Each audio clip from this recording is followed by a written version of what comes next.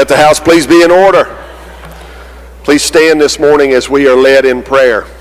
The gentleman from Itawamba, Representative Boyd, will introduce our guest minister for today, who will lead us in prayer, and then please remain standing for the pledge. Gentleman from Itawamba.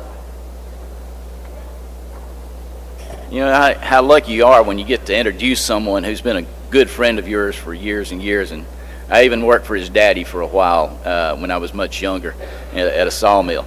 But Ricky Leslie is a man from Mantachie. He's known for his faith, and and his trust in God, and today we're going to have him pray for us. Ricky? Shall we pray? Almighty God, Supreme Architect and Creator of the universe, Father, just pray today that you would hear our petition. Father, we petition for grace. We petition, Lord, for forgiveness of sin.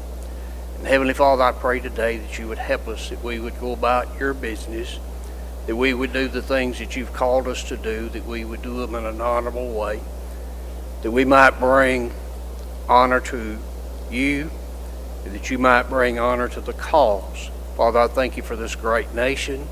I thank you for this great state. And Father, I pray today, as our nation seems quite divided, that you would give us a spirit of unity. Help us, Father, that we might come together on those things that we have in common and work outward. Father, just pray today that you'd bless this body of people. I pray that you'd give them guidance. Father, I pray that you'd give them today what they need to be able to sustain, to do the work that they've been elected to do. Thank you again for my country. Thank you for this state. Thank you for every blessing. We ask you to forgive us of sin. In the name of Jesus Christ we pray. Amen. Salute, pledge. I pledge allegiance to the flag of the United States of America and to the republic for which it stands, one nation, under God, indivisible, with liberty and justice for all.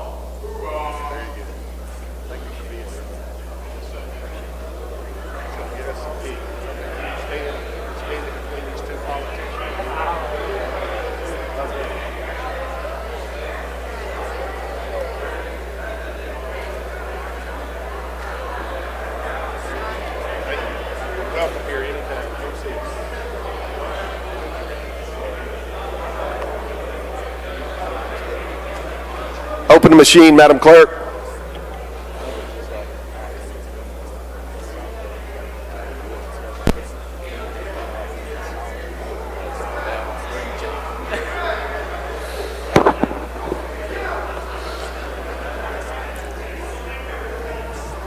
Close the machine, Madam Clerk.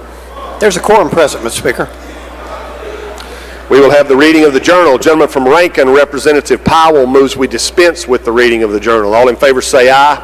Opposed, no. The ayes have it. Report of select committees. We have none, Mr. Speaker. Report of standing committees. We have reports on the calendar, Mr. Speaker. Introduction of bills and constitutional amendments. Gentleman from Marion, Mr. Morgan. Thank you, Mr. Speaker. I ask unanimous consent to dispense with the reading of the introductions. Is there objection to this? Hearing none, Mr. Clerk, we will follow that procedure. Resolutions, petitions, memorials, and other papers. We have none, Mr. Speaker. Introduction of guests and visitors. Lady from Madison, Ms. Ford.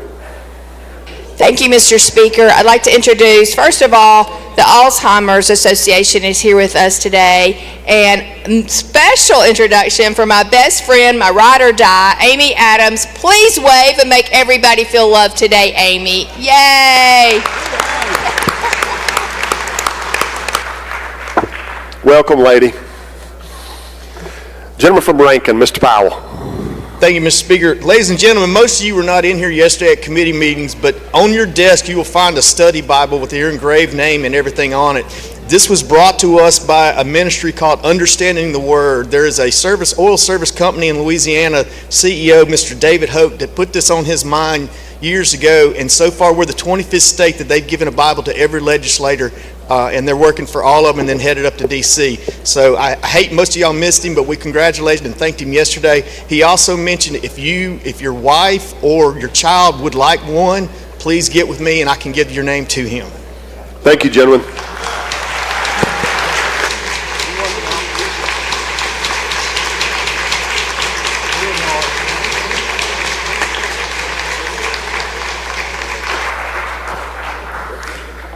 I don't know about y'all's Bible, but I noticed that the one that was on my desk had large print. I used to wonder who those were for, and now I know. Further introductions. Lady from Hines, Miss Summers. Thank you so much, Mr. Speaker. In the South Gallery, we have the Jackson State University President, Dr. Marcus Thompson, along with the General Counsel, Attorney Whitley. Please make them feel welcome. And we're getting ready for a Jackson State Day on next Wednesday, so we look forward to celebrating with the House. Thank you. Welcome, President. Good to have you here. Gentleman from Chickasaw, Mr. Lancaster. Thank you, Mr. Speaker. Today I have the unbelievable honor to introduce our doctor of the day, a longtime friend of the legislature and an absolute legend in his community of New Albany. And rumor has it he is the only remaining white coat in the Capitol that will consort with our public health chairman still. Please help us welcome Dr. Sam Creekmore.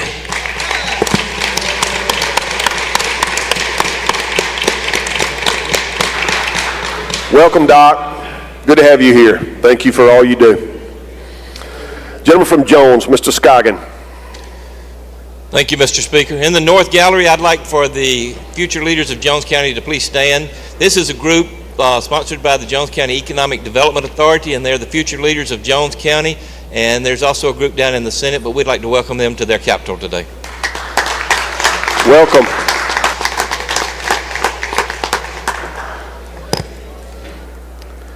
Gentleman from Marshall, Mr. Faulkner. Thank you, Mr. Speaker. On behalf of the Marshall County delegation, help me make welcome my good friend representing the Marshall County Board of Supervisors, Mr. Gary Anderson.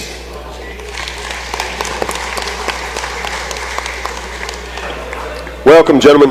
Good to have you here. All right, I believe we have a special guest. Chairman of the Rules is looking at me like that's not correct. So we will go to the calendar.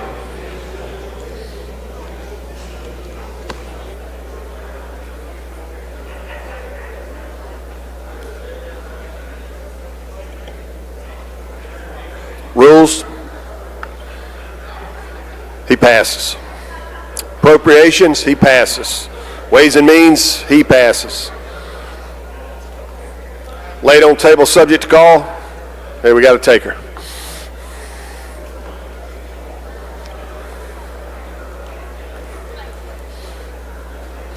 Gentleman from Choctaw, you're recognized.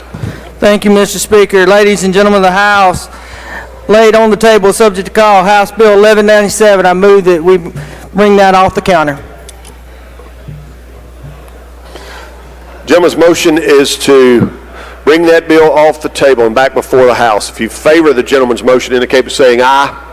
Opposed, no. House is not voting. If you favor the bill being brought back before the House, indicate by saying aye. Opposed, no. The ayes have it. The ayes have it. Roll call is demanded. There's insufficient number. If you want a roll call, stand up. Bill's back before the House. Thank you, Mr. Speaker. I have an amendment that I would like to offer. You want to explain your amendment? Does the clerk have your amendment?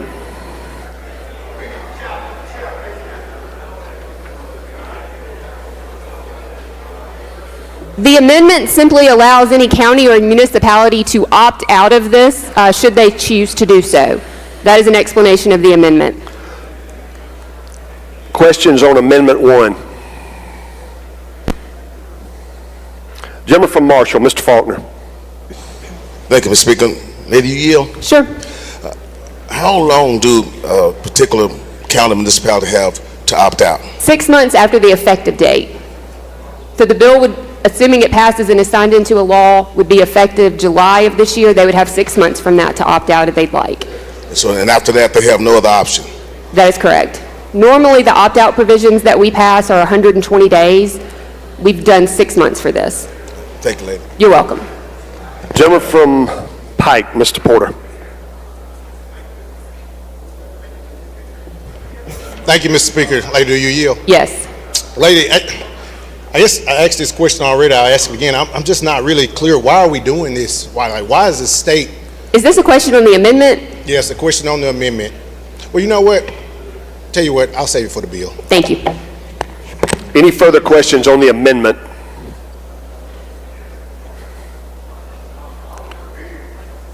All right, question occurs on the adoption of Amendment 1. If you favor the amendment, indicate by saying aye.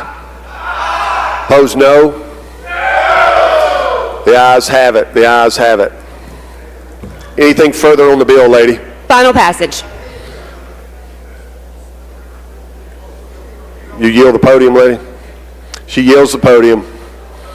Question occurs on House Bill 1197. Open machine, Madam Clerk. If you favor the bill, vote aye. If you're opposed, vote nay.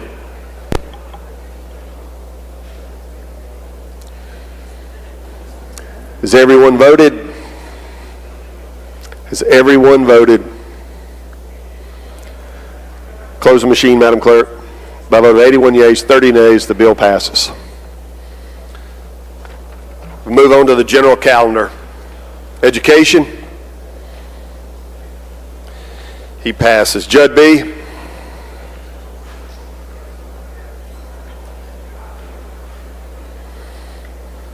Public health.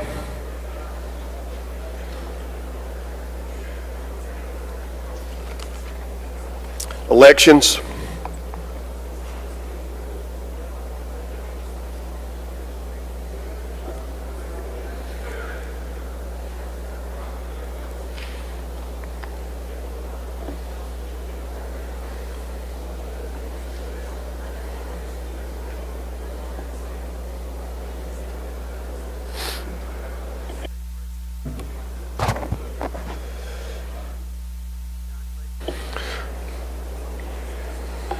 Gentleman from Covington, you're recognized. Thank you, Mr. Speaker. Go to item number 13, House Bill 726. Called up, make the usual motion. Gentleman calls the bill up, moves the rules be suspended. The bill considered engrossed, read the third time, placed on final passage. All in favor say aye. Opposed, no. The ayes have it. You're recognized, gentlemen. Ask that you recognize the gentleman from Smith. Gentleman from Smith is recognized to explain the bill.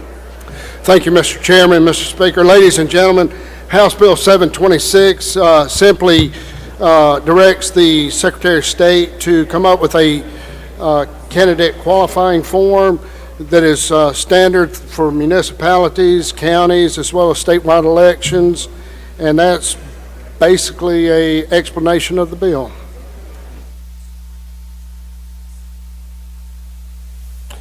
If there's no questions, move final passage. You got questions. Gentleman from Hines, Mr. Bell. Thank you, Mr. Speaker. Gentlemen, you yield? Yes, sir. What's the impetus for having this put into law like this? Because throughout the state of Mississippi, municipalities, a lot of municipalities have just a hodgepodge of qualifying forms, and it's just to bring some clarity and consistency in the forms throughout the state of Mississippi. Can you give me an example of one or two? Give me 1 second.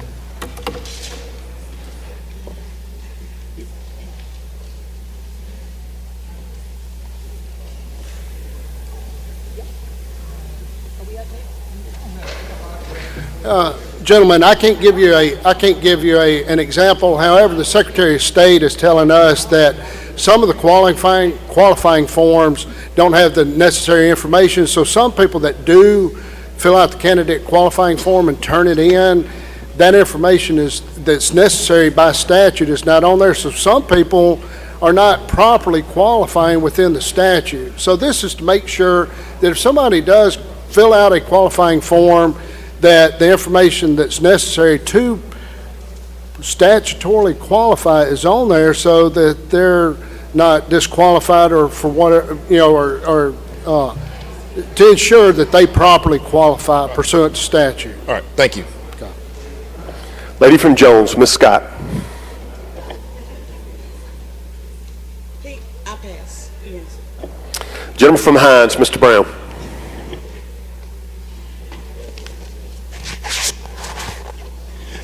Thank you, Mr. Speaker.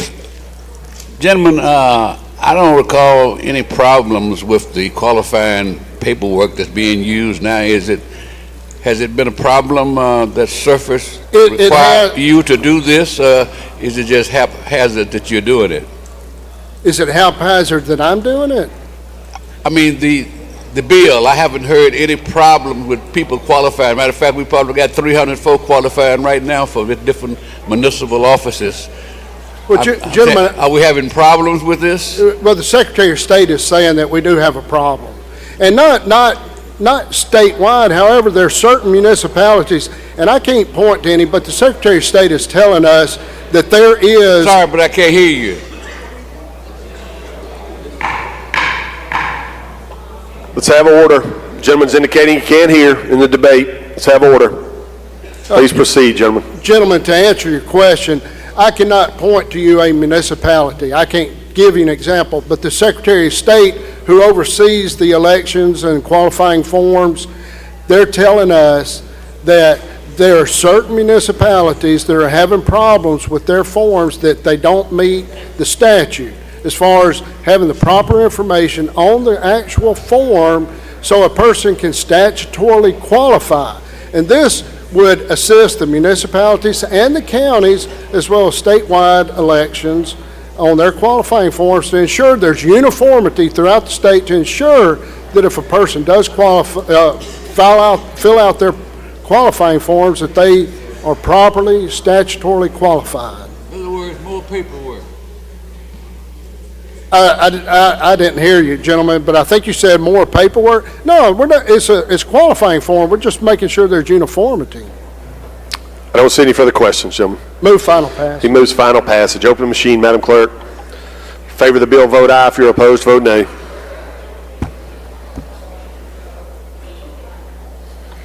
Has everyone voted? Has everyone voted? Close the machine, Madam Clerk. By a vote of 111 yeas, 0 nays, the bill passes. Next item, Mr. Chairman. Thank you, Mr. Speaker. Call up item number 14, House Bill 38, and move for adoption of the committee sub in lieu of the original bill. Gentleman calls the bill up, moves the rules be suspended, the bill considered engrossed, read the third time, and placed on final passage. All in favor say aye. Opposed, no. The ayes have it. The gentleman further moves to adopt the committee sub for consideration in lieu of the original bill. All in favor say aye. Opposed, no. The ayes have it. You're recognized to explain the committee sub, gentlemen. Thank you, Mr. Speaker. So some of you had questions, as I did, from constituents about the order of the ballot on the presidential ballot recently. And so this is, I think, a very straightforward way of doing it that'll make it a lot more easier for people to find what they're looking for, okay? So what this says is that the political parties that received at least 10% of the vote in the previous election, which in Mississippi is only going to be Republican, Democrat, has only been for decades, that the nominees from those parties will be at the top of the ballot in alphabetical order. And then every other party or independents will be after them. So for instance, if this had been the law in 24, we would have had Kamala Harris first, and then Donald Trump second, because H comes before T, and then all the third parties or independent candidates will be after that. Okay, so it's a very straightforward way of moving to the top of the ballot the nominees from the parties that people have been voting for. If the Libertarian Party or the Green Party or something were to receive 10% of the vote, then in the next election they would be moved to the top of the ballot with the other parties whose nominees received over 10% as well. That's a description of the committee sub, Mr. Speaker. Questions on the bill. Lady from Jones, Ms. Scott. Will the gentleman yield? Absolutely. Okay, gentlemen. Now, what did it used to be? What is it now? Because it hasn't changed. Remind me. I know.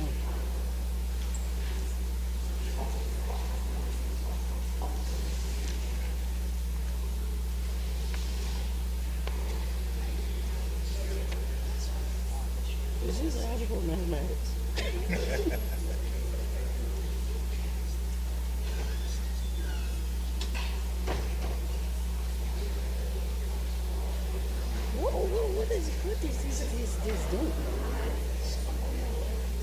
Council advised me that there's no particular order in statute, that it's the nominees of the parties first and then independents. So there's no order in statute for how those are put. Okay, so we have, So you might. Traditionally, we've had Democrats, then Republicans, and then the lesser parties for president. That's not, well, not necessarily, no, ma'am. It may be, what has it been? It may be Reform Party, Constitution Party, Republican Party, Libertarian Party, Democratic Party, Green Party, and then Independents. Mr. Chairman, will the gentleman yield, Mr. Yes, Chairman? ma'am. Now, I don't, that's not my recollection of the way the presidential ballot has looked. My recollection of it has been Democrat, Republican, and then these lesser parties. Normally it's that, I think that Libertarian is next.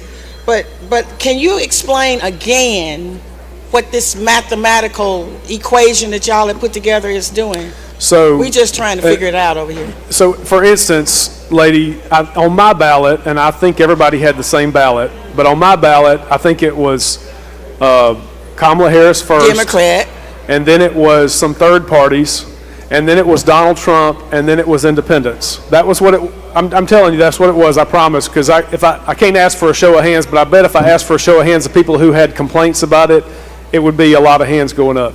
So what this bill would do. What this bill would do is say that the political parties whose nominees received at least 10% of the vote in the previous presidential election would be at the top of the ballot in alphabetical order. So, again, in Mississippi, it has probably been quite a long time since any political party other than Democrat or Republican has received 10%. So in practice, that's going to put the Democrat and the Republican at the top of the ballot in alphabetical order, and then every other, independents and third parties after that. Okay, so it'll be like it was in Jones County. It'll be Democrat and then Republican. If that's what y'all have in Jones County, you're doing good. That's not what we had next door in Covington, but I trust you, lady. Okay, thank you. Thank you. Yes, ma'am. Gentleman from Washington, Mr. Hines.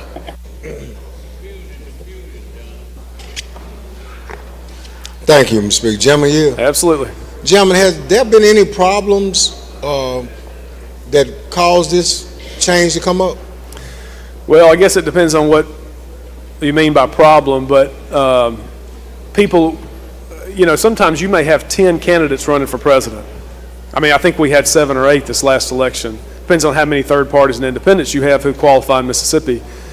And you and I know that 97% of the population are looking for just 2. So if they're having to, you have older people, you may have younger people, first-time voters, that are sifting through a lot of names to find who they're looking for. So all this is doing is just making it easier for voters, the almost 100% that are looking for just 2 of the 10 people on there. So gentlemen, traditionally, everybody has been listed in alphabetical order. Is that correct? That is not correct. That's what a lot of people think, but that's not correct. So you're saying if it's listed, let's say alphabetical Democrats, because D become before R, it wouldn't be Bell, then Hines, and then it wouldn't be, in Republican, it wouldn't be Smith before Washington? No. That's what you're saying? So it would not be alphabetical by the name of the political party, be alphabetical by the last name of the candidate. Correct. So Harris would be before Trump, for instance. Right. That's correct. So in the general election, it's only 2 candidates for the most part. It's either the candidate, and correct me if I'm wrong, it's either the candidate from, like Harris, her name would have been first because H comes before T. Correct. And then Trump, and then if somebody from the Green Party was Johnson or whatever, they would be listed. So what seems to be the problem? Folks can't tell alphabetical order anymore? Well, I think current law, if I'm correct, is alphabetical of the parties, right? So you may have 6 political parties. We have the Constitution Party, the Democrat, Republican, the Green, the Libertarians, the whoever, Socialist. I mean, you can have any party you want to. You can get them set up and have a candidate. And so you may be putting, people in, again, the purpose is to put the people that they're looking for, the Democrats, Republicans is what most people are looking for, put them at the top of the ballot. But again, if one of those nominees, if a Green Party, a Libertarian Party candidate were to win 10% of the vote, then they would go to the top of the ballot at the next election. So it doesn't discriminate against the third parties. It just says if you want to move to the top of the ballot, you have to perform, right?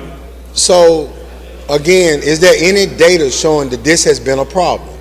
I think the data is the complaints that a lot of us have received from our constituents, and that I've had members contact me that why are we not having the top of the people at the top of the ballot? And I got this language of the 10%.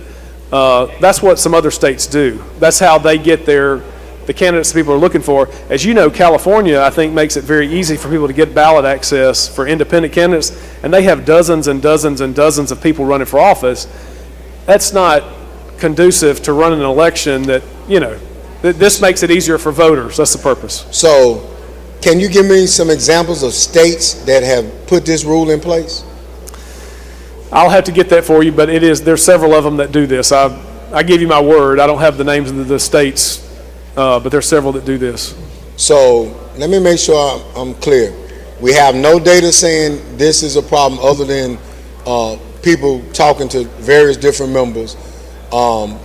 There's been nobody filing or suing based upon this information. This is just something y'all pulled out from some other state or some organization and what is the ultimate purpose other than create more confusion from what has already been? No, I think there's confusion now, and this would help ease the confusion, but what data would there be? There wouldn't be data of people throwing the ballot up in the air when they go in the precinct and saying, I can't find who I'm looking for. You're not going to have that kind of data. The data that you have are them calling their members and saying, this doesn't make any sense. Why do we do it this way? And that's what's happened. So, gentlemen, are you saying that people from one particular party is complaining over the other? Because I've not had any phone calls, and I represent 3 different counties. This is not high on their priority list. So can you tell me some areas, some districts that this has been a problem in? It probably is primarily Republicans that are complaining from this election because it was their candidate that was 6 or 7 down on the ballot that they're looking for. So yes, probably in this past election is primarily Republicans, but it could be Democrats in some other election, Okay. I just wanted to get to the bottom of this one. Yes, sir. The gentleman from Washington, Mr. Bailey. Thank you, Mr. Speaker. Chairman Yield. Yes, sir. Now, will this only applies to the Pacific race of president, or does it applies to all of the candidates on the general election ballot? Yes, it's just president. Yes, sir. Okay, now, is it anything in the statute that clears it up? Because when I read the bill, it doesn't make it specific and prevent them from putting the other candidates on the ballot in that same order. In other words, what we're doing, we are enshrining the Republican Party to come first on that general ballot. That's what we're doing in this bill. Absolutely not, gentlemen. In fact, if this bill had been law, Kamala Harris would have been first on the ballot. If this bill had been law, Hillary Clinton would have been first on the ballot. Joe Biden would have been first on the ballot. Okay, so it only applies Barack Obama would have been first on the ballot. Actually, in fact, it'd be Democrats first on the ballot for the last several elections. All right. Okay, thank you. Yes, sir.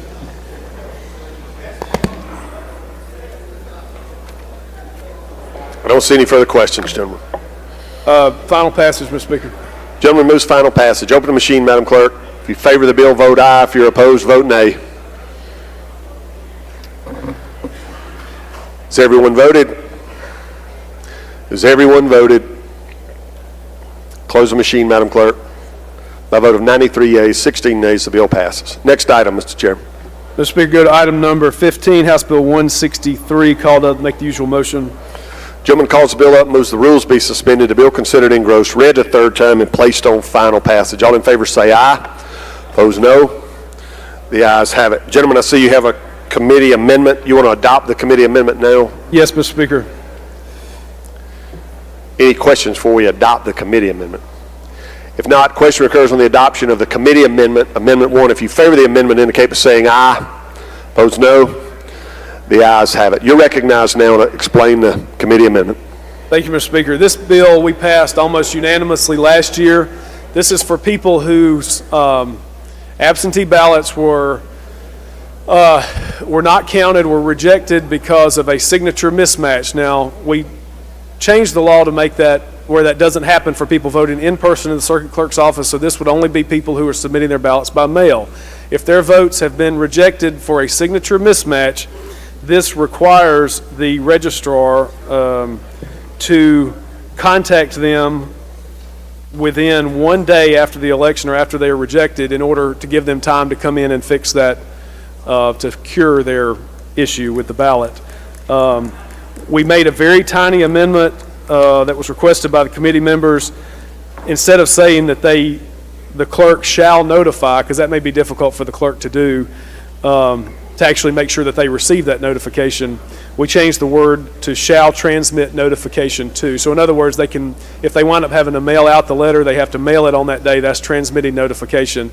They may not receive it that day, of course, if it's through the Postal Service, but the clerk would have complied with the law. And that is a description of the amendment and of the bill, Mr. Speaker.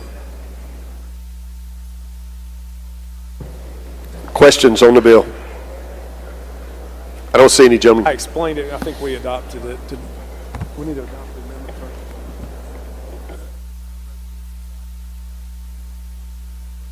Amendment's adopted. Move final passage. No question, Mr. Speaker. I'm sorry, gentlemen. Move final passage. He moves final passage. Open the machine, Madam Clerk. If you favor the bill, vote aye. If you're opposed, vote nay.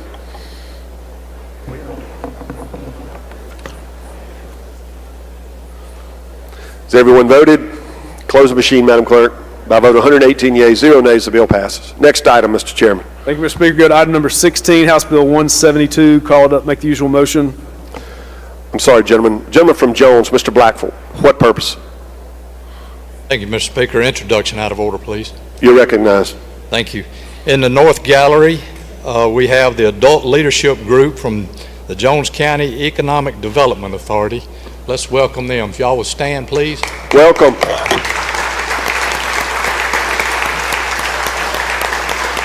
Thank you, Mr. Speaker. Gentleman from Forest, Mr. Watson. Mr. Speaker, introduction out of order, please. You're recognized. Mr. Speaker, members of the House, I would like to introduce and ask that the House welcome a good friend of mine from Harrison County.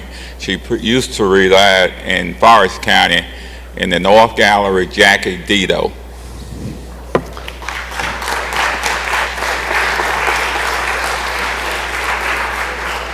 Welcome, lady.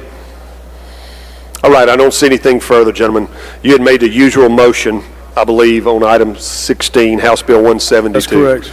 Gentleman calls the bill up, moves the rules be suspended, the bill considered engrossed, read a third time, and placed on final passage. All in favor say aye.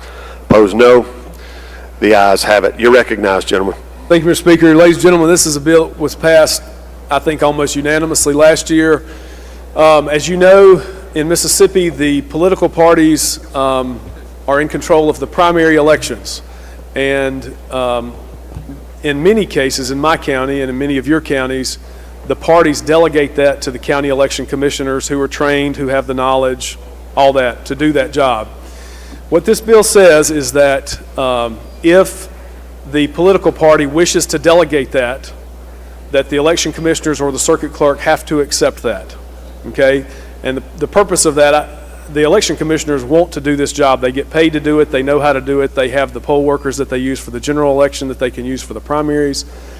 Again, and I talked about this last year, in many places, your municipal especially, but in a lot of cases your county too, the political parties are just a couple of people.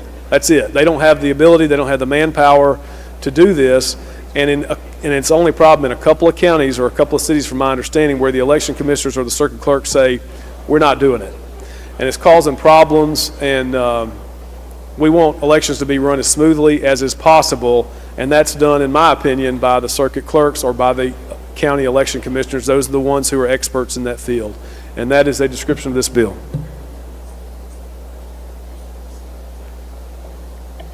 Questions on the bill? Gentleman from Pearl River, Mr. Owen. Thank you. Does the gentleman yield? Yes. Does the gentleman yield? Okay. What's the effective date of this bill? July 1, so it would not affect municipal elections that are going on now. Could we maybe make that an option if it passes the chambers before the I primary? don't think that, because the qualifying deadline for municipals is coming up so quickly, I don't think this could possibly pass both chambers and be signed by that time. So I don't think that's thank you, possible. gentlemen. I don't see any further questions, gentlemen. I'm sorry. Gentleman from Hines, Mr. Brown, for what purpose? Question. You're recognized. Thank you, Mr. Speaker. Gentleman yield. Yes, sir. Mr. Chairman, did we have a problem with this particular situation in any county? I know that Hines County had been under the gun, so to speak, but they ran a smooth election this last time out. Yes, sir. I've had no reports from Hines County or City of Jackson or anything else that deals with this. Yeah, I'm saying, but were there any problems with regards to this? Yes, I have had a couple of, I think people have talked to me in private, so I want to be careful about what I say, but I think there are some places, very limited places, where the Republican and Democratic parties have said, look, we don't have the ability to run our elections, and we want you to run it. And in just a couple of jurisdictions, the circuit clerk and the election commissioners have said, we're not helping you, you're on your own.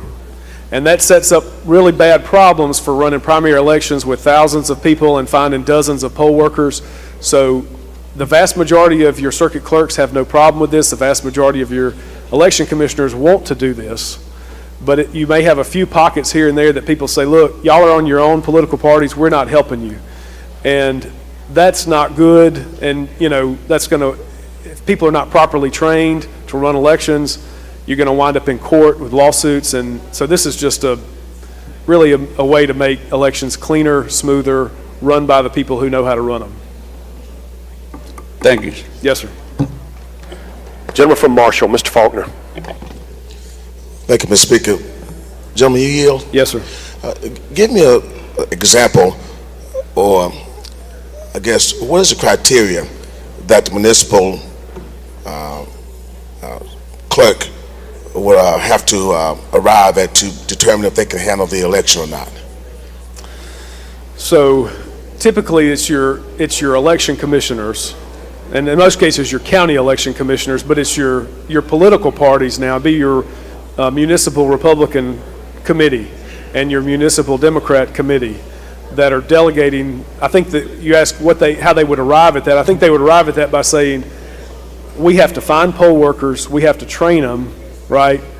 We have to learn the process ourselves. A lot of times your Republican Party, your Democratic Party is just regular people, right? They may not know all the election laws in and out, but the election commissioners do. That's their job. They're trained on that. And so it's just a determination on their part that other people can do this job better than they can. But would you agree that it would be their responsibility to be prepared to handle the election as well? In theory, yes, but in practice, no. And a lot of times it's just people who want to help the Democratic Party. They're Democrats or they're Republicans. They want to help the party. They may not have the time or the ability or they may not. Some of these election laws are hard to understand, and you need people who are really in the weeds and can do the job. Yeah. Thank you, gentlemen. Yes, sir. Don't see any further questions, Final gentlemen. passage. He moves final passage. Open the machine, Madam Clerk. Favor the bill, vote aye. If you're opposed, vote nay.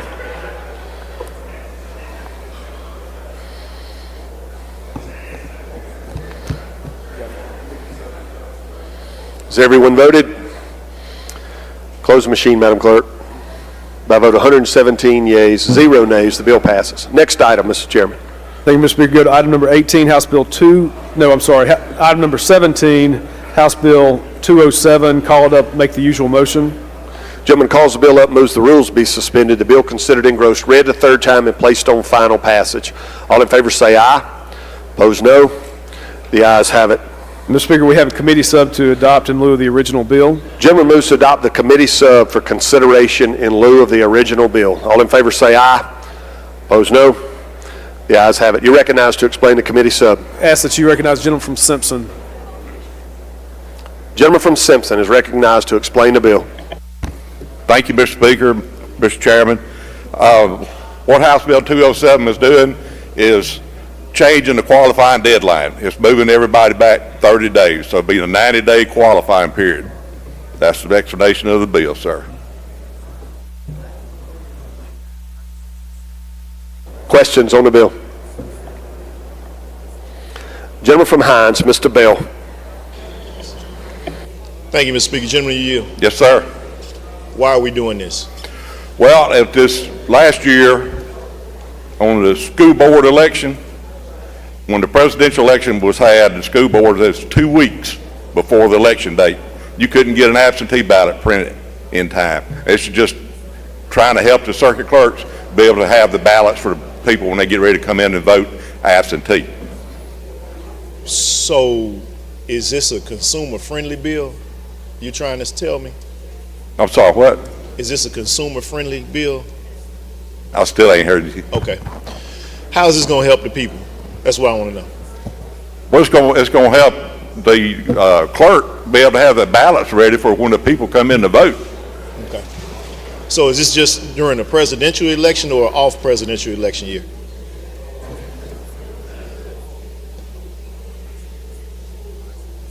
It's president, school board, and special elections. All right, thank you.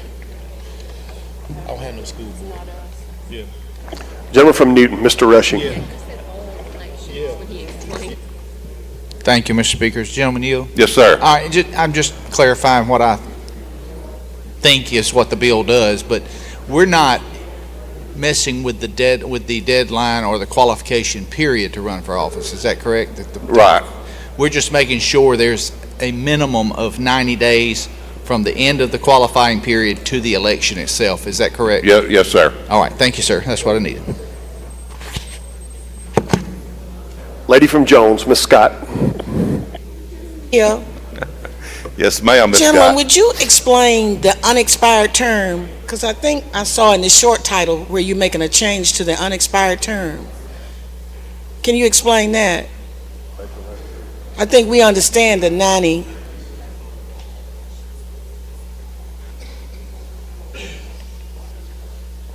Can y'all go to line 219? I think that's where it is. I think I just found it.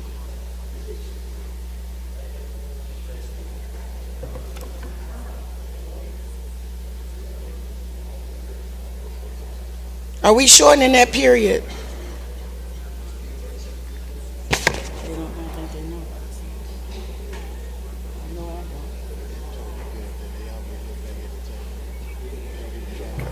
The election would occur 120 days instead of 90 days on a special election. So is that going to? So that makes it longer. Let me ask you this, gentlemen. We just had a supervisor's election, and the people were complaining because they thought it was too long.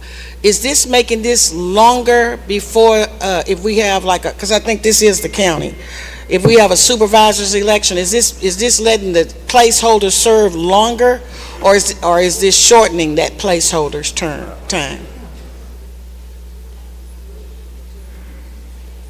Because that does give them an advantage over the folks that's trying to seek that seat. The longer you let them sit there.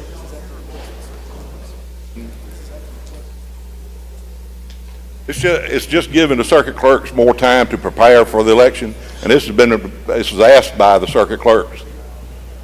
And so that doesn't change when the Board of Supervisors sets the election. Well, this does not. Okay, go ahead. In this case, on 120 days, it'd be like if you had a elected official that passed, Mm-hmm. and then you set the election is set, but it gives them time to get the ballots prepared once for the qualifying, once it's qualifying.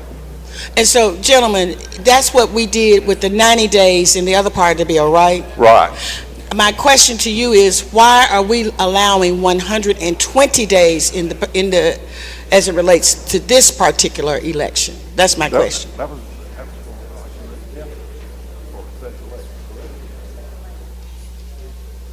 That's what I say, ma'am. It's as far as special election.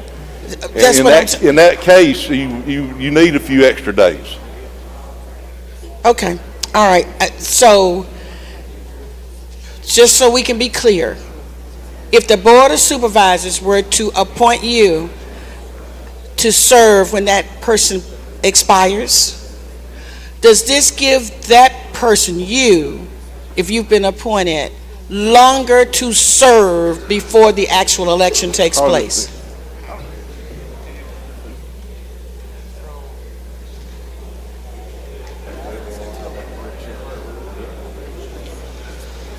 And the only reason I'm asking that is because it looks like in the other language it's 90 days. And I'm trying to see what the difference is.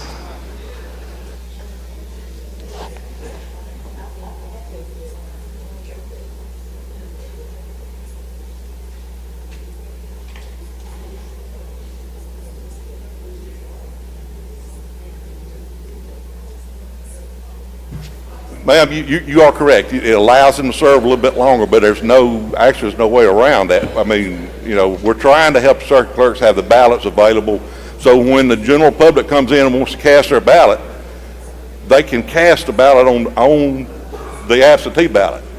If you don't, if you don't have an absentee, all right, let me give you the example of what happened at my circuit clerk's office this past, during the presidential election. All right, the school qualifying board, qualifying for school board was like 2 weeks before the presidential election.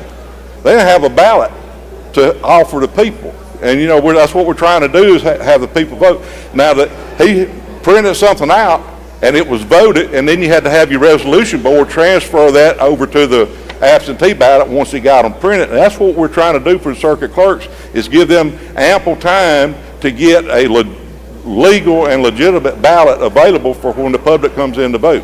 But you're right on what you said about the 120 days. If I was appointed, I would have a few more days to serve. Yes, ma'am, you're right on that. And thank you, Mr. Chairman. And in your example, that's a set election, though. School board is set, but this is special. But thank you. I think maybe we understand what it is. Thank you so much. Don't see any further questions, gentlemen. Move final passage. He moves final passage. Open the machine, Madam Clerk. If you favor the bill, vote aye. If you're opposed, vote nay. Has everyone voted? Man. Close the machine, Madam Clerk. By a vote of 113 yeas, 4 nays, the bill passes. Next item, Mr. Chairman. Thank you, Mr. Speaker. Item number 18, House Bill 288, called up. Make usual motion. Gentleman calls the bill up, moves the rules be suspended. The bill considered engrossed read a third time and placed on final passage. All in favor say aye. Opposed, no. The ayes have it. You're recognized, gentlemen, to explain the bill. Thank you, Mr. Speaker. This is another bill that was passed unanimously, almost unanimously last year, and I hope we can do that again. Election commissioners that are in charge of counting votes and certifying elections should not be partisan officials. That's what I think the case should be. We passed this last year and the governor vetoed it because it had a provision in there that had been struck down under a different law, which I understand. We're going to send him a clean bill this time that does exactly that and nothing else, and that's a description of the bill.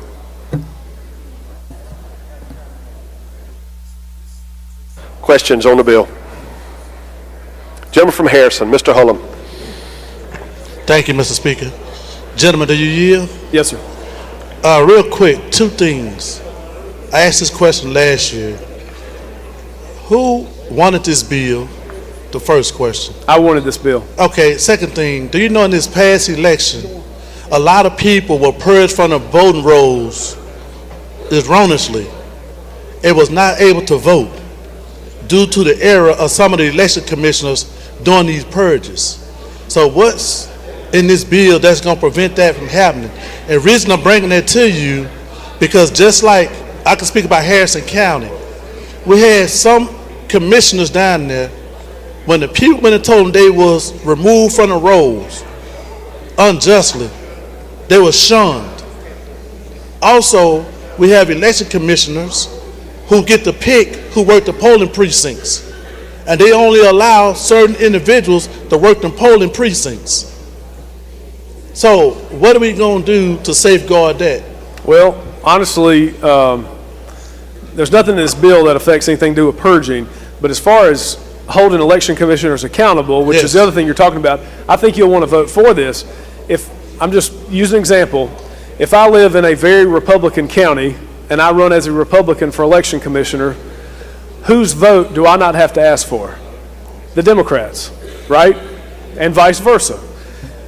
This way, they're going to run for the whole county. They're going to have to ask for Democrat votes and Republican votes because everybody's going to be able to vote for them.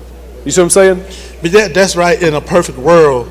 But what I'm saying, depending on not just the party, but the person, some people just does not do right. And this past presidential election showed that individuals was purged for no reason, no matter what the cost, no matter if it is a predominantly Democrat area or a predominantly Republican area.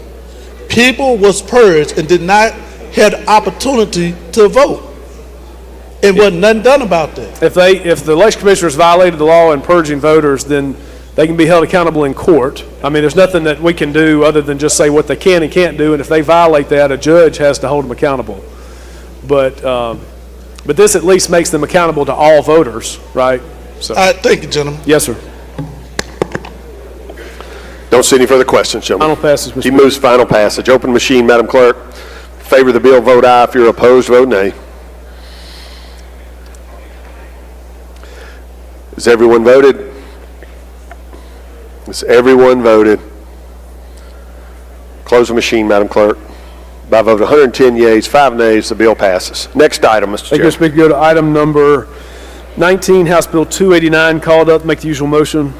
Gentleman calls the bill up, moves the rules be suspended. The bill considered engrossed, read the third time, and placed on final passage. All in favor say aye. Opposed, no. The ayes have it. You're recognized, gentlemen. Thank you, Mr. Speaker. This comes at the request of the Election Commissioners Association. Currently, districts 2 and 4 are elected with all of the county officials. And they believe, which I think is astute, that having them and the circuit clerk all elected at the same time and they're all up there involved in the counting of votes and all that may create questions as to legitimacy and, you know, bias and all that. So this would remove 2 and 4 to, they would be in an off-year election with Congress and judges and school boards and all of that. And you'd have 1, 3, and 5 serving and running together and 2 and 4 running together, and they would each be 2 years apart. And that's a description of the bill. Questions on the bill? I don't see any, gentlemen. Final passage. He moves final passage. Open machine, Madam Clerk. In favor of the bill, vote aye. If you're opposed, vote nay.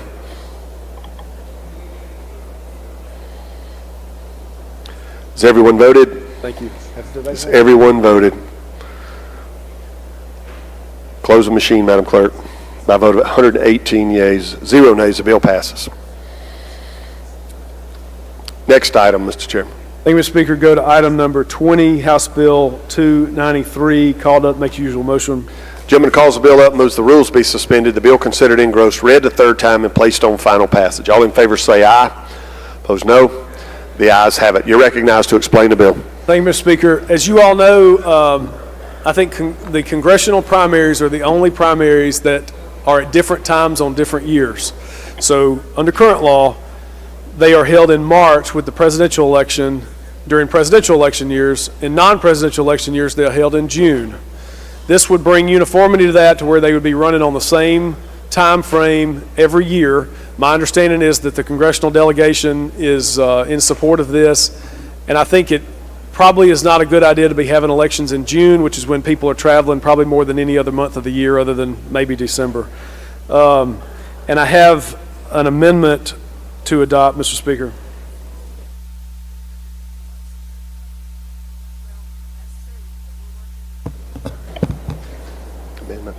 You're recognized to explain your amendment. Thank you, Mr. Speaker. So the amendment does a couple of real simple things that I didn't think about when I had the first bill drafted. One is that we need to move the qualifying period back. So instead, when the election was going to be in June, the qualifying period was in March. Now, for moving the election back to March, the qualifying period needs to be in January, which is when it is on the other elections. Does that. And then the lady from Humphreys brought to my attention that some counties have the levy district boards that are elected at the same time as a congressional, and so we're bringing them in on the same schedule as this, and that is a description of the amendment. Questions on the amendment? Don't see any. Question occurs on the adoption of Amendment 1. If you favor the amendment, indicate by saying aye. Opposed, no. The ayes have it. Anything further on the bill, gentlemen? Move final passage. He moves final passage. Open the machine, Madam Clerk. If you favor the bill, vote aye. If you're opposed, vote nay. Has everyone voted? Has everyone voted? Close the machine, Madam Clerk. By a vote of 118 yeas, 0 nays, the bill passes. Next item, Mr. Chairman. Thank you, Mr. Speaker. This is another bill we passed almost unanimously or unanimously last year. This would prohibit polling places from being closed or moved within 60 days of an election, absent exigent circumstances. So if there are extraordinary circumstances, whether it be a tornado hit the building or whatever, it can be moved, and they have to provide notice of that movement in the newspaper and post notice at the location so as not to confuse voters. But otherwise, locations need to be moved more than 60 days for the election in order to give voters enough time to be aware of those movements so they can go to the right place. Gentlemen, we're getting just a little bit ahead. You make the usual motion on this bill. I'm sorry, Mr. Speaker. I'm sorry. Yes. He calls the bill up, moves the rules be suspended, the bill considered engrossed, read the third time, and placed on final passage. All in favor say aye. Opposed, no. The ayes have it. You're recognized for further explanation of the bill. I don't think you need any further explanation, but I'll answer any questions. Questions on the bill? I don't see any. Move final passage. He moves final passage. Open the machine, Madam Clerk. If you favor the bill, vote aye. If you're opposed, vote nay. Has everyone voted? Has everyone voted? Close the machine, Madam Clerk. By a vote of 118 yeas, 0 nays, the bill passes. Next item, Mr. Chairman. Mr. Speaker, go to item number 22, House Bill 871, called up. Make usual motion. Gentleman calls the bill up, moves the rules be suspended, the bill considered engrossed, read the third time, and placed on final passage. All in favor say aye. Opposed, no. The ayes have it. Mr. Speaker, we have a committee sub to adopt in lieu of the original bill. He moves to adopt the committee sub for consideration in lieu of the original bill. All in favor say aye. Opposed, no. The ayes have it. You're recognized to explain the committee sub. Ask that you recognize the lady from Humphreys. Lady from Humphreys is recognized to explain the bill. Thank you, Mr. Speaker. Good morning. So House Bill number 871 is simply using the affidavit ballot as a form of voter registration. And that explains the bill. Questions on the bill? Lady from Lincoln, Ms. Curry. Thank you, Mr. Speaker. Will the gentlelady yield? I will. I guess I'm not getting this, so bear with me. So an affidavit, when you get to the polling place, you're going to vote, and that's your registration? When you get there and vote and we don't know where you really live? And So the affidavit form contains all of the information on that form as the same as the voter registration. Includes your name, address, your signature across the flap. It is your affidavit to say that you are where you are and where you live and where you reside. So it's the same information as you would have for a voter registration form. It is not the same as same day voter registration. So it's not like you get to vote, go and complete your form and go and vote. It is just the envelope that is used for your voter registration form, if you happen to have to vote an affidavit ballot. so I guess I'm not And that getting it. means also that you have to be eligible for that particular precinct and jurisdiction, because you're signing an affidavit form, which is the envelope itself. Thank you, lady. You're welcome. Gentleman from Pearl River, Mr. Owen. Thank you. Does the lady yield? I do. If I'm a voter and I'm not registered, and I go on election day and I vote, okay, and I vote on affidavit because the clerk or the poll workers have not found my name, you're registering me to vote with that affidavit. Is that correct? That is correct. But my vote from that election day will not count, right? It will not count. Okay. Thank you, lady. Lady from Jones, Ms. Scott. Will the gentlelady yield? Yes, I will. And the lady, does this not also, for people who have been purged though, this allows for them to get right back on the ball, right back on the roll, right? Yes, ma'am, it does. And to speak to the gentleman's from down there in South Mississippi, who was talking about the same day, this particular piece of legislation also will keep people from being where they won't be in any trouble as well, illegally in any trouble, because the circuit clerk has to now take this information and process it, right? That is correct. Okay, so that they will be a legitimate voter in at the legitimate precinct, and they will be given that information. Absolutely, yes, All right, ma'am. thank you so much. Lady from Lowndes, Ms. McLean. Thank you, Mr. Speaker. Does the lady yield? I do. Thank you. So at this time, when you fill out this affidavit envelope that you're saying with all the information, at that point, are you showing proof of citizenship? And if not, when does that come into play?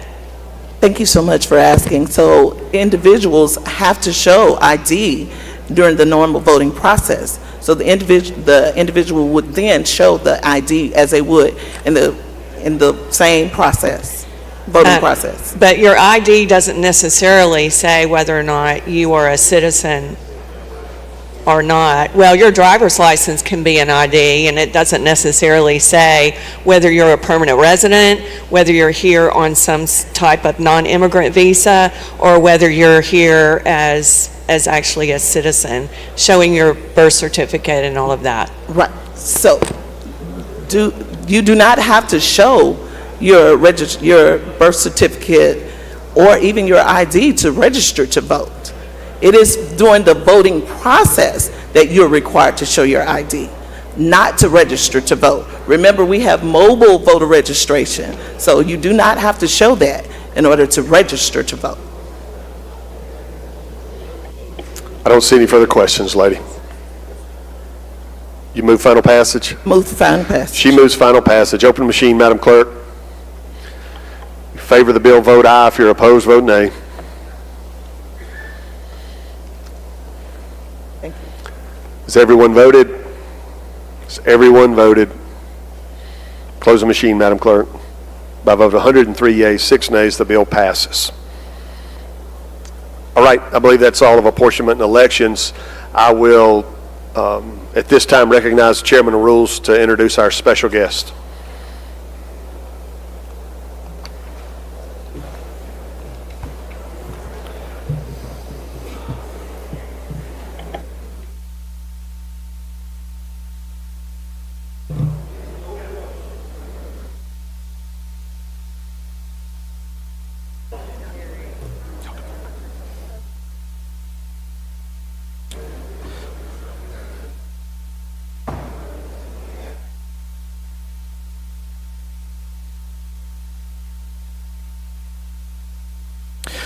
Ladies and gentlemen, we have with us today the 4-H president of Mississippi, who is John Clayton Kitchens, and I will now turn it over to Representative Pygott to further introduce our guest.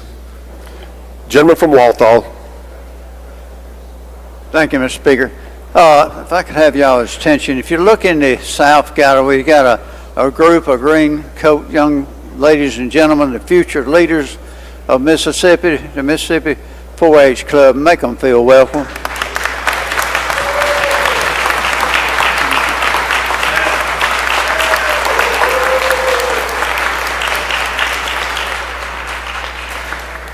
And behind me, we have the state president of Mississippi 4-H, John Clayton Kitchens from Lauderdale County, and I'm going to turn it over to him and let him address the House. Thank you, Mr. Kitchen.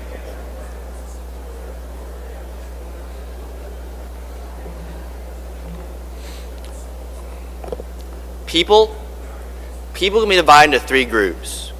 Those who make things happen, those who watch things happen, and those that wonder what's happening. We Mississippi 4-Hers, we're in the first group. Just as alumni 4-Hers Bill Waller, Thad Cochran, and Faith Hill dream of success, 4-H continues to instill those same values into 4-Hers today. And maybe one day, a new generation of 4-Hers will be able to fill those seats that you're sitting in today. Speaker of the House and representatives, it is my high honor to address you today. I want to thank you for supporting 4-H, because supporting 4-H means supporting the future leaders of Mississippi. In a world where so many teenagers cannot find support, 4-H is a beacon. 4-H has been supporting Mississippi youth since 1907, whether it's through mentors who guide them, friends who are there for them, or challenges that force them to overcome. 4-H is designed, as our motto says, to make the best better. I am immensely grateful to 4-H for fostering positive youth development programs that not only improve youth lives in the present, but also invest in their long-term well-being and success. I've mentioned 4-H on the state level, but at the end of the day, 4-H is made on the county level by ag agents, 4-H leaders, and parents who volunteer. There was a saying my 4-H leader told me when I was 9 years old. You have one hand for helping yourself, and you have another hand for helping others. Sure, we want to be the best that we can be, but what good is that if we don't help out our fellow Mississippian? As Mississippi State 4-H President, I'm committed to encouraging other young people in our state to take part in this life-changing program that has shaped who I am and nurtured my ambition for leadership. I hope that you continue to support initiatives that provide for youth development, ensuring that future generations can experience the same benefits that I have. I would love this opportunity for you to meet with more ambassadors and 4-Hers as we recognize those who represented our state at national competitions. I invite you to our legislative reception and award ceremony tonight from 4 to 5 at the Trade Mart. Again, thank you for your time and dedication to our community's youth, and I look forward to continuing to work together for a brighter future. Thank you.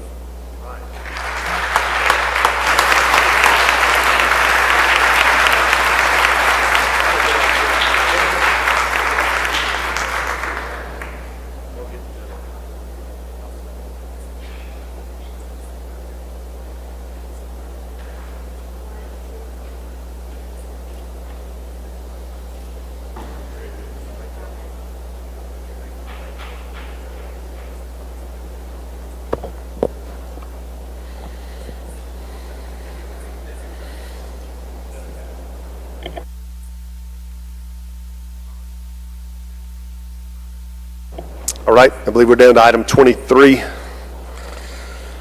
Conservation, he passes. Judd A.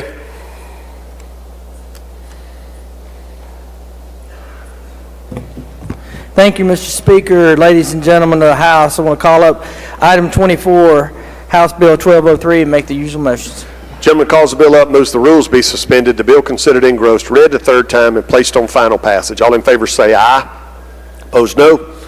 The ayes have it. You're recognized, gentlemen. Thank you, Mr. Speaker. I want to recognize the lady from Hines to handle the bill. Lady from Hines is recognized to explain the bill. Thank you, Mr. Speaker.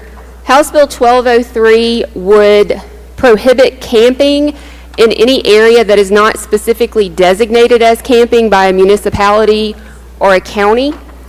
You can look at the bill. Camping includes putting and displaying camping materials, which is also defined as sleeping bags, tents, huts, blankets, plastic, awnings. You can read the definition for yourself, but that's a general explanation. Section 6 provides the penalty for violation of this act. It is a fine not to exceed $50, and it may not include a term of imprisonment. It specifically states that the judge can consider extenuating circumstances in determining whether or not to assess a fine or whether or not to assess some additional or different penalty. And that is a brief explanation of the bill, Mr. Speaker. Gentleman from Washington, Mr. Hines. Thank you, Mr. Speaker. General Lady Yield. Yes.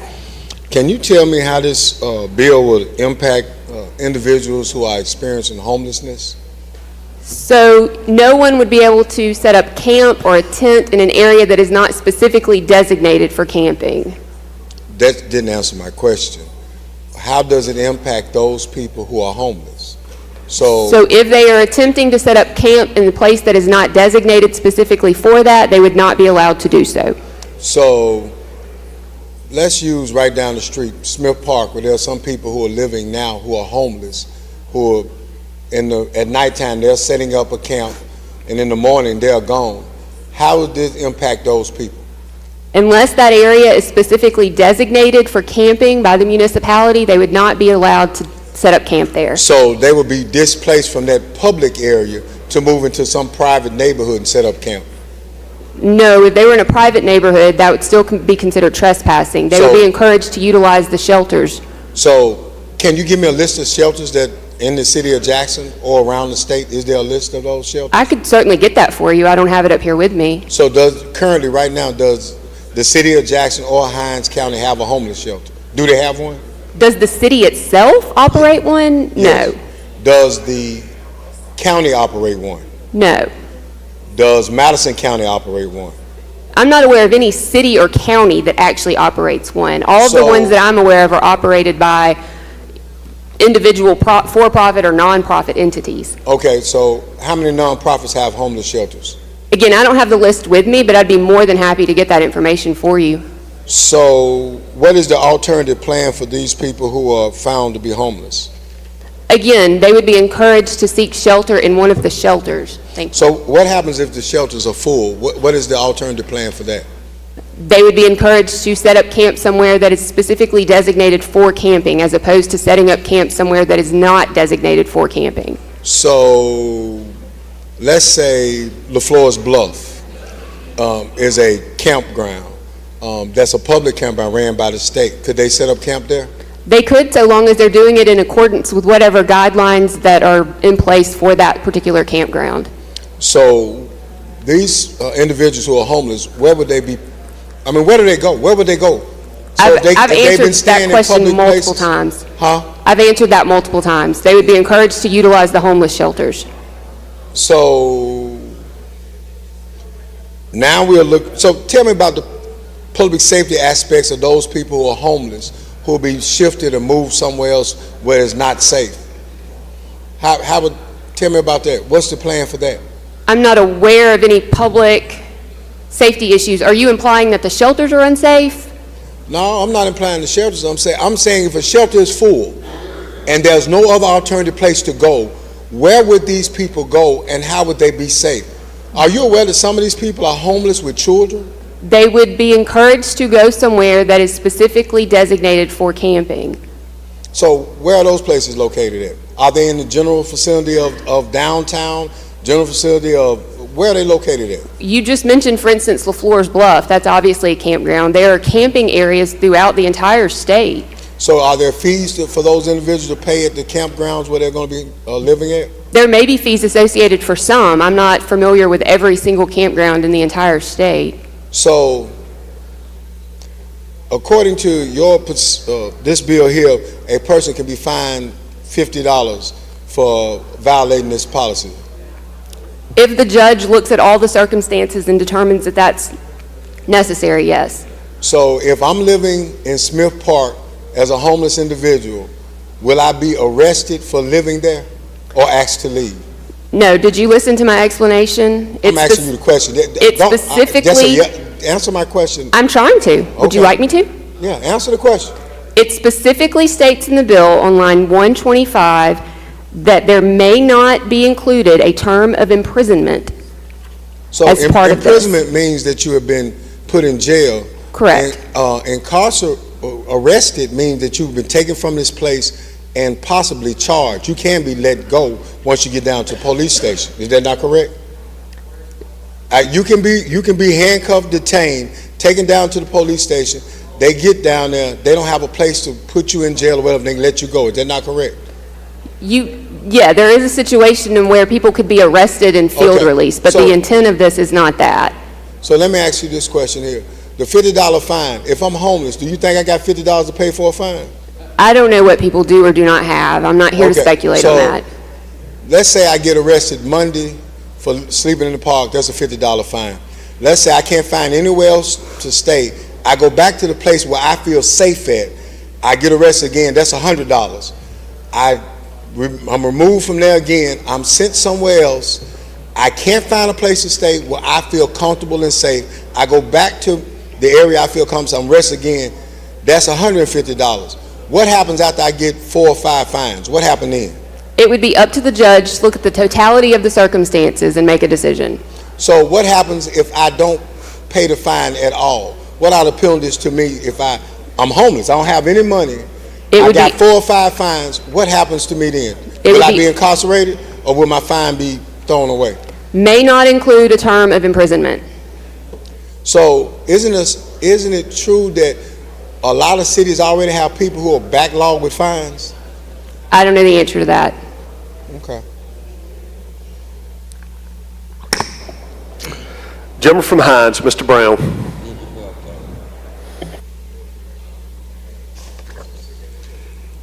Thank you, Mr. Speaker. Lady Yield. Yes. Ma'am, are you aware of the fact that the city of Jackson is in the process of setting up a homeless shelter that would hold nearly 200 or 250 people, but I believe it's in the planning stage or in the development stage right now? Wouldn't it be more practical for you to work in line with the city of Jackson so these people you are trying to persecute or prosecute would have some place to actually go? So we had members from the city council as well as members from law enforcement for the city at our hearings that discussed this very issue.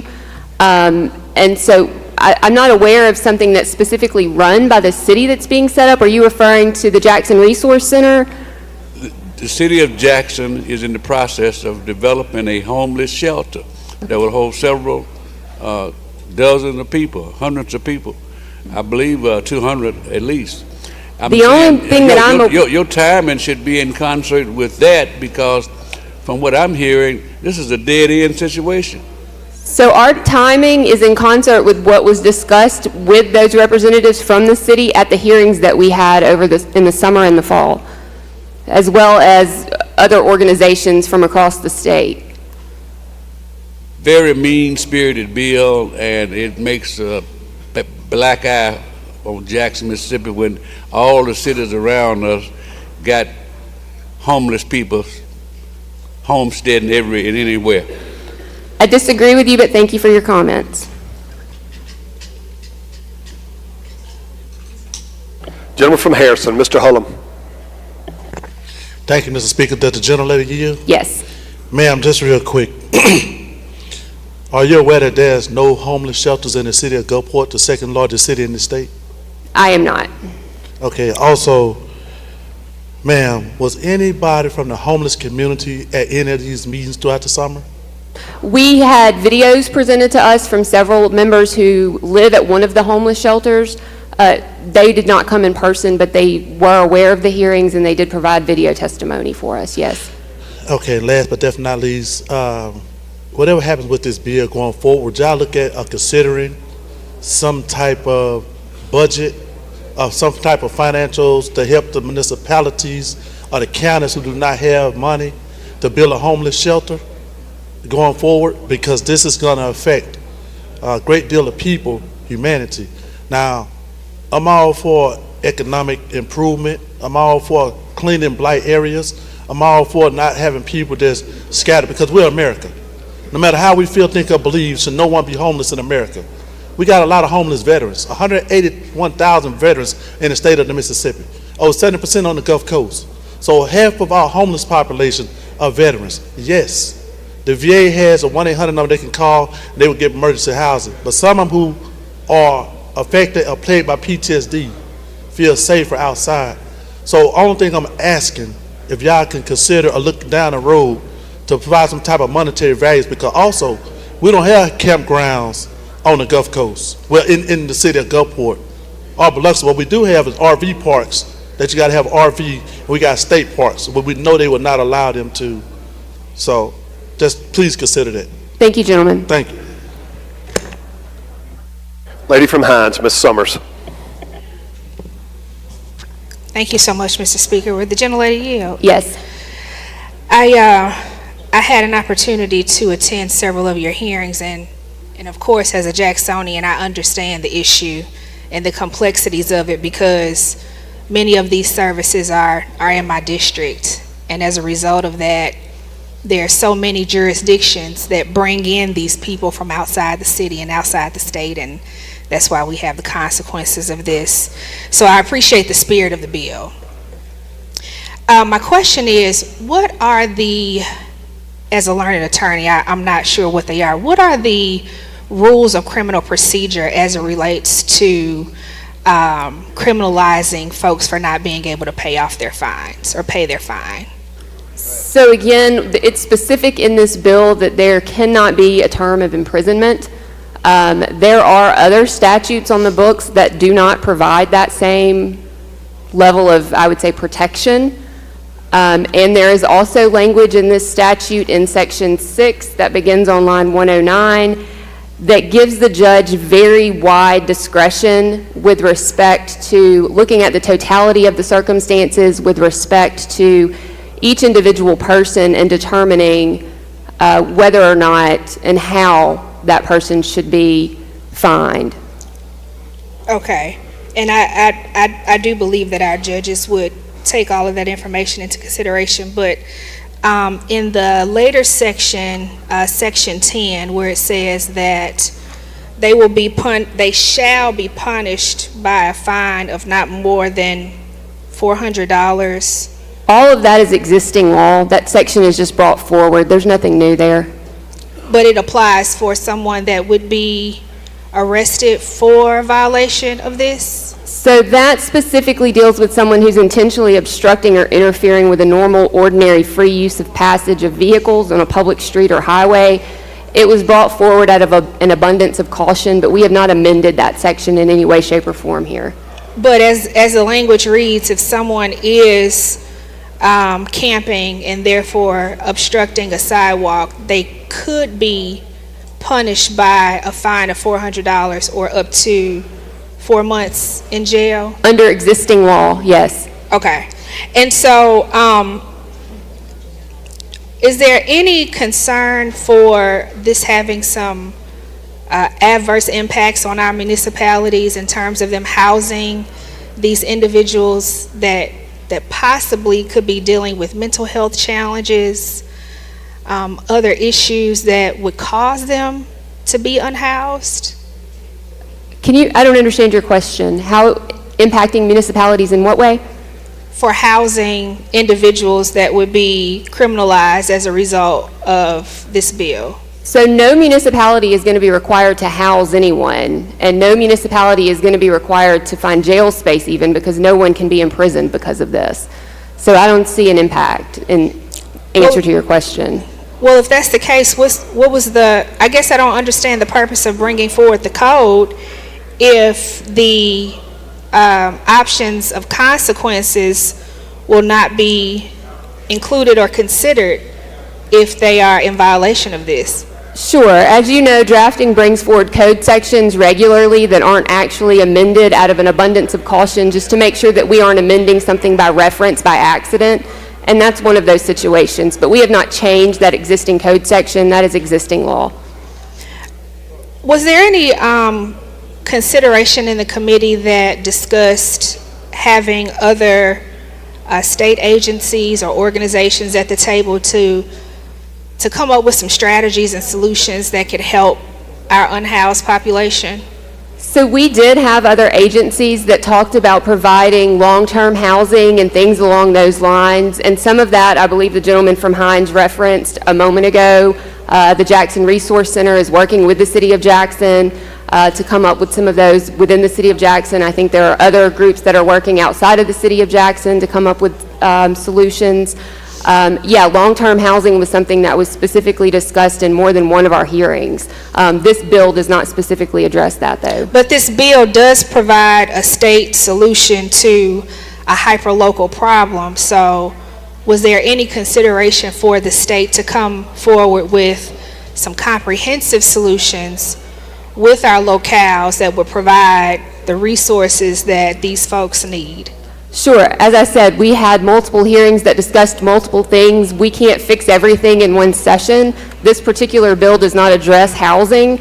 It addresses camping and blight in one way, shape, or form, and that's what this bill addresses. But yes, we did have discussions about housing and providing permanent housing in at least 2 of our hearings. Well, I know this is a top priority for you, lady, and I had a bill that would create an interagency task force so that we can have those conversations and put forth some real solutions, because, you know, what's going to happen as a result if this bill becomes law is that folks are just going to be shuffled from one side of the town to the next. It's not really going to solve the root of the issue, and I think that it's good public policy for us to try to do the most good for the most people in the best way that we can. Thank you, lady. Thank you. Gentleman from Jefferson, Mr. Harness. Thank you, Mr. Speaker. Would the lady yield? Yes. Just one question. If the individuals are picked up by law enforcement, is there any mechanism in this case, sort of like a forfeiture procedure, would they be able to get their belongings back that may be confiscated? So there is language. If you will look at, let me find it for you so that I don't misstate anything. I think it's section 5. Yeah, line 103 relates, says all personal property that's removed from a campsite which is not disposed of and which is not being held as evidence, and that's referenced above, which things would be held as evidence. So weapons, drug paraphernalia, things that have been stolen, things that have been used in a crime. So those things that are not in evidence shall be stored by a law enforcement agency for 30 days, during which time it shall be made reasonably available and released to the individual that can confirm that it belongs to them. All right, thank you, lady. You're welcome.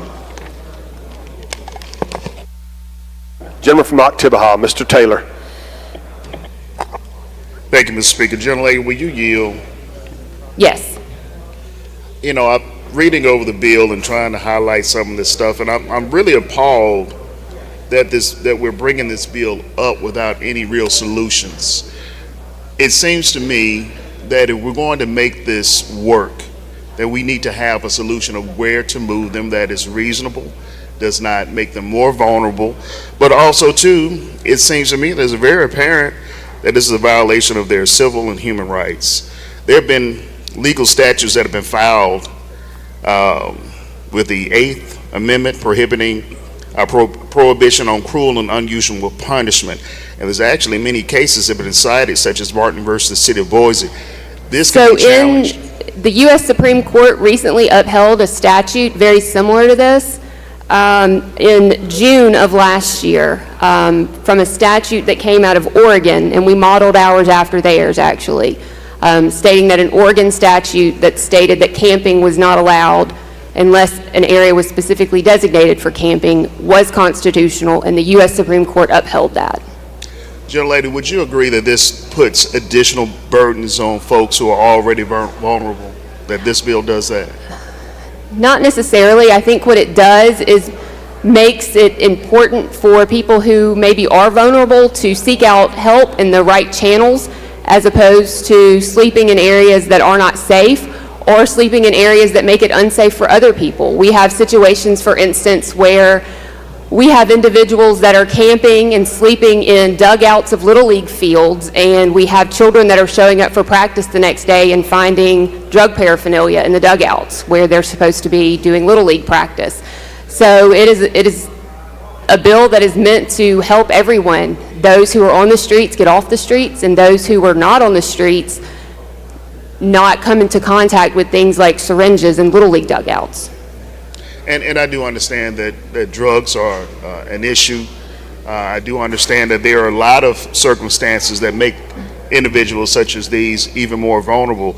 But again, the state of Mississippi putting more pressure, whether it's through criminalization, whether it's through fines and fees, and possibly escalating as far, you know, if I'm homeless and I come in contact with law enforcement, there is a potential of escalation. So it's not just moving a person from one place to the other. There's possibly law enforcement being a little perturbed, overworked, underpaid, and these people actually being accosted and probably harmed because of that. I think that we can pause on this bill, gentlelady.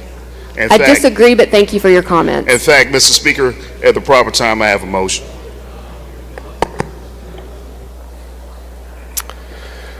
Gentleman from Marshall, Mr. Faulkner. Thank you, Mr. Speaker. Lady, you yield? Yes. I'll come right back to you after this. Is there any part of the bill that speaks to the mental health aspect of this? No, this is not a mental health bill. Okay. So someone is camping. They're picked up, taken down to the precinct. Is there any crisis intervention specialist there to deal with them if they're dealing with some kind of mental health issue? So that is a completely separate bill that we passed last session that requires our police officers to have crisis intervention training. That is not in this bill, but that is something we have already done as a legislative body. So they'll be ready to deal with these folks when they're picked up? They should already be ready to deal with anyone that they come in contact with. Also, if they have some type of drug problem, they'll be on standby for that as well? Again, that is in legislation that we passed last year that's already been implemented. Thank you. You're welcome. All right, gentleman from Oktibbeha, you're recognized. You mentioned you had a motion. Please state your motion. Speaker. Yes, Mr. Speaker. Under the guise of potential escalation, increasing financial burdens on vulnerable people, the constitutionality of the bill, I motion to table this bill. Gentleman's motion is to table. Those opposed have 5 minutes. Lady, you're recognized if you wish to respond. I would just state that I oppose the motion to table and would ask you to vote accordingly. All right, I don't see anyone else seeking recognition. If you favor the gentleman's motion to table, indicate by saying aye. Aye. Opposed, no. No. Noes have it. The noes have it. Roll call is demanded. There is sufficient number. Open the machine, Madam Clerk. If you favor the motion to table, vote aye. If you're opposed, vote nay.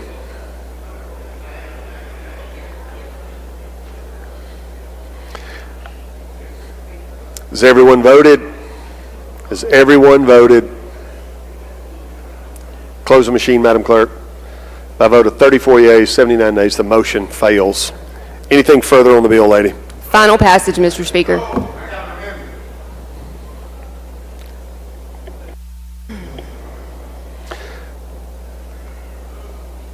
Gentleman from Washington, I see your buttons pushed. For what purpose do you seek recognition?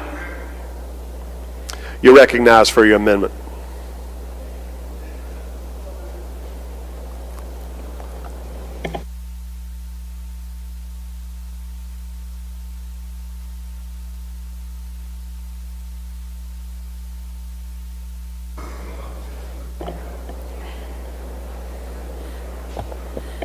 Gentlemen, you almost missed that one. I suggest in the future, if you have an amendment, notify the chair earlier than as we're calling for the vote. I'll let it go this time. I won't again. If you have an amendment, get recognized and let us know. It's obvious you had this amendment ready. That is not true, Mr. Speaker. And you can't tell me how I can prepare for legislation. But I can tell you about seeking recognition. You will not yell from your chair. You will push your button and seek recognition. You did after you yelled. No, I pushed my You're recognized for your amendment. But thank you, Mr. Speaker.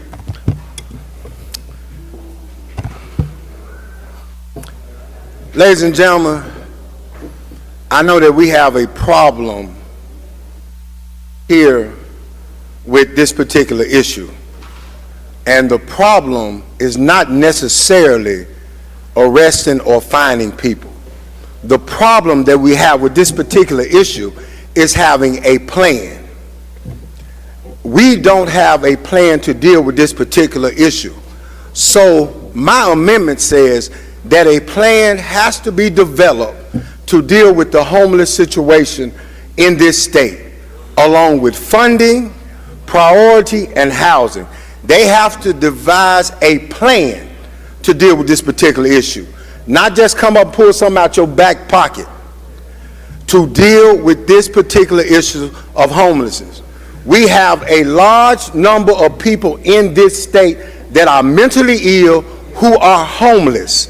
We have a large number of people who have served in this body of governments that are homeless. I'm talking about soldiers, people who've been in the Army, the Navy, the Air Force, and the Marines, who are mentally ill and homeless. They are looking for a place to have habitus so they can be safe. Unfortunately, because we don't have facilities to take care of these people, they sleep when it's 20-degree weather out on the ground besides buildings over freights. All you got to do is ride up and down the city streets of Jackson. You see the homeless people. Or you see people pushing babies in baskets, bundled up in clothes because they're homeless. They are mentally ill. And mental illness is such a major problem. We got 4 or 5 bills talking about task force and setting up programs for the mentally ill in this state.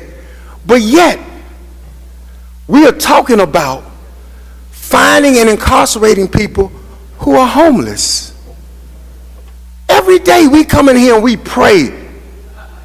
Every day. But the scriptures say we are required to be responsible for the least of these. The least of these.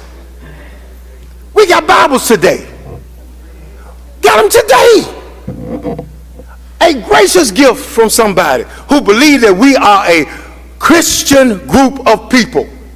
But yet, we are finding the homeless who don't have a penny or a pot. Because if they had a penny or a pot, they wouldn't be sleeping in the park. I'm warning you, you need to be wise about this one. Because today is somebody you don't know. Tomorrow is somebody you do know. It could be you. All of y'all are one paycheck away from being broke. One paycheck from being broke and have to sleep on the street yourselves.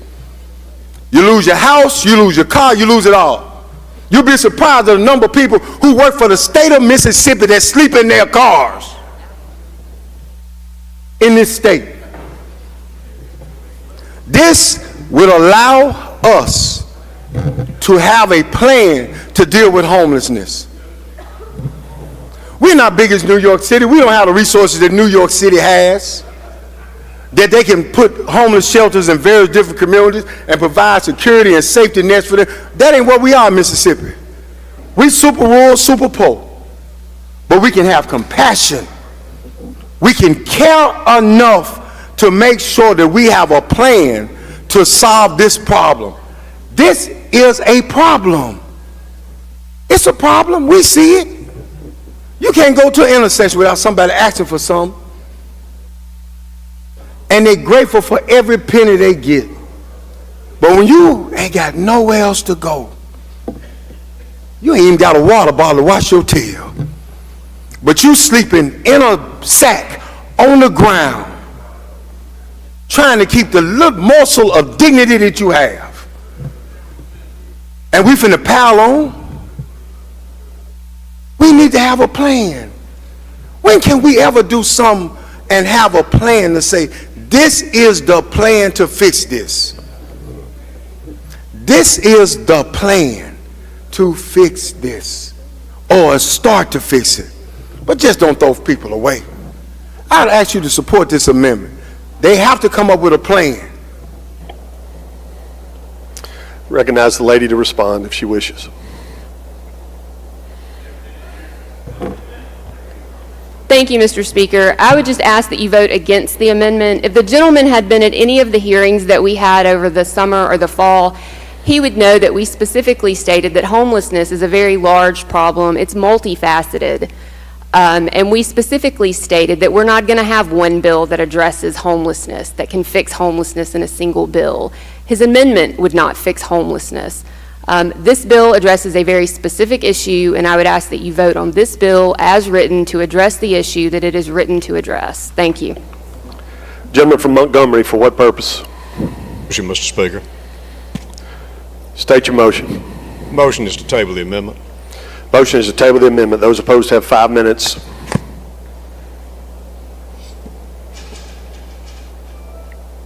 I see no one seeking recognition. You wish to address it? You're recognized, lady. Thank you so much, Mr. Speaker. I would ask that we not table this amendment, and here's why. As we've already discussed today, and as the lady said, this is a multifaceted problem. But we have an opportunity to implement some really good public policy and put together a task force. We just did a task force for, y'all help me, for something, another minor issue. This is a statewide issue that deserves a statewide solution. Seriously. And I think that if we pass this amendment, at least it helps us move in the right direction of putting together what that looks like. This is, listen, this is what we call tyranny of small decisions. We try to address a micro problem that ends up ballooning into a really big problem that we have yet to solve. The other thing is, gentlemen from Montgomery, every time a member presents an amendment on a bill, we table it. We don't even have the opportunity to discuss it or put the bill up for a vote. Let's treat each other with some respect and dignity as members of this body. And if you have an amendment, you should be able to bring it to the board and have members to vote on it. You can vote it down if you want to, and you probably will. But to table it just disregards our position as policymakers. Thank you, Speaker. Anyone else seeking recognition? You have 3 minutes. I don't see any. All right. Question occurs on the gentleman's motion to table. If you favor the motion to table, indicate by saying aye. Aye. Opposed, no. The ayes have it. The ayes have it. Roll call is demanded. I'm going to give it to you. I don't know if you had it or not. Open the machine, Madam Clerk. If you favor the motion to table, indicate by saying aye, voting aye. If you're opposed, vote nay.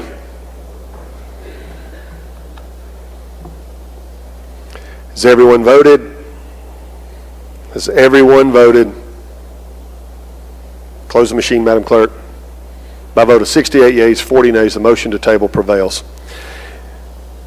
Anything further on the bill, lady? She moves final passage. Open the machine, Madam Clerk. If you favor the bill, vote aye. If you're opposed, vote nay.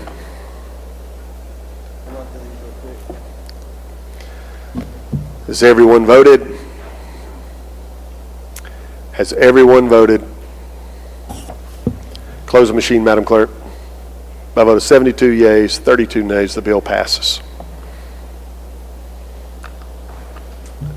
Gentlemen, you have further work? Yes, sir, Mr. Speaker. You're recognized. Thank you, Mr. Speaker. Item 25, House Bill 1360 up. I'd call it 1368. I'd like to call it up, make the usual motion. Gentleman calls the bill up, moves the rules be suspended. The bill considered engrossed read, the third time placed on final passage. All in favor say aye. Opposed, no. The ayes have it. You're recognized. Thank you, Mr. Speaker. Ladies and gentlemen of the House, this just allows members of the Real Estate Commission, our realtors, to receive an email within 5 business days before their license expires. What we have is things are going through the United States postal system. They're getting lost.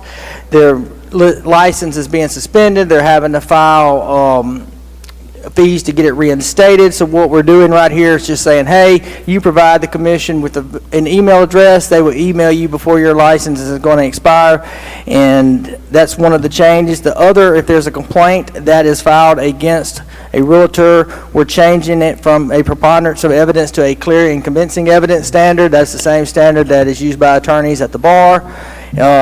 That way we can make sure that they have clear evidence before someone loses their livelihood, not just a preponderance of the evidence. And also, if there's a complaint filed against someone, we're stating that you have to have a hearing within 120 days. And what we don't want to do is just have this holding over someone's head, is to make it more fast and efficient. And that's an explanation of the bill, Mr. Speaker. Questions on the bill? I don't see any, gentlemen. Final passage. He moves final passage. Open the machine, Madam Clerk. favor the bill, vote aye. If you're opposed, vote nay. Has everyone voted? Has everyone voted? Close the machine, Madam Clerk. By a vote of 116 yeas, 0 nays, the bill passes. Anything further, Mr. Chairman? One more bill, Mr. Speaker. You're recognized. Thank you, Mr. Speaker. Item 26, House Bill 1451, called up, make the usual motion. Gentleman calls the bill up, moves the rules be suspended. The bill considered engrossed, read a third time, placed on final passage. All in favor say aye. Opposed, no. The ayes have it. You're recognized. Thank you, Mr. Speaker. Ladies and gentlemen of the House, all this does is allow our chancery clerks, when they're attending youth court, to be paid when they attend court. They're paid to attend court and other civil matters, and that's an explanation of the bill.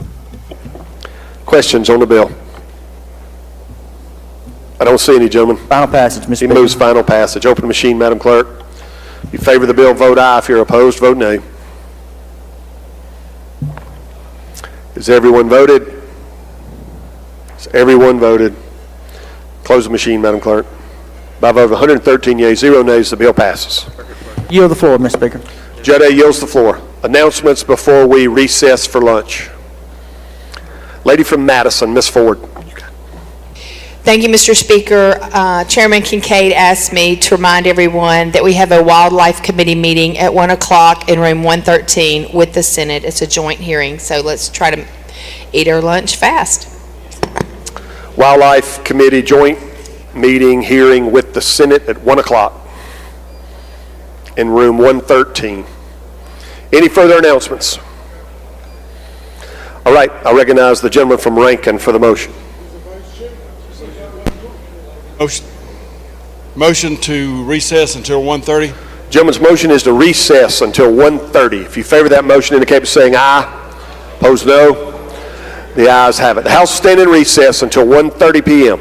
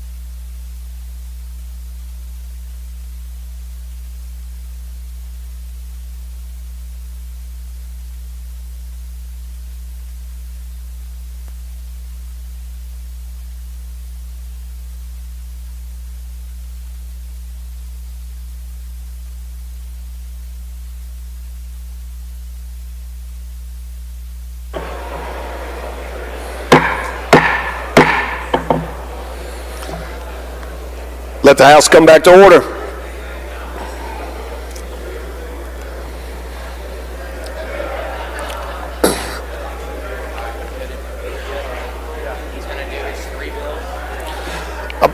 I believe we were down to item 27, which is at the top of page 5. Gentlemen, you going to continue with your bills? Very good. Chairman of Judiciary, you're recognized.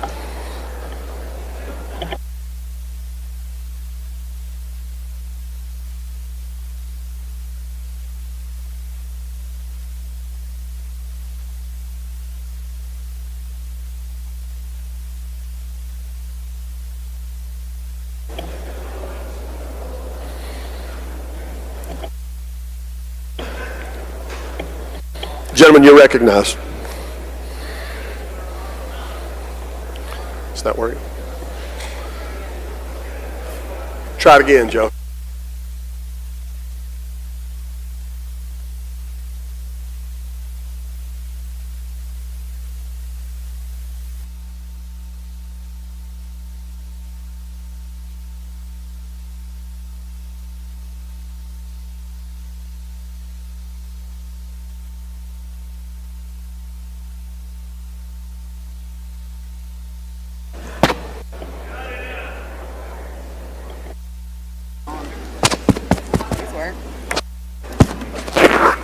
Testing.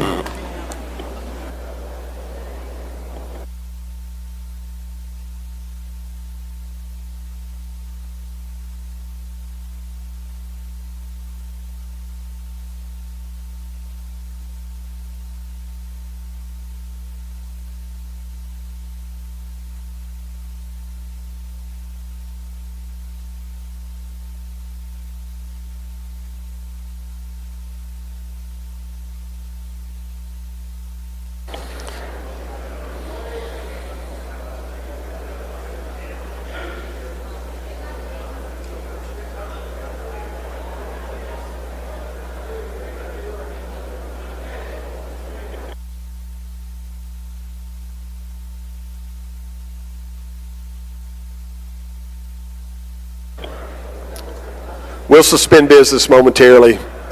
Tech is on their way to get us some audio.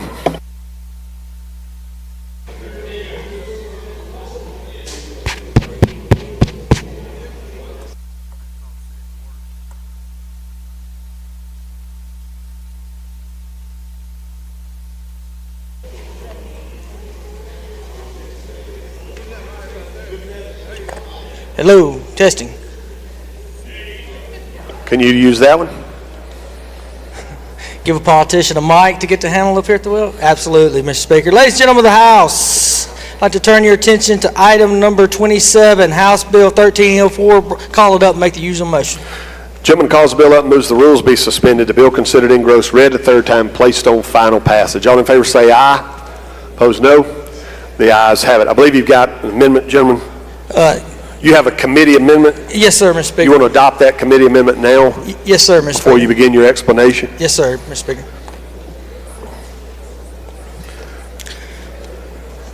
Question recurs on the adoption of Amendment 1, which is the bill. If you favor the amendment, indicate by saying aye. Opposed no. The ayes have it. Amendment's adopted. You're recognized to explain the bill, gentlemen. Thank you, Mr. Speaker. Ladies and gentlemen of the House, we passed this bill last year. And basically what it does is it says the law presumes that the custody of two children are equal between the man and the wife. And basically what we're saying here is the law is going to presume that. Under current law, if you get a fault-based divorce, you cannot have a joint physical custody where each child or each parent shares equal custody. And what we're going to do is say that the law presumes that that is applicable. However, the best interest of the child will always prevail, and the chancellor can find that the best interest of the child be that only one parent have custody of that child.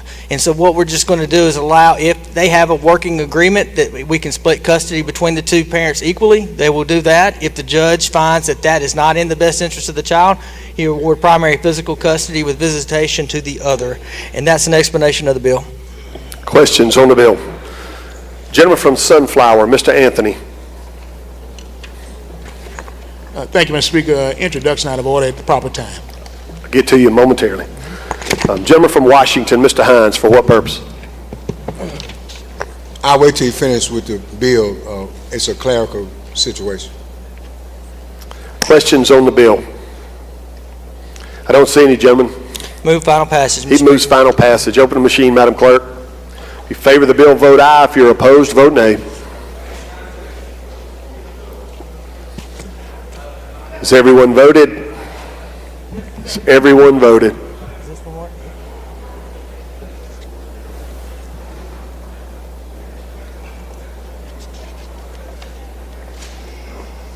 Close the machine, Madam Clerk. By a vote of 113 yeas, 0 nays, the bill passes. Gentleman from Sunflower, Mr. Anthony.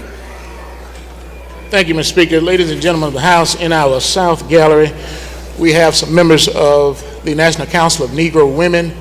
We also have a group of those beautiful ladies from Sunflower County. And as I call their name, if they would stand and help them make welcome, we have Ms. Lindale King, Ms. Barbara Stapleton Jones, I'm going to call her whole name. Ms. Emma Golden, Ms. Navonia Hayes Turner, who is my former teacher, Ms. Annette Turner, and Ms. Bernadette Elder, all from Indianola, Sunflower County. Let's make them welcome.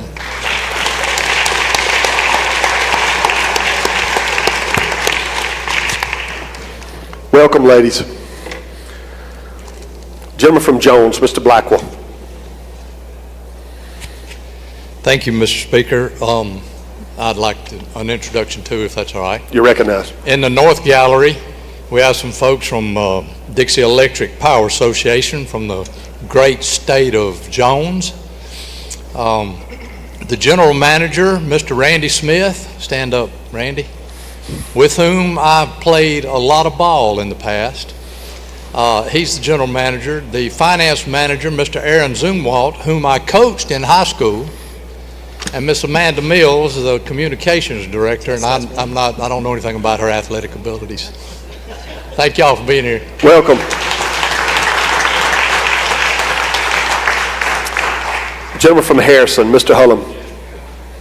Introduction out of order, Mr. Speaker. You're recognized. Mr. Speaker, in the South Gallery from the Golden Gulf Coast, we have Miss Wardy Jones, Miss Carissa Corbett, Miss Sammy Wiseman, Miss Emily Gaddis, Miss Ruth Rucker, all from the National Council for Negro Women by way of the Golden Gulf Coast. Let's make them welcome.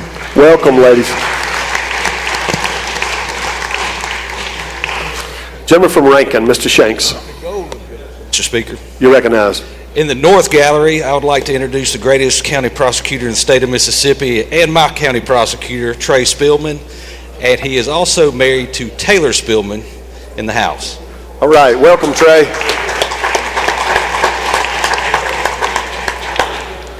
Gentleman from Washington, Mr. Hines.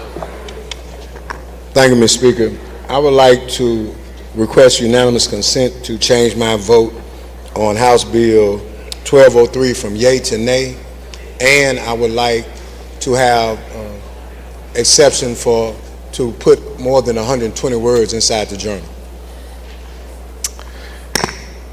Is there objection? Change the gentleman's vote. We'll reflect that you reserve the right to, according to the journal. Gentleman from Hines, Mr. Brown. Thank you very kindly, Mr. Speaker. Introduction, please. You're recognized.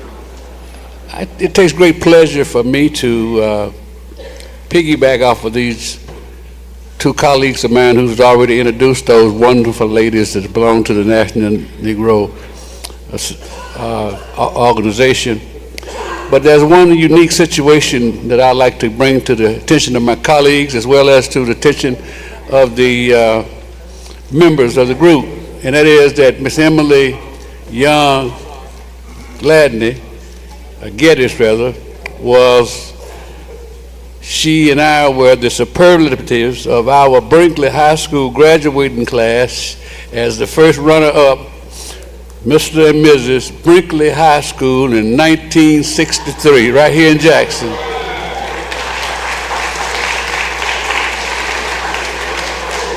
We missed it by that much from being Mr. and Ms. Brinkley. Thank you. Thank you, gentlemen. From the reactions, I think they're glad you stopped right where you did. Welcome, lady. Good to have you here. All right. I will recognize the chairman of Jud A for further work on the calendar. Thank you, Mr. Speaker. We're going to move to item 28, House Bill 1150, and call it up and make the usual motions and pull it the committee substitute as well, Mr. Speaker. Gentleman calls the bill up, moves the rules be suspended, the bill considered engrossed, read the third time, and placed on final passage. All in favor say aye. Opposed, no. The ayes have it. The gentleman further moves to adopt the committee sub for consideration in lieu of the original bill. All in favor say aye. Opposed, no. The ayes have it. You recognize, gentlemen, to explain the committee sub. Thank you, Mr. Speaker. Ladies and gentlemen of the House, our Supreme Court justices across the state get up to 20 days while they're performing their judicial duties in Jackson. What we're going to do is these individuals represent 8 to 9 to 10 counties at times and are traveling throughout their district.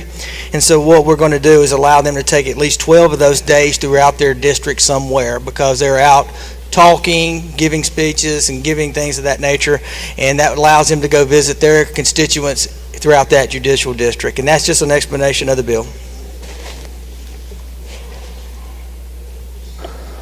Questions on the bill? I don't see any, gentlemen. Move final passage. He moves final passage. Open the machine, Madam Clerk. If you favor the bill, vote aye. If you're opposed, vote nay. Has everyone voted? Has everyone voted? Close the machine, Madam Clerk. By a vote of 113 yeas, 0 nays, the bill passes. Next item, gentlemen.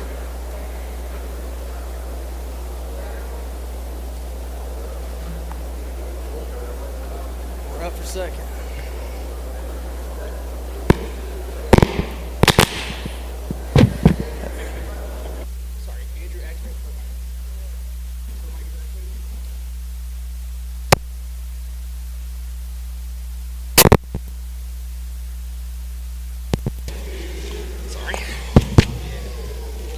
Test, test.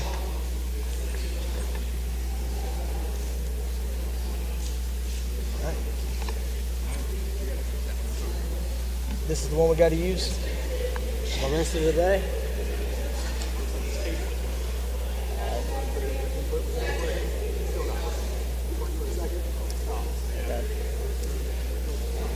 How long will it take you to get a cable?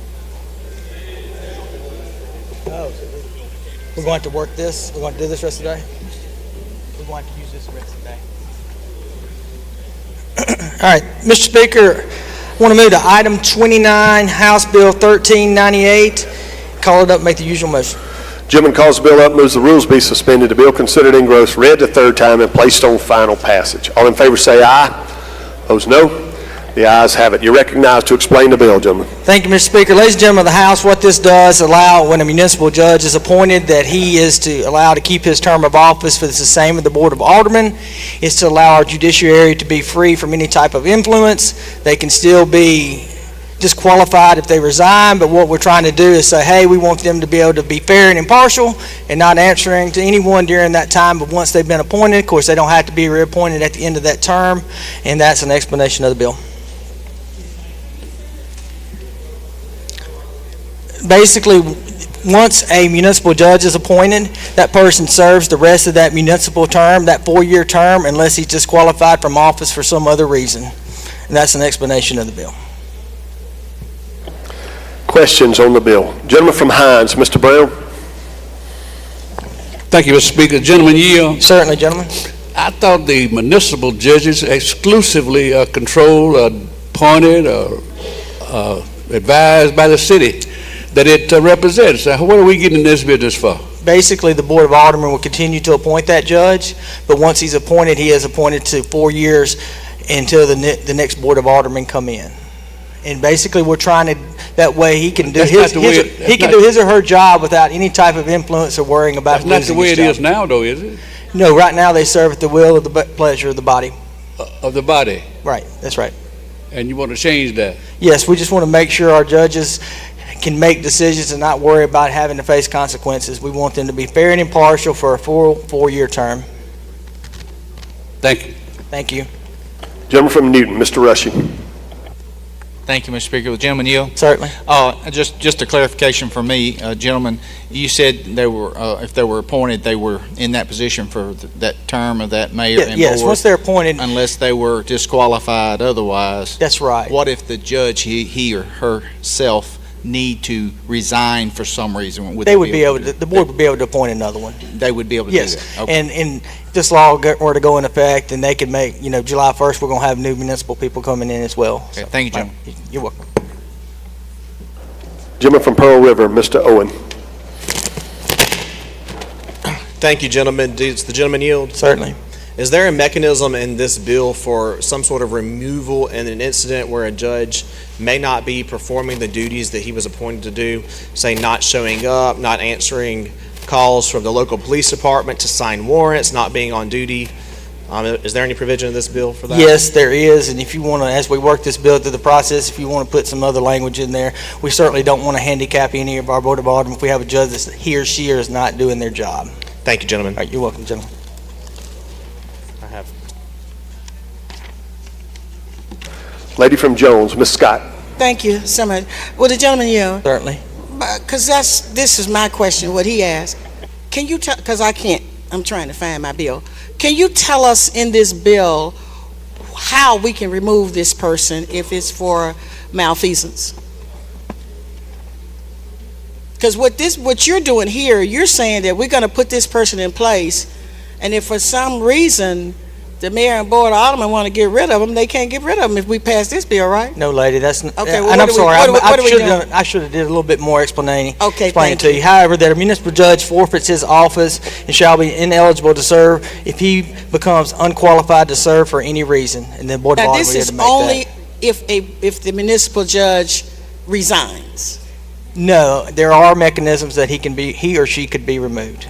Okay, and so we're not protecting someone that's not doing their job. Okay, we're just so trying when to make you said sure that while ago, that yes, because you said that they could not be removed. Basically, if they're not doing their job, they can be removed, but not just if they're doing their job. In basically, what we're trying to say is we want them to be able to serve that full term, free and clear of any outside influence in making judicial decisions. And you told the gentleman from Poplarville, down there, that there are some things in this bill that that a person can be removed from. Can you tell us what it is in this bill? It just says unqualified to serve for any reason.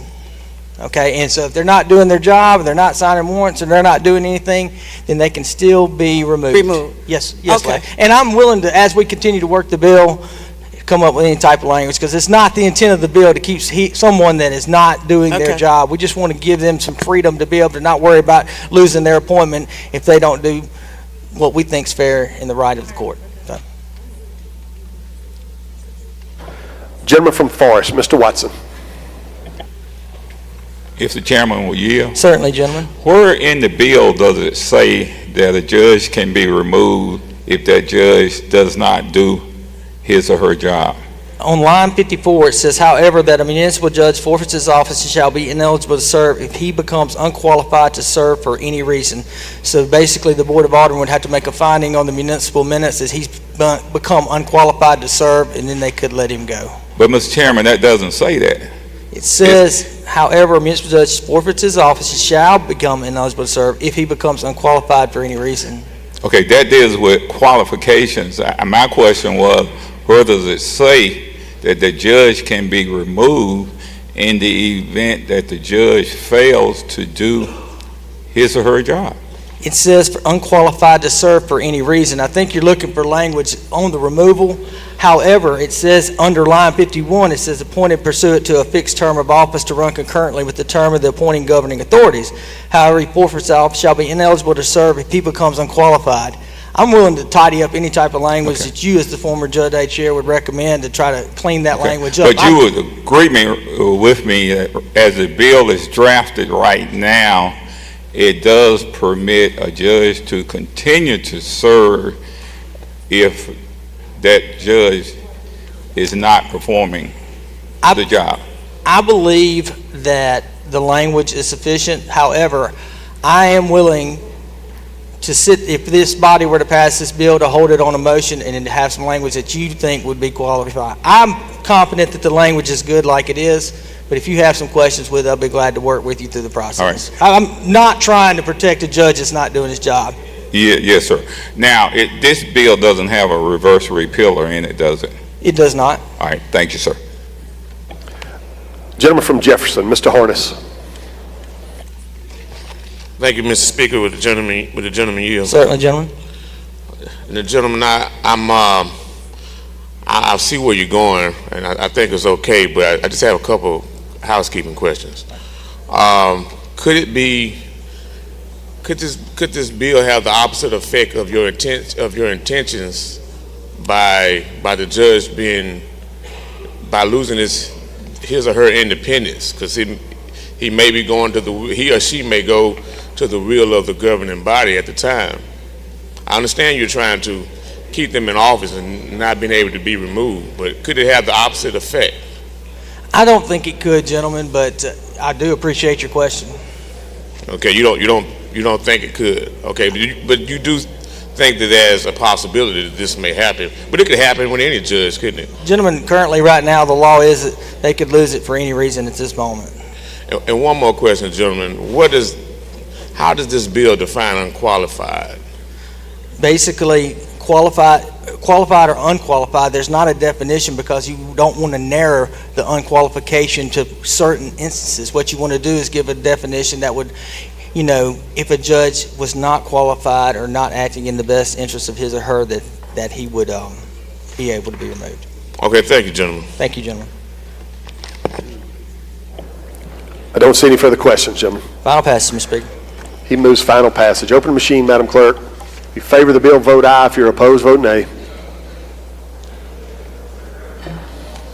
Has everyone voted? Has everyone voted? Close the machine, Madam Clerk. By a vote of 95 yeas, 15 nays, the bill passes. Anything further, gentlemen? Yes, sir, Mr. Speaker. With unanimous consent, I'd like to continue to do some Jud A bills.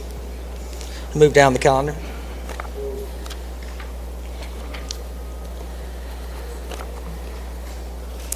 Where are we going, gentlemen? House Bill, item 181, House Bill 1193.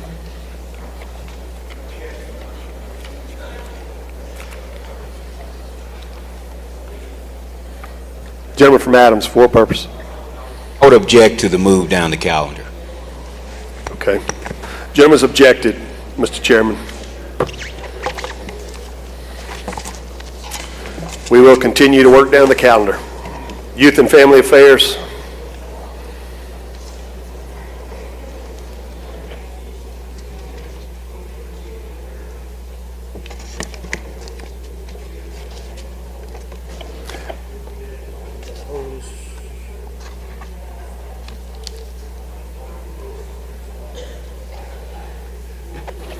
Chairman of Youth and Family Affairs. You're recognized, gentleman from Sunflower. Thank you, Mr. Speaker.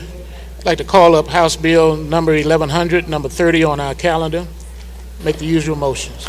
Gentleman calls the bill up, moves the rules be suspended, the bill considered engrossed, read the third time, and placed on final passage. All in favor say aye. Opposed, no.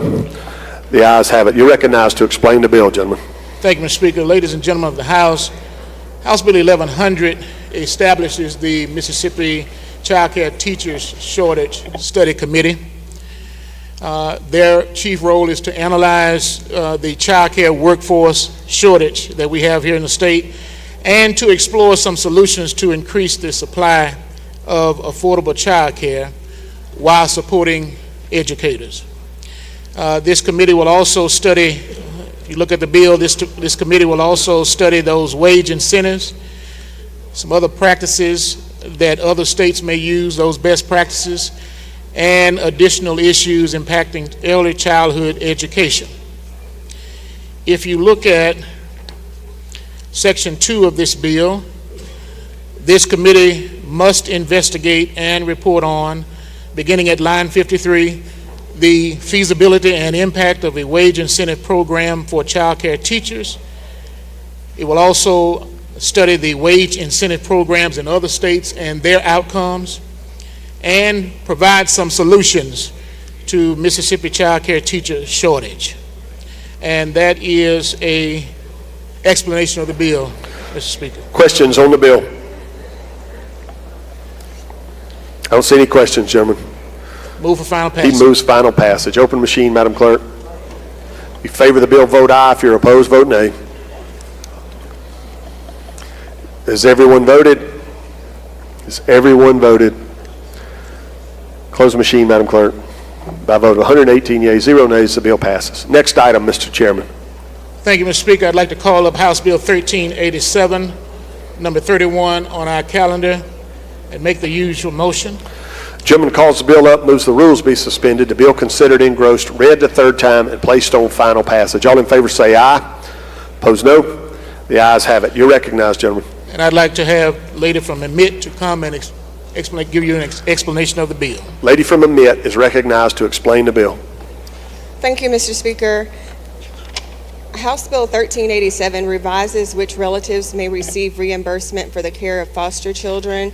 Currently, the statute defines kinship to include family up to the third degree of relation. This bill would clarify that it would be blood, marriage, or adoption within the third degree.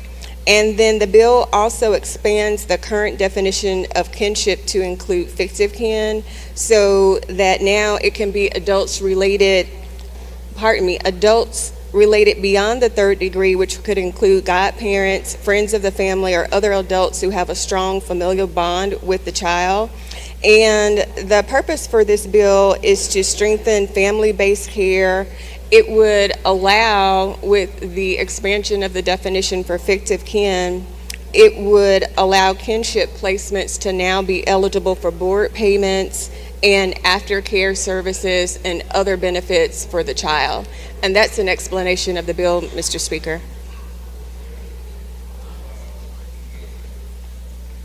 Questions on the bill? I don't see any, lady. I move final passage. She moves final passage. Open machine, Madam Clerk. If you favor the bill, vote aye. If you're opposed, vote nay. Has everyone voted? Has everyone voted? Close the machine, Madam Clerk. By a vote of 118 yeas, 0 nays, the bill passes. Next item, Mr. Chairman. Thank you, Mr. Speaker. I would like to have House Bill number 1424. I would like to skip it, but retain it on its calendar, place on the calendar. Thank you, gentlemen. We will do that. Okay. Now I'd like to call up House Bill 1492, number 33 on our calendar, the non-custodial Parents' Bill of Rights. And, I'm sorry. Gentleman calls the bill up, moves the rules be suspended, the bill considered engrossed, read the third time, and placed on final passage. All in favor say aye. Opposed, no. The ayes have it. And I believe you have a committee sub there, gentlemen. We do have a committee sub. Gentleman moves to adopt the committee sub for consideration in lieu of the original bill. All in favor say aye. Opposed, no. The ayes have it. You're recognized to explain the committee sub.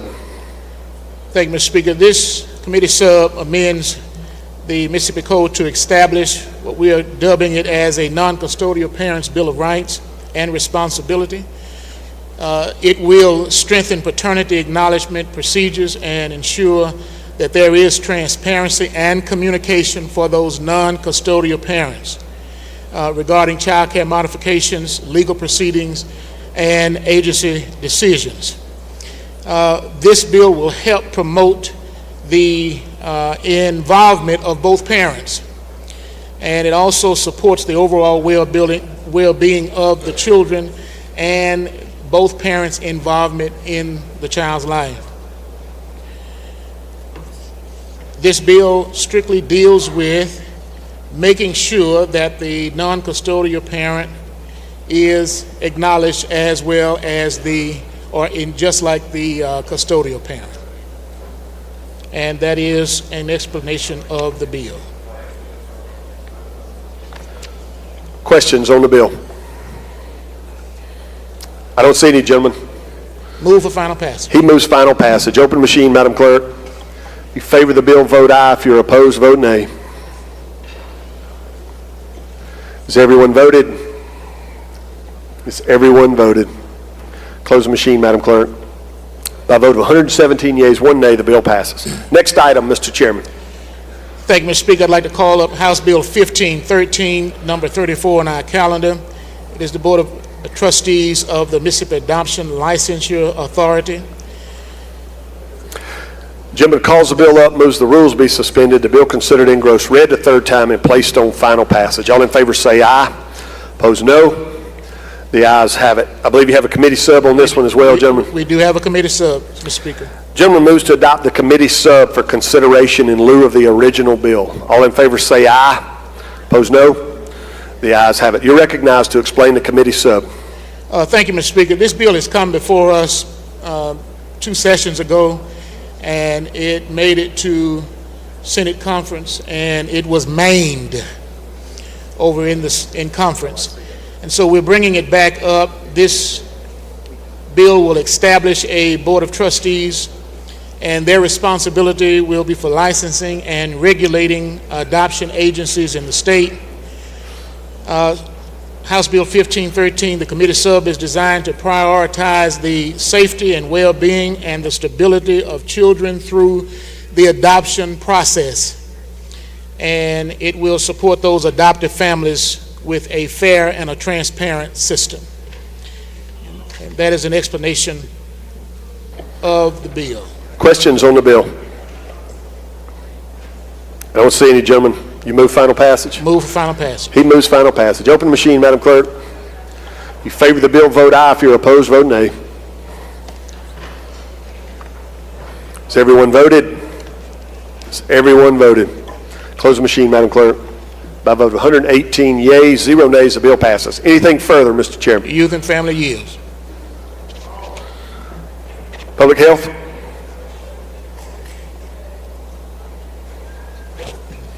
Thank you, Mr. Speaker. I'd like to call up item 35, House Bill 37, and make the usual motions. Gentleman calls the bill up, moves the rules be suspended, the bill considered engrossed, read the third time, and placed on final passage. All in favor say aye. Opposed, no. The ayes have it. You're recognized, gentlemen. Thank you, Mr. Speaker. I'd like to recognize the gentlelady from Lincoln to describe the bill.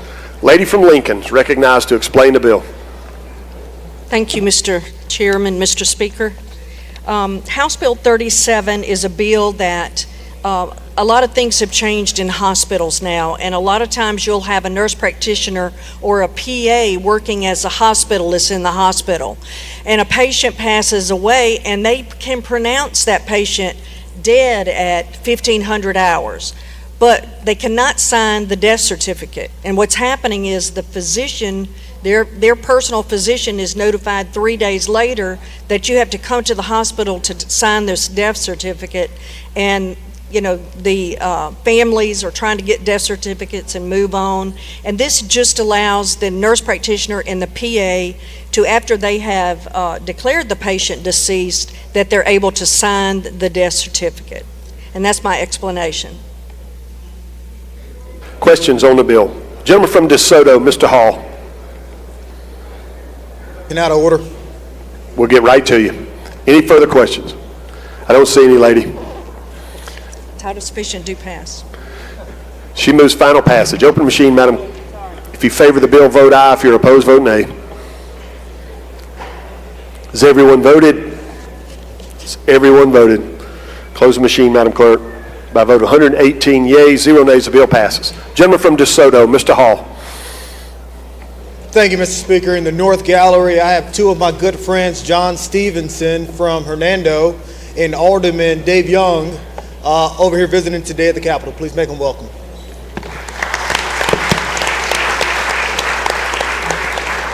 Welcome, gentlemen.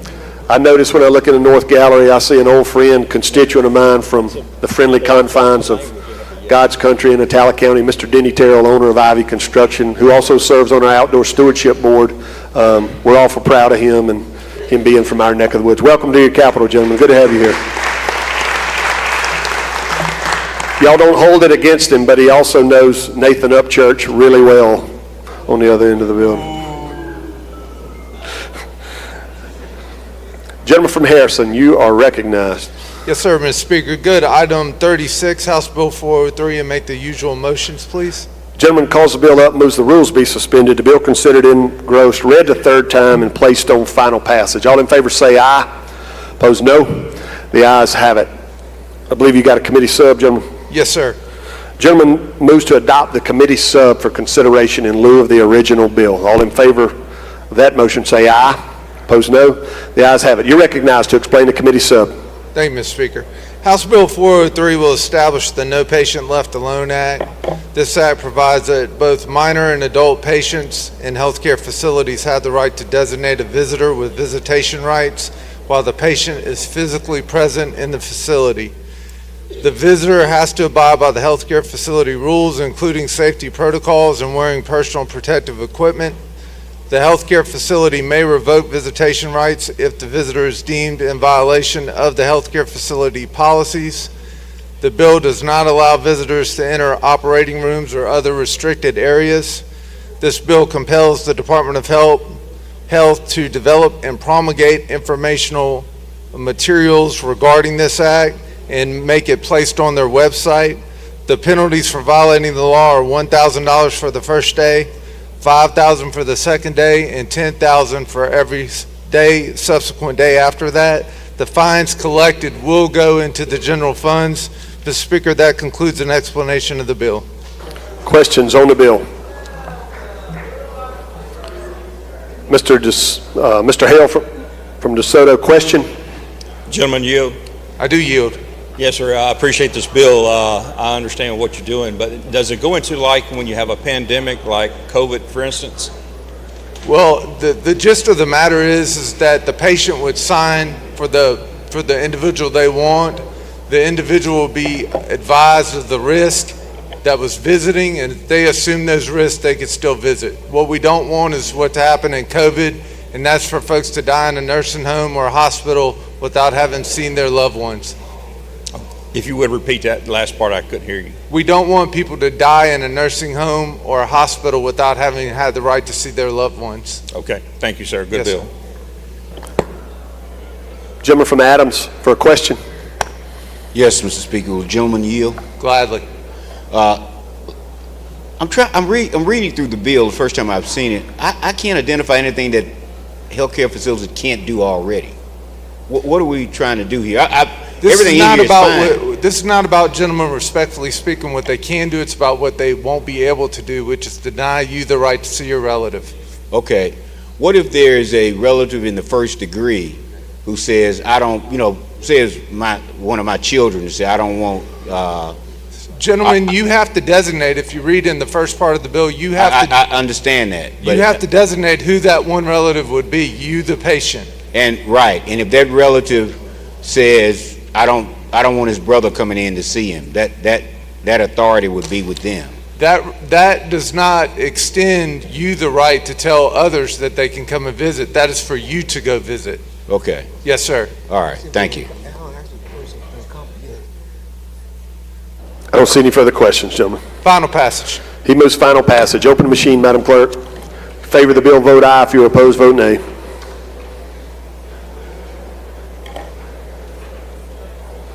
Has everyone voted? Has everyone voted? Close the machine, Madam Clerk. By a vote of 113 yeas, 0 nays, the bill passes. Gentleman from Union. Thank you, Mr. Speaker. Well, I'd like unanimous consent to retain Public Health's previous bills on the calendar, please. Is there objection? Hearing none, we will follow that procedure. Banking, he passes.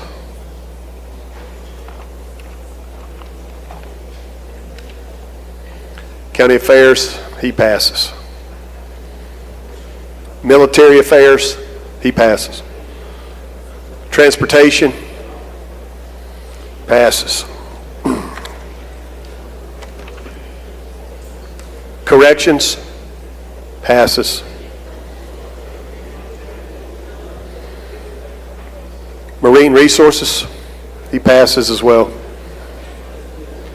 Energy, Education,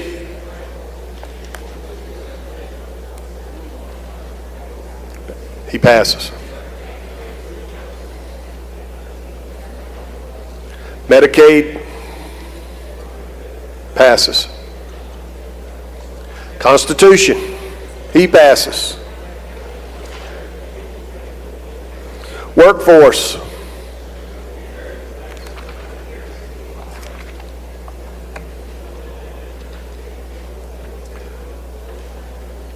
we're down to item 1, Judge B. He passes.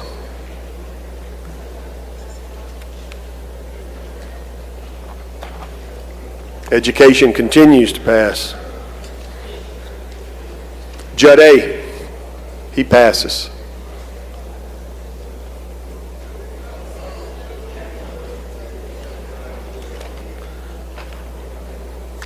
Tourism, passes.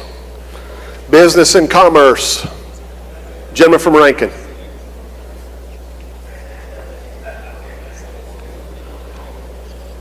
Public Property, passes. Public Utilities, passes. Technology, I'm sorry, that's Judge A, passes. Appropriations A, passes. Wildlife, he passes. Back to apportionment and elections, gentlemen, he passes. Drug policy, she passes. Public health, you're passing. All right, it looks like we're down to AET, gentlemen. Insurance, he passes as well.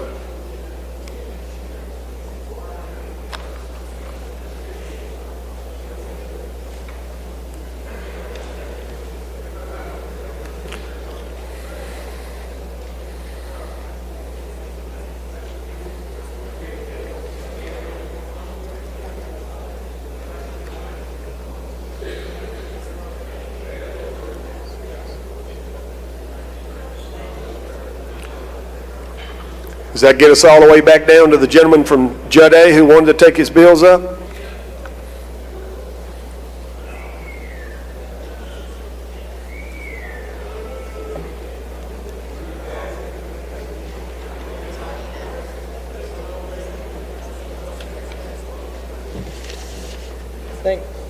Thank you, Mr. Speaker.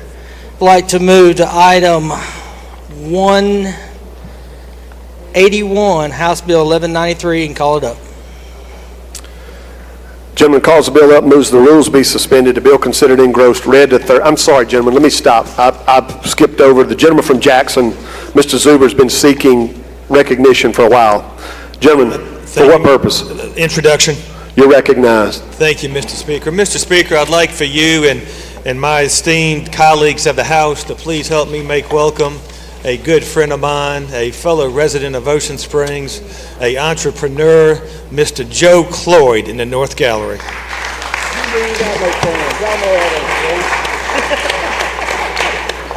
Welcome, Joe. Good to have you here. All right, gentlemen, you'd made the usual motion on item 181, House Bill 1193. Gentleman calls the bill up, moves the rules be suspended. The bill considered engrossed read to third time, placed on final passage. All in favor say aye. Opposed no. The ayes have it. Gentlemen, I believe you got a committee sub. That's right, Mr. Speaker. You move to adopt the committee sub for consideration in lieu of the original bill? Yes, sir. That's my move. Gentleman moves to adopt the committee sub for consideration in lieu of the original bill. If you favor that, indicate by saying aye. Opposed no. The ayes have it. You're recognized to explain the committee sub, gentlemen. Thank you, Mr. Speaker. Ladies and gentlemen of the House, House Bill 1193 is a bill that will require our public schools and our universities to not require any type of diversity statements, diversity training, or divisive concepts. A diversity statement is a written statement or essay that requires an individual to express their views or commitment regarding issues related to race, sex, or color, ethnicity, gender identity, sexual orientation, religion, or national origin. We also have diversity training with a formal and informal education seminars, and that is outlined on line 35. A divisive concept is that one race, sex, color, ethnicity, gender identity, sexual orientation, religion, or national origin is inherently superior to another race. The other concept is an individual by his or her race is inherently racist, sexist, or oppressive, whether consciously or unconsciously, or an individual should be discriminated against or treated adversely solely because of their race, sex, and those other classes that I previously identified, or that members of one race or sex cannot and should not attempt to treat others without respect to race or color. Also, that an individual's moral character is necessarily determined by his or her race and those other classes identified previously. I'm not going to continue to repeat those, but that's what it's referring to. A moral character is necessarily determined by his race, or anyone bears responsibility for any actions committed in the past. Basically, we outline what the public schools are on section line 72. And then on section 3, we do provide a list of exceptions with state schools and education shall not require diversity statements. And basically it says, now we're going to require any diversity statements from job applicants. We're not going to require any diversity statements from applicants to academic programs.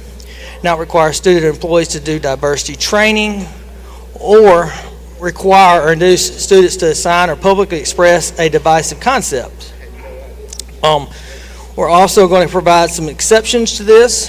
One of those exceptions are required collections or reporting of demographic data by public school or state accredited non-public school. Also requiring a student employee to comply with federal or state laws or from taking action against a student or employee for violations of federal law. Limit or restrict freedom of speech or academic freedom, and actually to try to protect those academic freedoms and intellectual diversity, provided that none of them conflict with the act. Prohibit any public school or state accredited from any applicable academic accreditation standards. So if they're required to do that as part of their accreditation, they're not going to be required if this act conflicts. Also, we're going to also not restrict any of our programs for our military veterans or Pell Grant recipients, our first generation college students, non-traditional students, students from low income, students with unique abilities, students with disabilities, or students from the foster care system. All public schools will also be required to teach the scientific policy that there are two genders, male and female. A male has a chromosome of an XY and a female has a chromosome of an XX. Also, they're going to provide a report to the Speaker and the House of Representatives and the Lieutenant Governor by July every year. We're going to provide a cause of action for violations of this action with regard to compensatory damages, punitive, injunctive relief, declaratory, or other appropriate relief. This can be brought by a parent or by that individual. The Attorney General will also be allowed to enforce compliance with this section. If we end up having more than 2 complaints in violation of this act, then public funds will be withheld until it's complied. And that's an explanation of the bill, Mr. Speaker. Questions on the bill? Gentleman from Madison, Mr. Blackman. Thank you, Mr. Speaker. I have a motion at the proper time. State your motion. I would like to have the bill read aloud. Thank you. We will do that at the proper time. Thank you so much.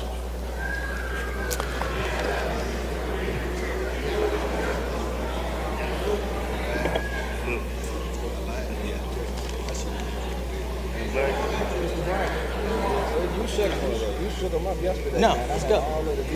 I'm ready. Anybody quit? Yeah, I yield. Gentleman from Hines, Mr. Bell. Thank you, Mr. Speaker. Gentleman, yield. Certainly, gentlemen. Explain to me what a divisive concept is. Divisive concept is, let me point you out to what line it's on here. A divisive concept is on line 40, and it goes all the way through I need you to line 72. Explain to me what a divisive concept is. Give me an example of a divisive concept. Gentlemen, Let's have order. Members are indicating they cannot hear. Continue, gentlemen, please. Gentlemen, it's outlined in those lines. I went over those definitions. They speak for themselves. I heard you, but can you give me an example of a divisive concept? I can give you an example of what the statute says or the proposed legislation, which I outlined. One of them is one race, sex, or color, ethnicity is inherently superior to another. One is inherently racist or sexist or repressive, consciously or unconsciously. individuals treated adversely solely against because of their race. I'm not going to go through all of those different classes because it just takes a while for me to go through them all. Members of one race or sex should not be attempt to held others without respect to the other. That's on line 52, line 58.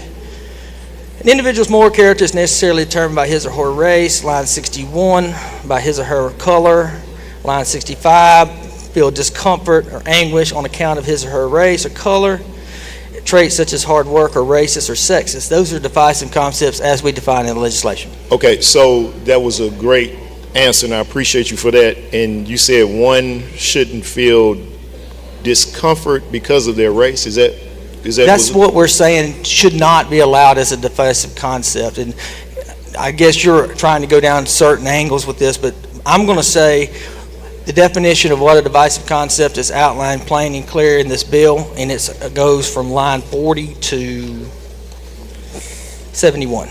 Okay, so I'm gonna ask this question because we know we really don't need this piece of legislation, and looking at it briefly, there's nothing really in it, but for the point that we're doing it for show, and I'm just trying to figure out what point of filing this legislation will make Mississippi better.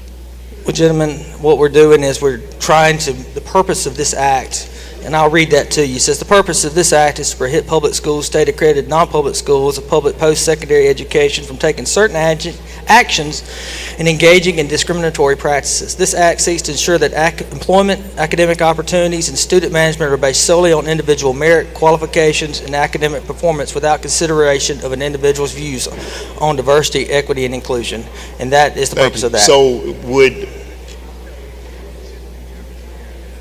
are African American students on PWI campuses celebrating Black History Month, would that be a violation of this legislation?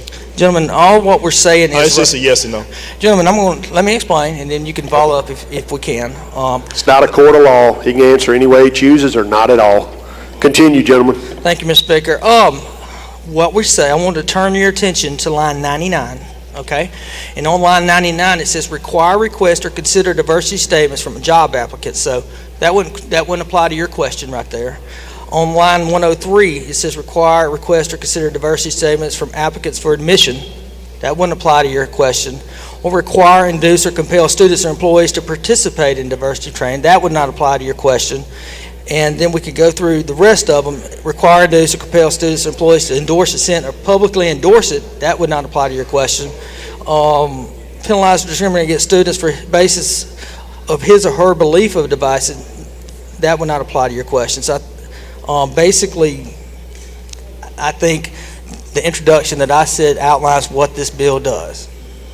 All right, thank you, gentlemen, for that explanation. And what is the point of filing this legislation prove to the residents of the state of Mississippi? There's no reason to.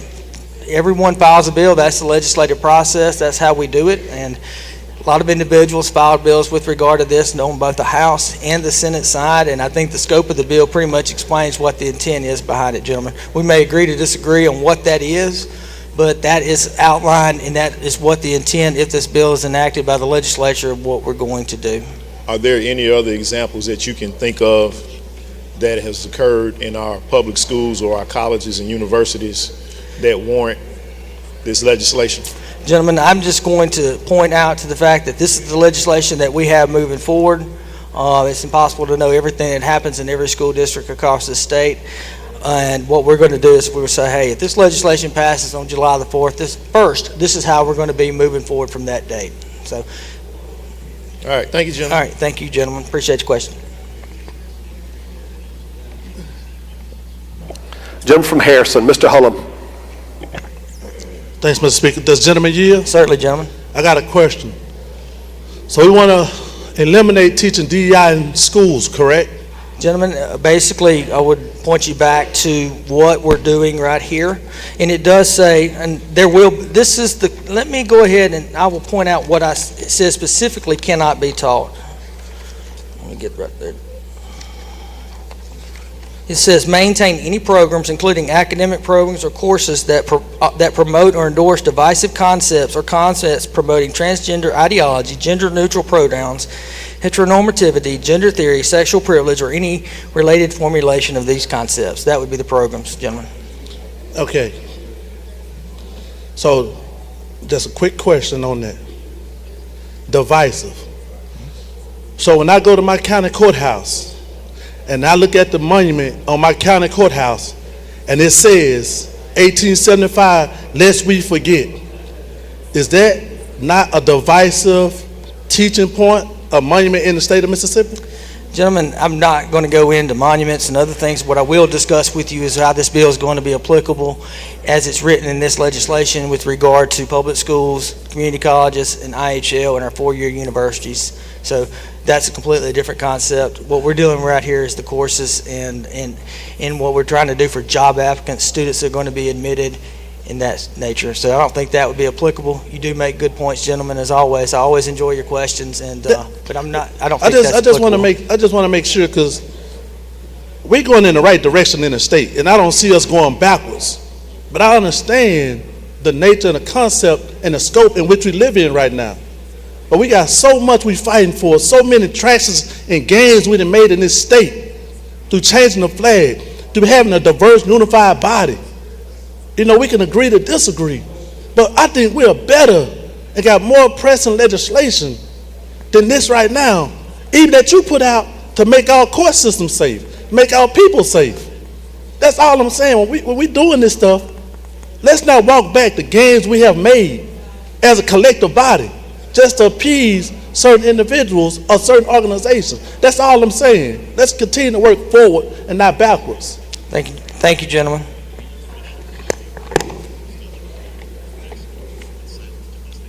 Gentleman from Sunflower, Mr. Anthony. Thank you, Mr. Speaker. Just a parliamentary inquiry.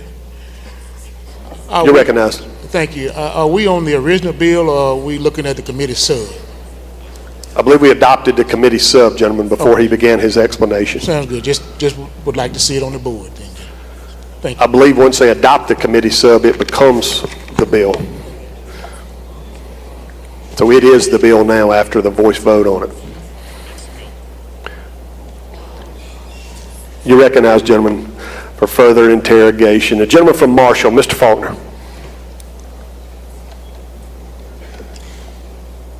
Thank you, Mr. Speaker. Gentlemen, you yield? Certainly, gentlemen. What is the definition of DEI? DEI is not defined exactly in this bill. The definitions that we have in this bill are all contained within, I will point you out to Section 2 under 28. We define diversity statements, diversity training, and divisive concepts. And so basically, the divisive concepts encompass, all of these definitions encompass, I believe, what you're asking. Okay, gentlemen, excuse me. In Section 1, you say that the purpose of this act is to prohibit public schools and state-accredited non-public schools and public post-secondary education institutions from taking certain actions and engaging in discriminatory practices. Is that correct? That's correct. If that's what the introduction says, gentlemen, you're correct.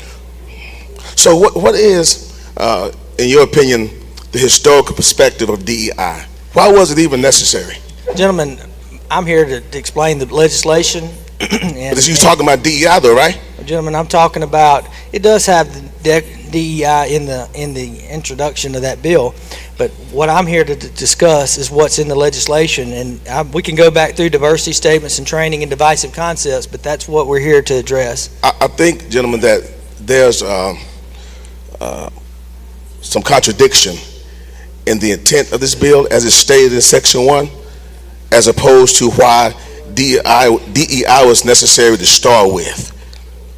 If we talk about the historical perspective, it was put in place to prevent discriminatory practices that we know has been perpetrated on marginalized people in this country for many years. But this bill says it is put in place to stop that. So you're going to stop it by removing it? Gentlemen, explain that to me. We're just going to put it into statute what our position is as this body, if this body finds it to move forward to pass it. And basically, I've outlined exactly, gentlemen, what this bill does. I can go back through those again if you would like me to. but I'm here to explain the Gentlemen, bill. I know you're trying to jump down the rabbit hole. No. Just indulge me for a few more minutes. Of course, I'll indulge you, gentlemen. So, all I'm saying to you and to the body, that the intent of this bill is to stop something that was put in place to stop the practices in the beginning, from the start. Discrimination was happening all over this country. DEI was put in place to stop that and make sure that there's a level playing field. But you're saying in this bill that you're going to erase that and stop that, and it's going to make it better. I mean, I just don't understand that. I disagree with your characterization of the statement and the intent, and you and I can agree to disagree, which we always have, gentlemen, and I consider you a friend, and but I disagree with your characterization of how that went. Basically, what we're saying is those divisive concepts are not going to come into play anymore. That's what we're saying here. And that divisive concept, we're not going to think one is superior to another race. We're not going to think one is more oppressive consciously or not. And I don't want to go back through them, but that's what the bill does. I know you have your interpretation of what you think it is, but and I respect your opinion. So finally, so when this bill becomes law, we as lawmakers in this state will be comfortable knowing that there's no safety net put in place to ensure that discriminatory practices are not perpetrated on students anymore. We can go home at night and feel comfortable that it's all of a sudden it's going to go away and not happen anymore. Do we have anything in place to ensure that that's not going to happen? In the section of the bill that I said some things are not applicable, any violations of federal or state law would be applicable, and in the event that any part of this legislation is found to be invalid enforcement, the other parts would remain in effect. There's a specific exemption for any if a court or anything were to find that this was a violation of a federal or state law, that there is a protection contained within the bill. I would point you out to subsection line, let me see.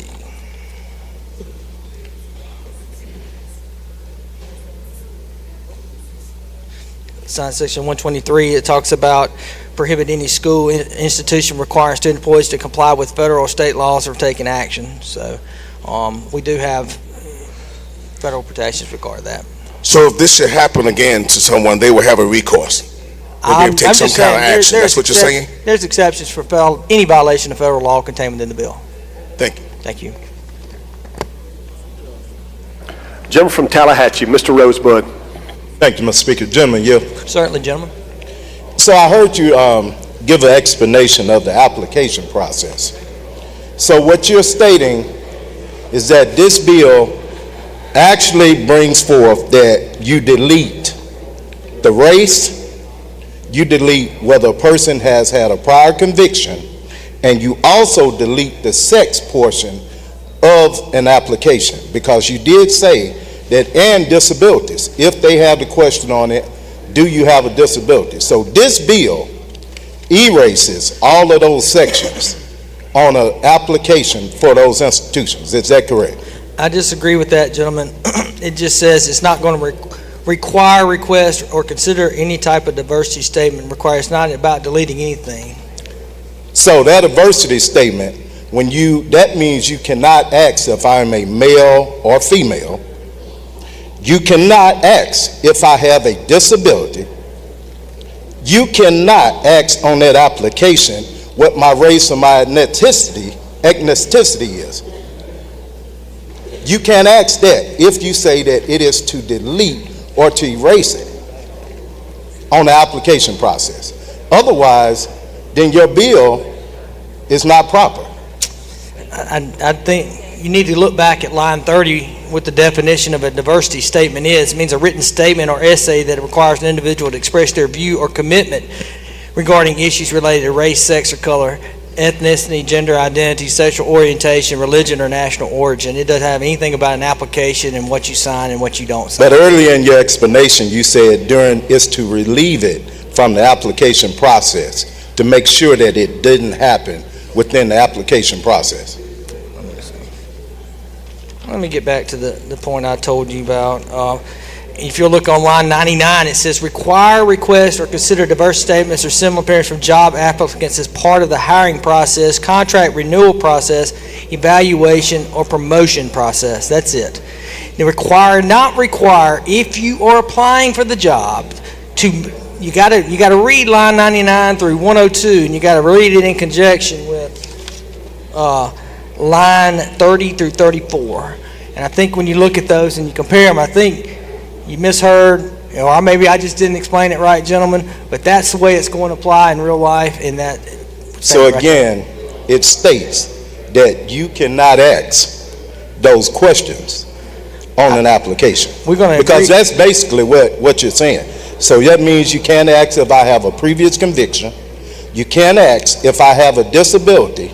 You can't ask if I'm a male or female, and you cannot ask my race nor my age on the application process because of what you worded in that bill. I'm going to disagree with what you're saying, and we're going to have to just agree to disagree, but I got an awful amount of respect for you, and I appreciate your question. Thank you, gentlemen. Thank you. Gentleman from Hines, Mr. Brown. Thank you, Mr. Speaker. Gentleman yield. Certainly, gentlemen. Are we perhaps piggybacking off of the national agenda with relationship to DEI? I don't think so. I think lots of legislation has been filed in this body with regard to that. This is a bill that made it out of the process. And I can't hardly hear you. I'm sorry. And I'm sorry. I may need to speak up.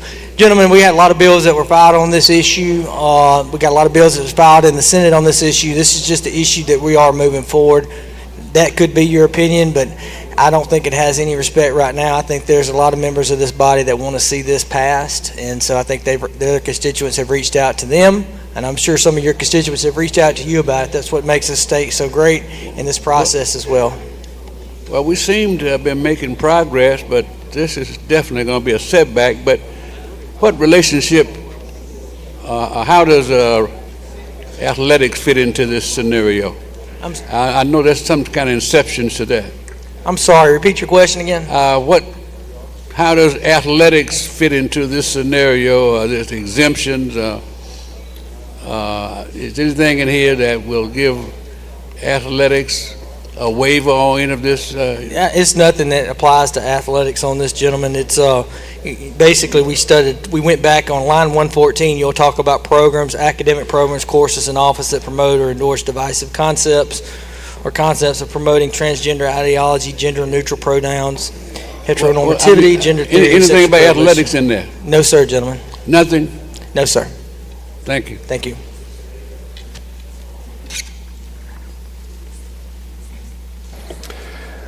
Gentleman from Adams, Mr. Johnson. Thank you, Mr. Speaker. The gentleman yield. Certainly, gentlemen. The gentleman asked a question about athletics, and I hadn't thought about that, but considering that we have the majority of the football team at Mississippi State, Ole Miss, USM are African American, should we be telling those young men that we don't want their sisters and brothers who don't play sports, don't play basketball, don't play football, we don't want them here in the state of Mississippi? Find a state to go to and a university to go to that appreciates diversity and inclusion. Should we tell them that? Gentlemen, I would just point out that the state of Alabama has passed legislation with regard to that. The state of Texas has passed legislation on part of that, and there's a lot of, I'm not going to go down the rabbit hole with you with regard to that. I'm willing to speak about this. You don't have to go down the rabbit hole. You just named the states, and no SEC team made it to the final this year. And so you can count it as the beginning of the end for what you're talking about doing, because a state that includes people, recognizes diversity, I think that's the future for the United States of America. Well, let me get to Section 7, because everywhere I go, I'm going to let them know, just like people in Florida let people know that you passed diversity. Florida was crap. Florida State was crap. It wasn't, all the football teams are suffering. So we'll see what it does in the state of Mississippi. All right, on Section 7, if any public school, state accredited non-public school or public secondary educational institution receives more than 2 complaints in a violation of this act, applicable state grants to be taken from them. Where does it define a complaint in here? Because that we had a lady from Madison that was going around to schools in Madison County checking to see what people were reading in their classroom. So anybody can make a complaint. So tell me how a public school, just by the mere fact that somebody may make a complaint, avoids the trap of not knowing how to defend themselves. Gentlemen, the bill outlines what is required. No, it doesn't say anything about complaint.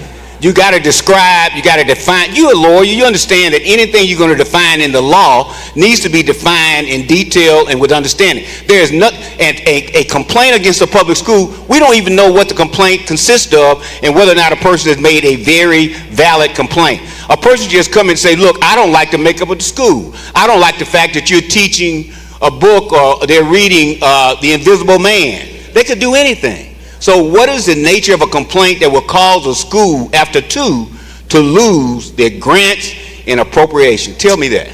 Gentlemen, you'll look back through the bill. If you see I've done that. Can you point me to where complaints is defined? Because you define diversity, you define inclusion, you define all these other issues, but there's nowhere where complaint is defined. Can you point me to? That's all I want to know, and I can understand it. Gentlemen, I'm going to point you out to what the legislation contains. What a violation of that would be if they don't comply with it. You're a learned attorney, and you understand what a violation of this act and I can read, and there's nowhere in here that defines what a complaint is. Well, gentlemen, you do understand what a violation of the act would be when you read through those subsections. Now, we can agree to disagree on whether that's appropriate or you would like to have more language included. That's the legislation that's in front of us. No, I would like for you to have a bill written that actually illustrates what you're trying to say. You come up here all the time with bills that really don't explain themselves, and you won't explain it. You know what a complaint is. If somebody commits a crime against me, I know what the complaint is. I can go to the statute. That crime is defined. There's an action that a school can lose their grant money for, and you don't even tell them what the action is. Gentlemen, I'm going to agree to disagree with you. You know, this bill is going to keep working itself through the process as it goes to this side of the body and the next side of the body and back and forth through conference. And anything that you bring up to me at this day, I promise you I will look at it and consider it further. All right. Well, we'll agree to work on the definition of complaint. Can we do that? Gentlemen, you are the learned attorney. I sat in front of you for about 8 years back there. Got an awful amount of respect for you. If you'll sit down with me, I'm willing to consider any viewpoint that you know. I don't know if I'm learned, but I've been described as an excellent litigator and a great closer. So give me another title, because learned has become pejorative. I don't want to be one of those. Give me something else. You're an excellent litigator, gentlemen. Thank you. Gentleman from Lawrence, Mr. Evans.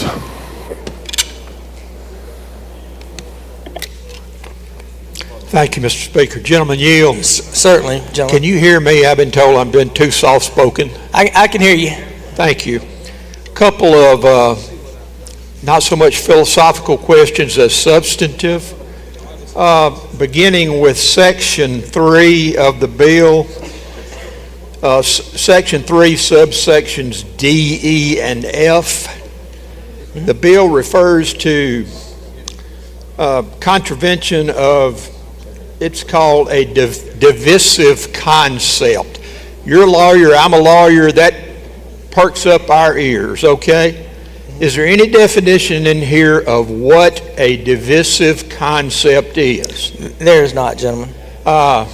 So that's for whoever is involved to decide. I think this is divisive and I'm going to object to it. I apologize, gentlemen. I refer you back to line 40, and it defines divisive concepts from 40 all the way through 71.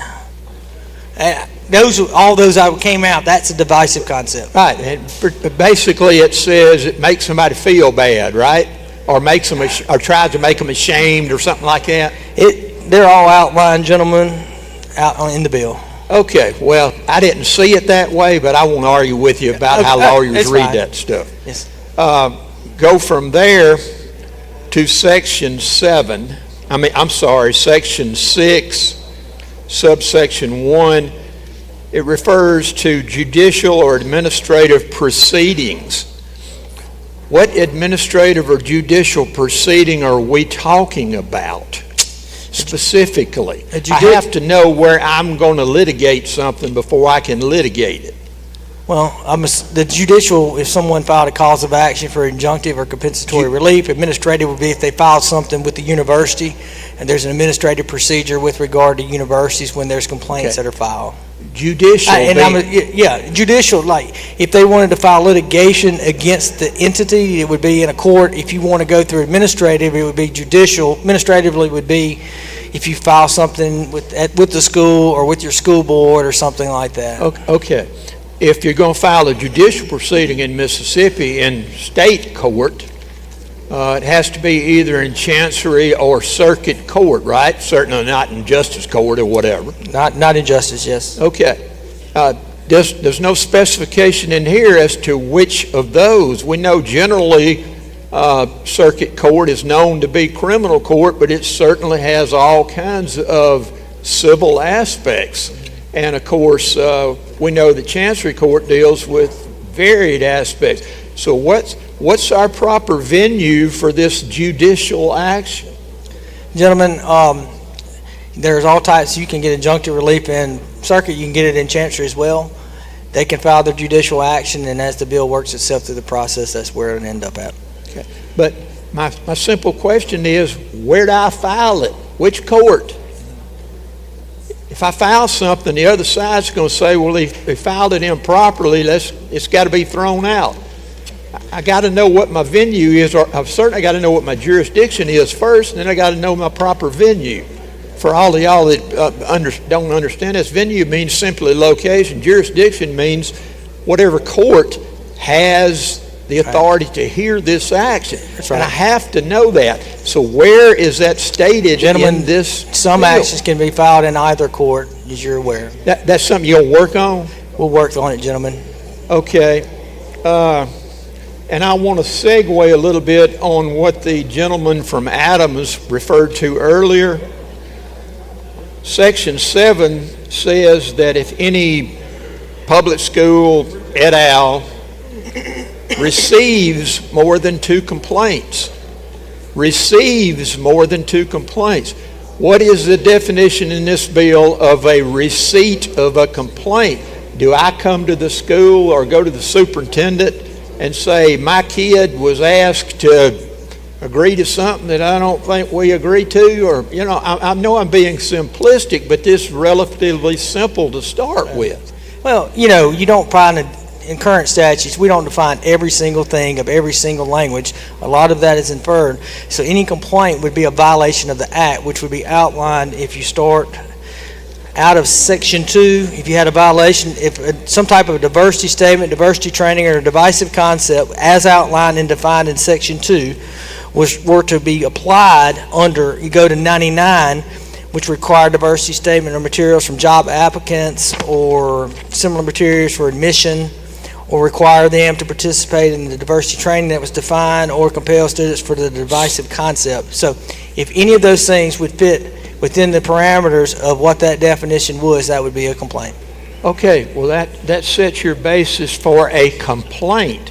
A complaint being, I think, one of these has been contravened, right? That the complaint itself, that starts the procedure, right? But that can't end it. But this says 2 complaints. Do not these complaints have to be adjudicated in some way to be established to have been a legitimate complaints, as Section 6 refers in Section 1 and 4, I think, that the party who establishes the complaint, in other words, does whatever needs to be done to show that that complaint in fact is valid and the statute has been contravened. At that point, they've been found liable or guilty or whatever word you want. And at that point, your attorney's fees and all that stuff kicks in.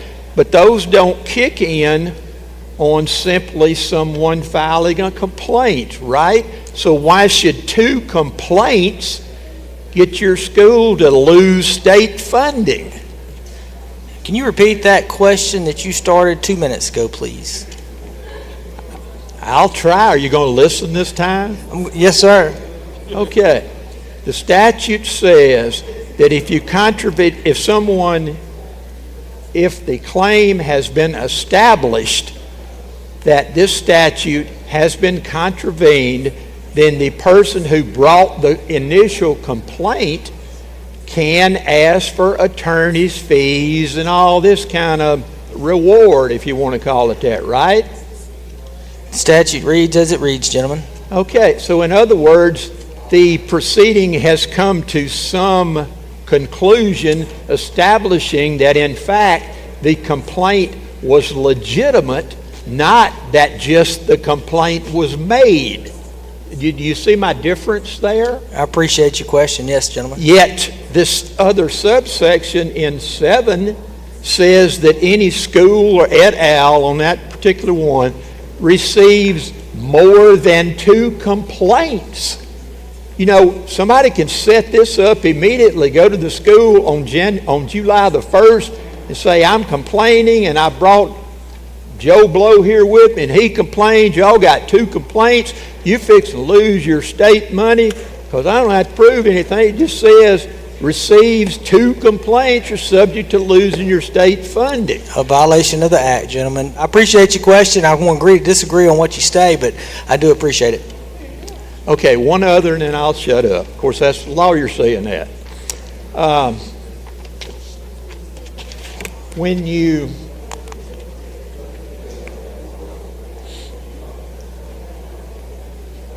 I'll leave it at that, except for this. You're lawyer trained, as am I. We know that statutes get thrown out all the time because they're ambiguous, overbroad. That's a constitutional problem, isn't it? Yes, you not recognize that this is so overbroad and ambiguous that it could not possibly stand up to court's scrutiny? I disagree with you, but we do have a severability clause at the end of the bill in case something is found to be here unconstitutional. If that part were to be found that it was vague and unconstitutional, we'd still have the other one. You just wouldn't, the learned attorneys just wouldn't get their attorney's fees then, gentlemen. Yeah, I don't mind attorney's fees, certainly, but I'd like to know, I'm a lawyer that doesn't like to file legal actions unless he knows, number one, where to file it, and number 2, what the requirements are when I get into court as to what my burden of proof is. But, you know, that may be, I don't know, but anyway, I appreciate, you see, like I said, this is not philosophical in a sense, this is substantive, and I believe it's my duty to look at both of those issues, particularly in this particular situation. Thank you for Thank you, gentlemen. I appreciate it. Lady from Jones, Ms. Scott. I have an amendment at the proper time, Mr. Speaker. Thank you, lady. Thank you. Gentleman from Washington, Mr. Hines.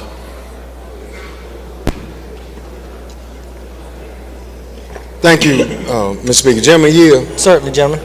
Gentlemen, are you familiar with the air settlement? Gentlemen, I am aware of it, but I'm here to discuss the bill. So if you got some questions for the bill, I'll be glad to answer. I'm asking you to help with my next question. I just wanted to make sure I wasn't taking advantage of you. Thank you, Jim. Gentlemen, in the air settlement, there was a provision placed in the settlement by a federal judge that stated JSU, Alcorn State, and Mississippi Valley had to have a certain percentage of Caucasian students to receive the settlement. Under this language, do they still have to open their doors to Caucasian students? Gentlemen, this bill deals with diversity statements, diversity training, and divisive concepts. We're not talking about admissions within regard to that. So, in certain institutions in this state, there is a diversity component in enrollment. So that's why I'm asking that question. Again, how would this affect Mississippi Valley State, Jackson State, and Alcorn? Would they still have to have that 20% of white enrollment? Gentlemen, I'm here to discuss the bill. And I'm just going to tell you that this is how the bill does. It's applicable to all universities across the state of Mississippi and all public schools and all community colleges. And so it just explains what the concept is and what it's going to be. So again, this federal settlement spoke specifically to the diversity. The reason the lawsuit, gentlemen, if you will follow me, was brought on about diversity and equity, because Mississippi State, Ole Miss, and Southern had received larger amounts of money for dormitories, educational programs, and everything than Alcorn, Jackson State, and Valley. That's the purpose of that settlement. So if we put this in place, can we continue to discuss the heirs settlement, and will we be required to continue to fund the heirs settlement? Gentlemen, all this applies to is the concepts of divisive concepts, statements, and training, and that's what the bill does, and that's my explanation. So are you also aware inside that settlement that we require, those institutions are required to have curriculum that speaks to diversity?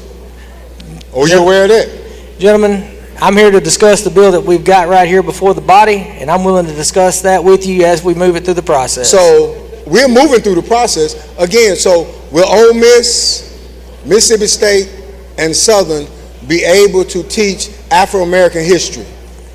Gentlemen, I just want to know, will they be able to teach Afro-American? Can you get a degree in Afro-American studies? Gentlemen, I'm going to lead you back to the divisive concepts. History can be taught.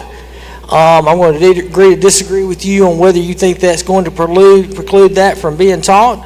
We have a definition of diversity statement and a definition of diversity training, and I've explained that what it is, and that's what we're going. If this bill were to pass, that's how it's going to be done with regard to applicants, to job applicants, and similar materials. And the only academic programs that cannot do, or that is defined on line 114, or courses or offices that endorse divisive concepts or concepts promoting transgender ideology, gender neutral pronouns, etc., with regard to those concepts, and that's what it would preclude. So what are some of the broader social implications of restricting DEI initiatives from this educational setting? All we're doing is making sure that applicants and students cannot require or compel divisive concepts, diversity statements, or anything of that nature with regard as defined in this bill. That's my explanation of it, gentlemen.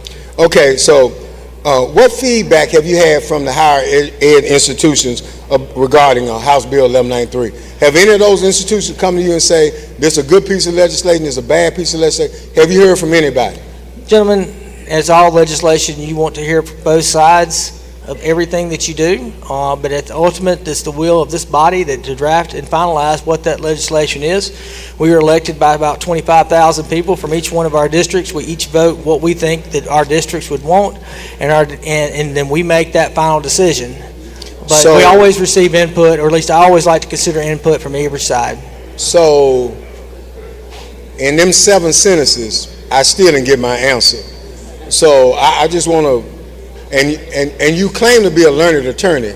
However, I'm a tidbit confused right now, but I'm gonna let you make it. It's okay. So it's all right. Let me ask this question like this: did anyone from Ole Miss come and have a conversation with you about House Bill 1193? Gentlemen, any conversation I have with any individual, I usually don't like to disclose that with regard, but I have received input from other individuals, and I've had received input from members of this body on their bills and what they want, and I've received input from individuals that are opposed to this. There's input received from all different aspects, and that's what's so great about this place that we have right now. We are a house, we're a body of decorum, we have an opportunity to sit here and debate, and I do appreciate the questions that you ask. Gentlemen. I agree to disagree with it, but at the end of the day, this body formulates the policies of the state of Mississippi. We don't allow somebody else to formulate what the policies of the state of Mississippi. This body does. And that's the body that's in front of here for this bill here today, is we as this legislative body in the House of Representatives have decided that we're going to do that. So excuse me if I don't take input from everyone. I do listen to input from outside sources because I want to hear it, but I answer to the people of District 35 in my district that want to have this legislation. And I know some other people out there that want to have this legislation. So that's what we're going to do here today. We're going to debate it. So thank you, gentlemen, for your question. So, gentlemen, are you familiar with the term filibuster? Yes, sir, gentlemen. So, I thank you for filibustering your way through this. However, this is a serious issue for serious people, and I'm just wondering why. Well, let's put it like this. If my child who has a 30 on the ACT and she wants to go to Ole Miss and she wants to study political science with an emphasis on Afro-American culture, would she be allowed to do that under this piece of legislation? Gentlemen, I think she would be able to, but we're going to go back to what divisive statements, diversity statements, and diversity training are all outlined with regard to that. If that program that you're asking talks about, when you look at line 114, it says any offices that promote or endorse divisive concepts or concepts to transgender ideology, gender-neutral pronouns, and no. But teaching of history, we're going to continue to teach history, and we're going to continue to teach our students as we move it of this bill through, and that's what we're going to do. My final question: if I was a doctoral student or a master level student, and I wanted to write a thesis do my thesis on the effect of transgender lifestyle in the African American community and the impact in the state of Mississippi, would I be allowed to write that paper? Gentlemen, it says that the university could not maintain. And what happened? What gentlemen, happened? Hold on. Let me explain. Give me just a second, gentlemen, please.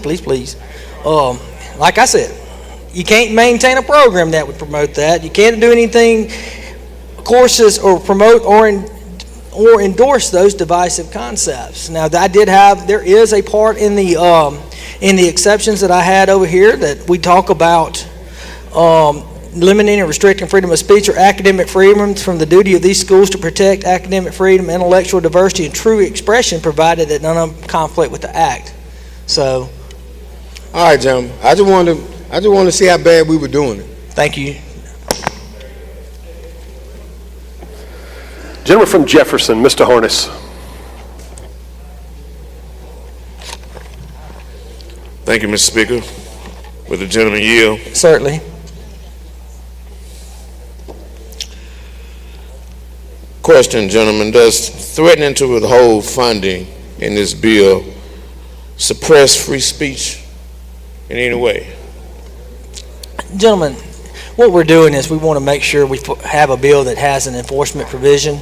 And what I mean by we have an enforcement provision, we have the teeth that we can require these institutions to promote this, because sometimes we have had individuals that try to ignore the mandate of the state of Mississippi and the laws that we have.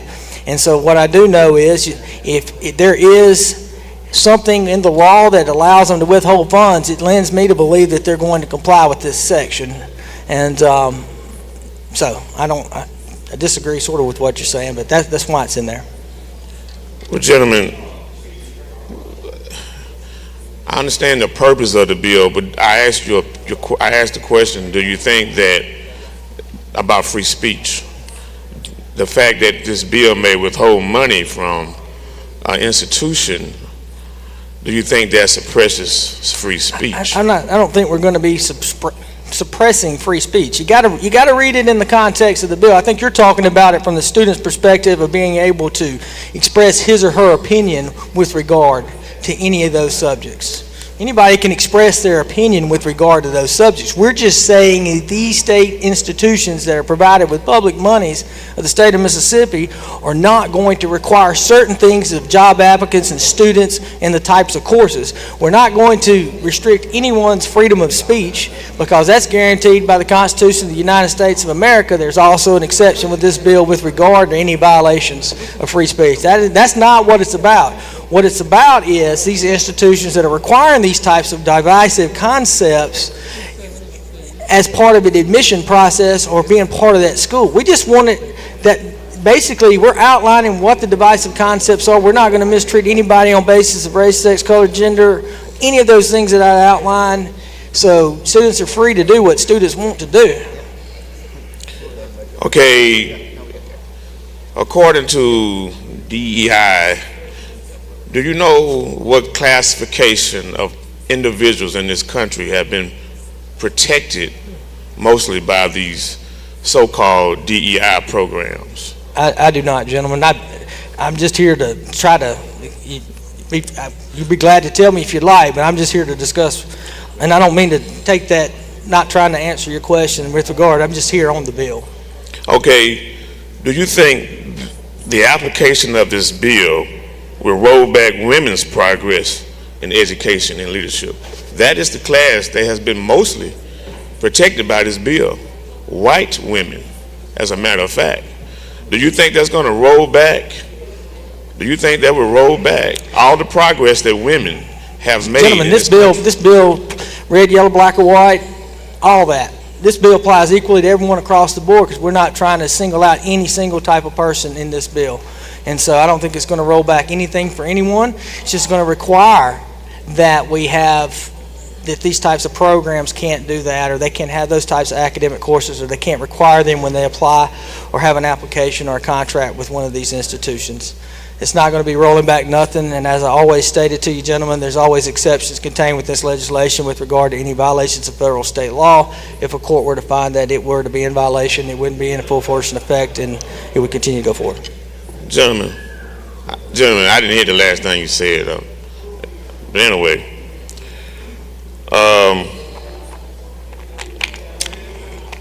so you don't feel that this bill is going to roll back women's rights, basically? Just yes or no? Gentlemen, this bill is going to apply equally across the board to everyone. Red, yellow, black, or white, all the definitions that I've said earlier, it's going to apply equally. I'm not sitting here to point out any certain race, color, creed, national origin, orientation. What I am here to point out is that it's going to apply equally. And that's going to be my response, gentlemen. Okay, without these DEI programs, how are we going to ensure fairness? There's something in this bill that's going to, how are we going to ensure fairness and equity? Because there's human error in everything, gentlemen. Everyone's not perfect.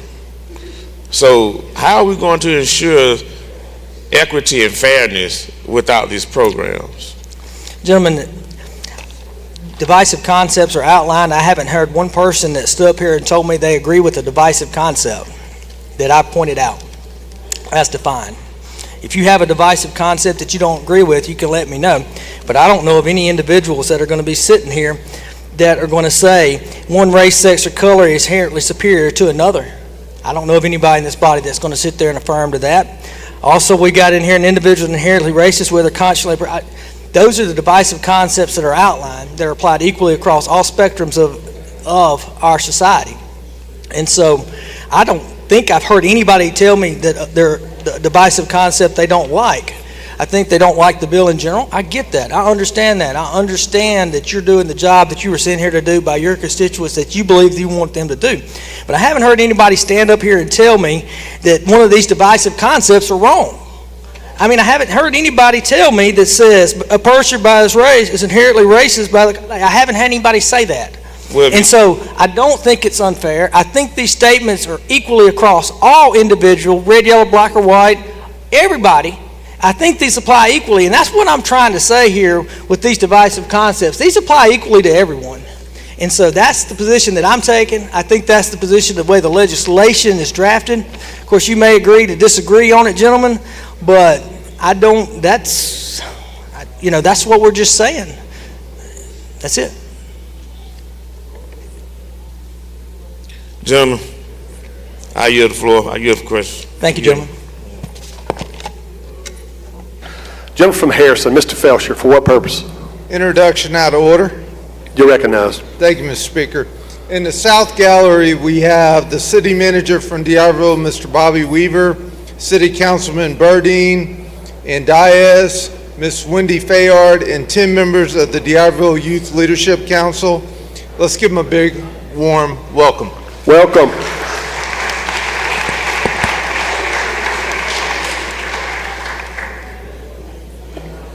Welcome, young people. All right. Further interrogation. I believe the gentleman from Pike, Mr. Porter. Thank you, Mr. Speaker. Gentlemen, will you yield? Certainly, gentlemen. Gentlemen, something that you said struck me.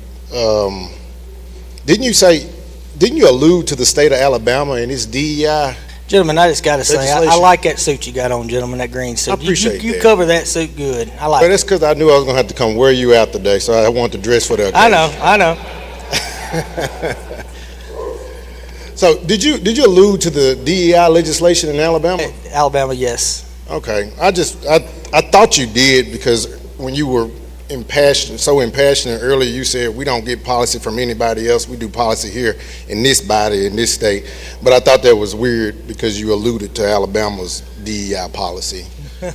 I agree. Gentlemen, lots of other states have passed these types of legislation. A lot of other states have those types of proposed legislation, but I was answering the question to the gentleman about other states, and so there are other states that are out there. Well, that's fair enough, gentlemen. Easy question, gentlemen. You never have easy questions, gentlemen. Well, you're the learning. It's an easy question, gentlemen. You love the state of Mississippi. Gentlemen, I'm here to talk about this bill, and this, of course we all love the great state of Mississippi. But Okay, if you got a question contained within the confines of line 19, I'll give you up to one through the intro, all the way to the other one. I'll be glad to answer. Well, you answered. You said you love the state of Mississippi, which I figured you did, or you wouldn't be in this body, right? And would you agree with me, gentlemen, that this state is composed of different people of different races, different sexual orientations, who practice different religions, basically everything that you have laid out in this bill? Is that correct? Gentlemen, I would agree we are a nation of many people. I'm just talking about the state, but the nation is included in that. Yes. Go ahead. No, go ahead, gentlemen. Well, would you agree that our state is composed of basically everything in here? I'll read them all for you so we don't skip anything. A state with different races, sex, color, ethnicity. I was making fun of some other people. God came back and got me for that. Ethnicity, gender identity, sexual orientation, religion, or national origin. Gentlemen, that's what the legislation says. No, I'm saying, is the state made up of those people? Gentlemen, there are all types of people in the state. And we represent those people too, right? Gentlemen, we all represent around 25,000. And this body is also composed of people of different race, sexual orientation, they practice different religions, so on and so forth. That correct? Yes, gentlemen. And so, gentlemen, my question is, if a college professor, let's say a high school English teacher, wanted my child to write a paper on this legislative body, would it be a violation of this act? Gentlemen, basically what we're stating is, if you'll go to line 114, it would be maintain any programs, that would be that school or that college, any Mr. academic Speaker, I can't hear the gentleman, and Lord knows I want to hear everything he's saying. Gentleman indicates he cannot hear. I want to continue hearing him repeat himself over and over. Go ahead, though. All right, gentlemen, we'll continue the interrogation. On line 114, it talks about maintain programs, including academic programs or courses that promote or endorse divisive concepts and or promote gender-neutral, transgender ideology, etc.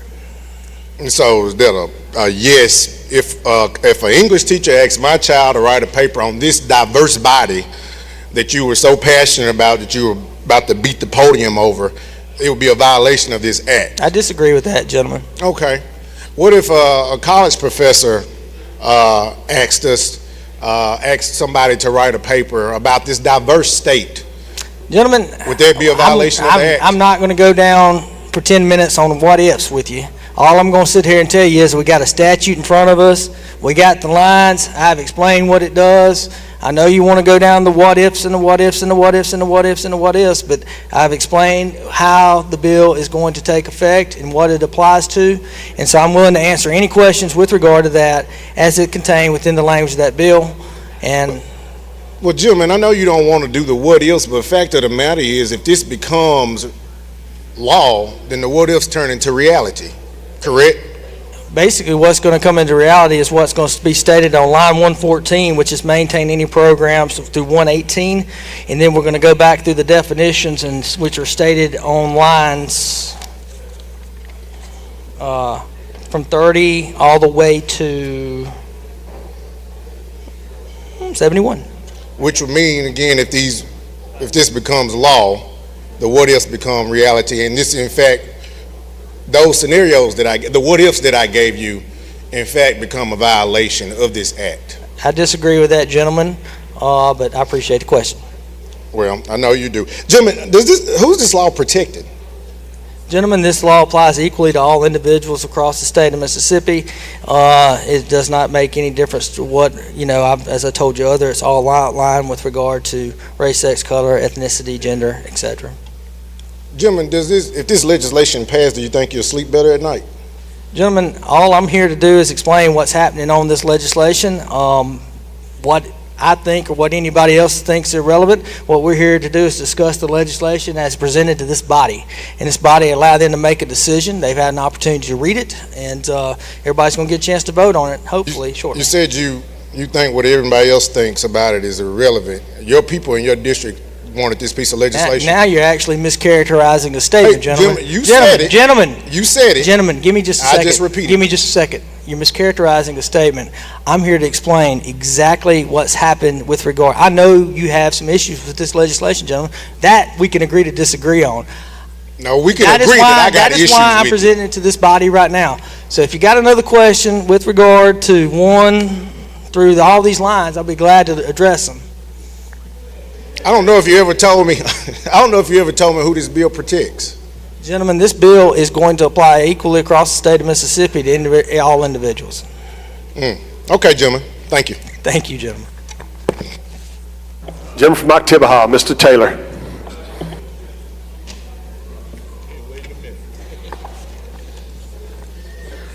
Gentlemen, will you yield? Certainly, gentlemen.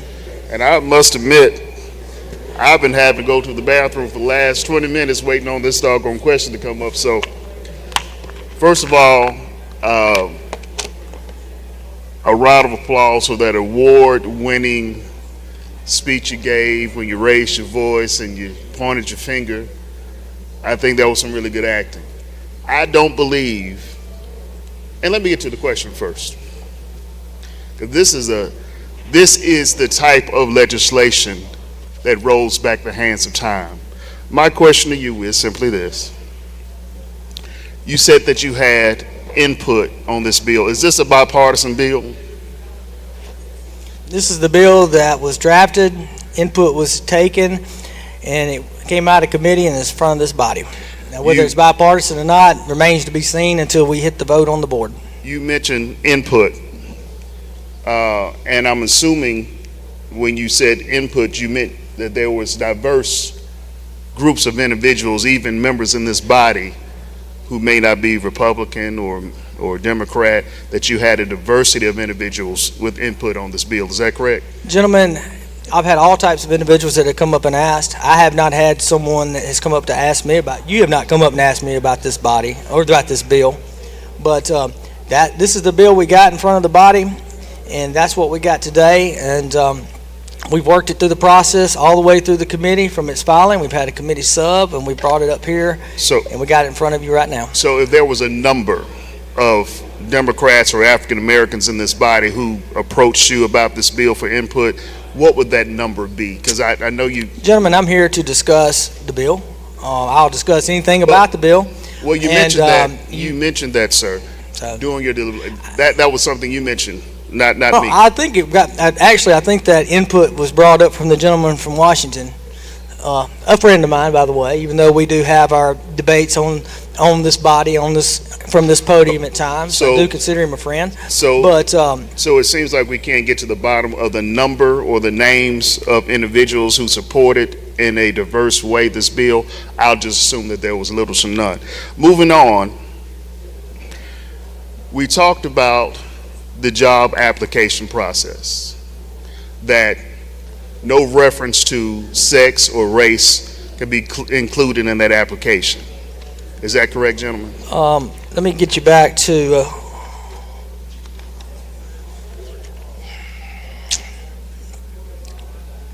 you'll look at line 99. It says require, request, or consider diversity statements or similar materials from job applicants.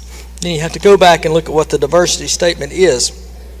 The diversity statement says a written statement or essay that requires an individual to express their views or commitments regarding issues related to. It doesn't say anything about marking a box. It just talks about what your views and your issues are related to that. It's nothing about the application itself. Do I have to put my name on that?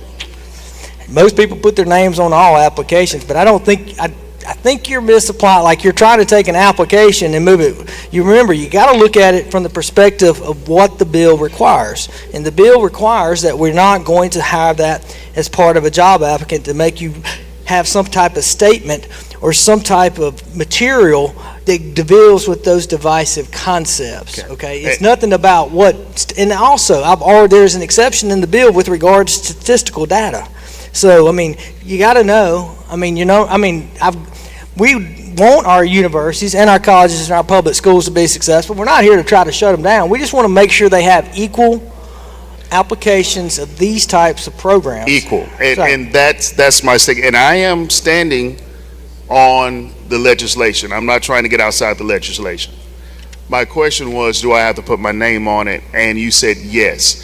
Gentlemen, could you share with the body my name? Gentlemen from Activity Hall, what I want to do is this. I want to discuss the bill. Look, gentlemen, I am not going down rabbit holes. I'm here to discuss the legislation. And I'm here to discuss. Gentlemen, I'm here to discuss that. So if you want to ask me a question, give me just a second. I'm at the podium. I will let you make your statement. And I am always got a lot of respect for you, my friend from Activity Hall, who we represent, same of the Park Taylor from. So, if you want to ask me a question about the bill, ask me a question about the bill. The question is, I cannot run from my name. My name is Sheck Atu Taylor, and by ways of this bill, I could possibly be discriminated just from my name. It is of African descent. I'm totally proud of it. If it goes on an application where there's 97 to 98% of administrators who are of the opposite race, there is an inherent chance without a DEI program of discrimination. I agree. We can disagree on that. No, I appreciate your question. Okay. So if that's the case, representation. Would you agree, gentlemen, that if 30% of Mississippi State University, 40% of Ole Miss are comprised of minority students, what ensures their representation in this bill? What ensures that their administrators, that their educators, that anyone that deals with these students reflect their values, reflect their ethnicities and their culture? Because indeed, this country, this state has always been built on the idea of diversity. If we are excluding those things from applications, if we're excluding these things from educational opportunities, where is the diversity ensured? Because surely, hold on, let me finish. Because surely you're not saying that somehow or another the tendencies of this state have not gone away. Gentlemen, I'm going to disagree. We're going to have to agree to disagree. I appreciate what you're telling me with regard. I disagree with what you're talking about with regard to the application, because you go back to diversity statement, it says a written statement or essay. We got the exceptions for the data and statistical information. I understand your concerns with it, and You're doing your job to ask these questions, to represent your constituents, and I've got a lot of respect for you. Last question, and I'll yield, gentlemen. Oftentimes when you present a bill, you'll just say, this is my baby, this is not my baby, I'm just rocking it. Is this your baby, gentlemen? I'm the primary author on it, gentlemen. Thank you. It's my baby. Gentleman from Washington, Mr. Bailey. Want to speak against the bill? Got it. Gentleman from Holmes, Mr. Clark.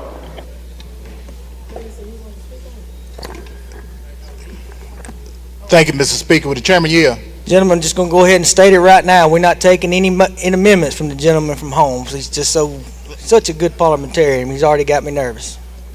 Well, no amendment today, Mr. Chairman. Mr. Chairman, I want to apologize if I had court at 1:30, so if I asked some questions that already been asked, I apologize. But tell me, what are we trying to do with this bill? What are you trying to do? Because I've read it like 3 times, and I'm still trying to figure out what you're trying to do. Basically, we're going to not require any type of divisive concepts to be taught through our public schools or our public institutions. We got to define with diversity statements or any type of diversity training. Okay, and I see in the preamble of your bill you make reference to race, religion, sex. So we're trying to prevent discrimination. Is that what we're trying to do? Basically, what we're trying to say is that the bill speaks for itself. You know, there's a list of divisive concepts that are outlined with regard to page 40. I ask you that I've probably gone over them several times in the last hour. I'm not going to belabor your time, but I was sitting here thinking for a second, gentlemen. How would this affect the teaching of religious courses in our colleges and our universities? I don't think it's going to have any effect upon teaching of our courses, gentlemen. Religious courses? I don't think it will, gentlemen. You read the Bible? I've read the Bible, gentlemen. And I'm not being facetious here. I'm actually being serious. If you read the Bible, gentlemen, there are some passages that one could argue where it speaks about God's chosen people. It speaks about different nations, different people. It speaks about the roles of men and women. Could somebody make a complaint that is a decisive statement? According to your definition, that would be considered Gentlemen, anybody can make a complaint, and we can go through lots of different scenarios. And I'm going to disagree with you on that. But you went down the right rabbit hole. Anybody can make a complaint, right? Yes, sir, gentlemen. And that leads me to that next to that last section in your bill where it says 2 complaints. Now, in one section of the bill, you said a violation would it alludes to the fact you can go to court and get a recourse. Then it says 2 complaints or more, then they lose funding. Number one, my question is, who do they make that complaint to? Gentlemen, it's pointed out through their judicial administrative. They can make their complaint administratively, or they could file it judicially. But I don't see that. I mean, that section is by itself. It just says 2 complaints. Is that a judicial complaint, or that a complaint to the Department of Education, to IHL? Who do you make this complaint to? You would make it to either your principal or your local school board if you were doing it with regard to that. You could make it with regard to your college or your university with regard to that. And at what point do the school lose their money? At the time that the principal received it, or the Department of Ed received the complaint, that's when they cut the money off? Or is there some type of due process? Gentlemen, what we're going to do is that if there is found to be a violation, we suspect and we hope. Your bill don't say that, gentlemen. Your bill says a complaint. We understand. Listen to me. It don't say found to have violated. It just says a complaint. Gentlemen, you're a learned attorney, correct? That's your term, learned attorney. Yes, gentlemen. So when you go down to court and you file a petition, under your bill, when you pay that $148 to file a petition, your bill says you automatically win. It don't say that you have to go through an administrative process. It don't say you have to have some type of judicial decision. It says as soon as the complaint is filed, it's 2 of them, you lose your money. So you don't think that's a violation of due process on behalf of the colleges and universities and schools? I disagree with the statement, but as you know, this bill is going to continue to work through the process as we go and send it down there. I'm sure that the Senate we'll continue to work on it. Hopefully they'll take it up and pass it, but normally they don't do that. And so what this will probably happen is we'll go to conference. The learned gentleman from Adams and yourself, I'll be glad to listen to any input that you have, because that's how we work a process around here. And gentlemen, you said it was your baby, right? Gentlemen, I am the author on the bill along with many other House members. Well, you got a pretty ugly baby right here, gentlemen. Thank you, gentlemen. Gentleman from Hines, Mr. Nelson. Thank you, Mr. Speaker. Does the gentleman yield? Yeah, certainly, gentlemen. All right. Can you tell me what diversity means to you? I'm going to stick to the bill, gentlemen, and diversity is divisive concepts and things are defined in that. Diversity, it means a lot of different things to a lot of different individuals. So it'd be hard for me to sit there. I'd rather just stay within the confines of the bill. But that's fair. Diversity is what makes this state a great state. When we can look around and we can connect on the things that make us different. Now, I want to go to a line on here. This is line number 41. It says one race, sex, color, ethnicity, gender identity, sexual orientation, religion, or national origin is inherently superior to another race or sex. Now, I know that we all can agree with that, correct? That's what the bill says, gentlemen. I'm sorry? Yeah, gentlemen, that's what the bill says, yes. So it says superior, but I don't see any line in here where it says inferior. Gentlemen, that's what the bill says, and that is the definition as we have it. So basically, what this is saying that I can't tell you that I'm better than you, but it doesn't say I can't tell you that you're not as good as me. I think you got to continue to read all the divisive concepts that you have stated through 1 through. You know, 8. I read them. So I think it's encompassed in there. Yeah, I read it. It's not down there anywhere. Now, this is a tricky bill because it does what DEI does currently. Well, it says it's what's supposed to do, but if it did that, we wouldn't have a need for this now. So I can understand how you say we're going to do this or restricting this, but we're going to still protect people. The reason we have DEI now is to protect people. And we talk about, do you know who the most educated group of people are in this country right now, according to statistics? I don't know, gentlemen. Our African American women, and they are still paid lower than anybody else. That's why it's important that we maintain this. Now, gentlemen, I'm going to take my seat on this, but I just wanted to put that on the record. Thank you. Thank you for your questions. Lady from Humphreys, Ms. James Jones. Thank you so much. Gentlemen, do you yield? Yes, sir. Yes, ma'am. There we go. Quick question. You mentioned again the conversation about the complaint. Is the complaint going to be a formal complaint? Will it be just something that you write on a letter? Is it just a verbal complaint? Can you tell me the contents of your complaint that's listed in this bill? What would it be comprised of? That would be up to the individual person that's drafted it. I think I've answered this question about 4 or 5 times, lady. But the complaint would be for the violation, and it says other violations of the act. So you would. I'm not here to tell an individual attorney what they're going to do and how they're going to draft it, because there's lots of different ways to draft it, because pleadings have to be a short, concise statement within Rule 8. But those are the types of things that would be contained within there. We're not going to sit there and tell you how to outline what you want to do. We're just saying the outline of the act, and everything's going to proceed as it would under normal operation after that. So then, follow up. Just it can be a verbal complaint, and that would be acceptable as well. And no, lady. Just question, lady. Basically what we're saying is that you can reach out there, you can file judicial relief, or you can seek administrative relief, however judicial you want. relief in the courts? Yes, you could file something in the courts, or you can make your complaint. I can't hear you, I'm sorry. I'm sorry. But like, I'm about a little hoarse right now, so let me get a drink of water real quick. You can file your complaint, or you can lodge your complaint. However you want to make your complaints, you can. I've asked and answered this question, and that's what the section says. So that's how you're going to move forward, lady.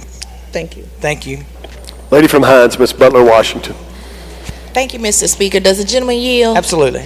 I have one question. Are you aware, or can you tell me that if banning DEI programs and this statement, how will that affect federal funding for our school districts and our institutions of higher learning? I have an exception in the back with regard to federal regulations and things. I also have an exception with regard to accreditation standards as well. So if something conflicts with this act with regard to accreditation standards, I know that there were some individuals in some accreditation that require these types of things. What we don't want to do is make sure we don't have a Mississippi State or an Ole Miss or a Jackson State or a Valley State with regard to funding. There are exceptions contained within this bill to make sure that happens. Is that also for our high schools? It is for all public schools. Okay, thank you. All right, you're welcome. All right, I don't see any further interrogation. I've had the gentleman from Pearl River indicate he's got an amendment, and then the lady from Jones has an amendment.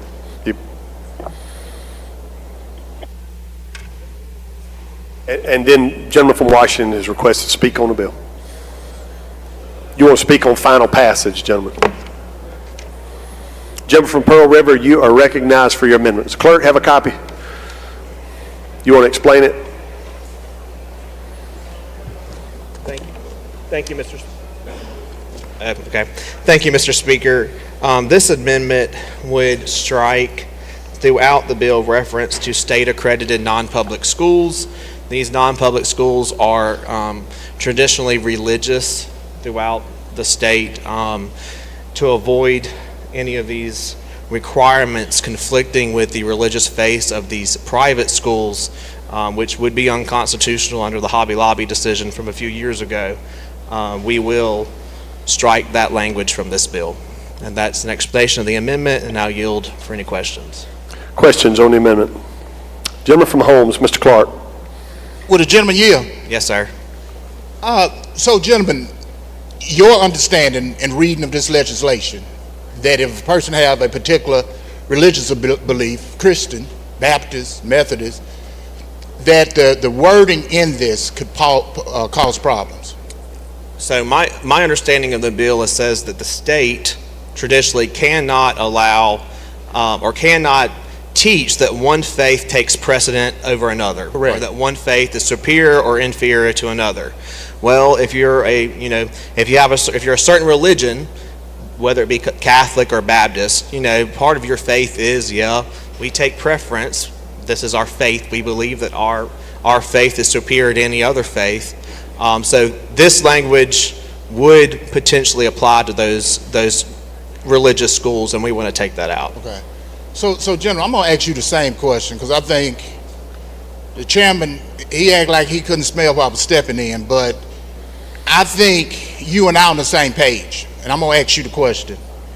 Do you think this bill will pose a problem in the teaching of religious courses at our colleges and universities? I do not. I don't, because it talks about whether or not a religion is inferior or superior.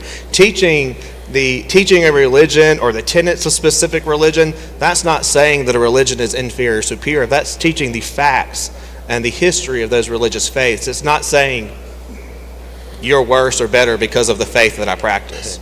I don't think you smell what I'm stepping in. You just might not be stepping in the right spot. Let me ask you this. You're an attorney. At the very least, an argument can be made. Can we agree to that? Gentlemen, I am an attorney. I can make an argument about anything. Okay. Thank you, gentlemen.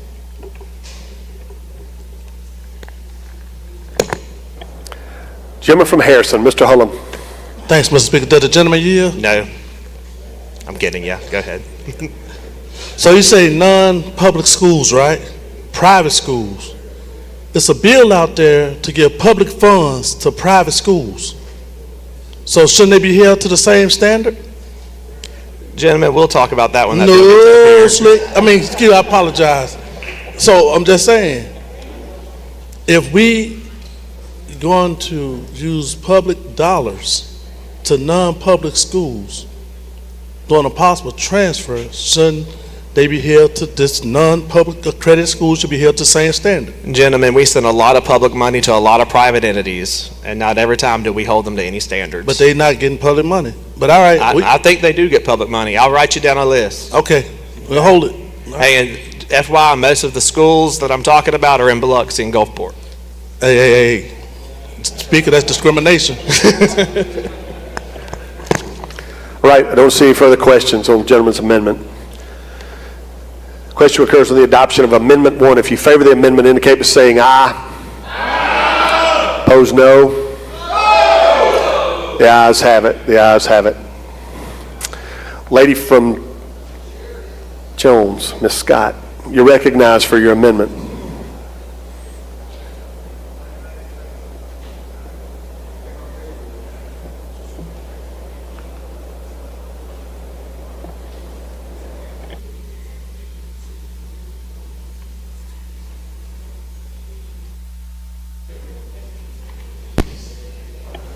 Lady, you're recognized to explain your amendment.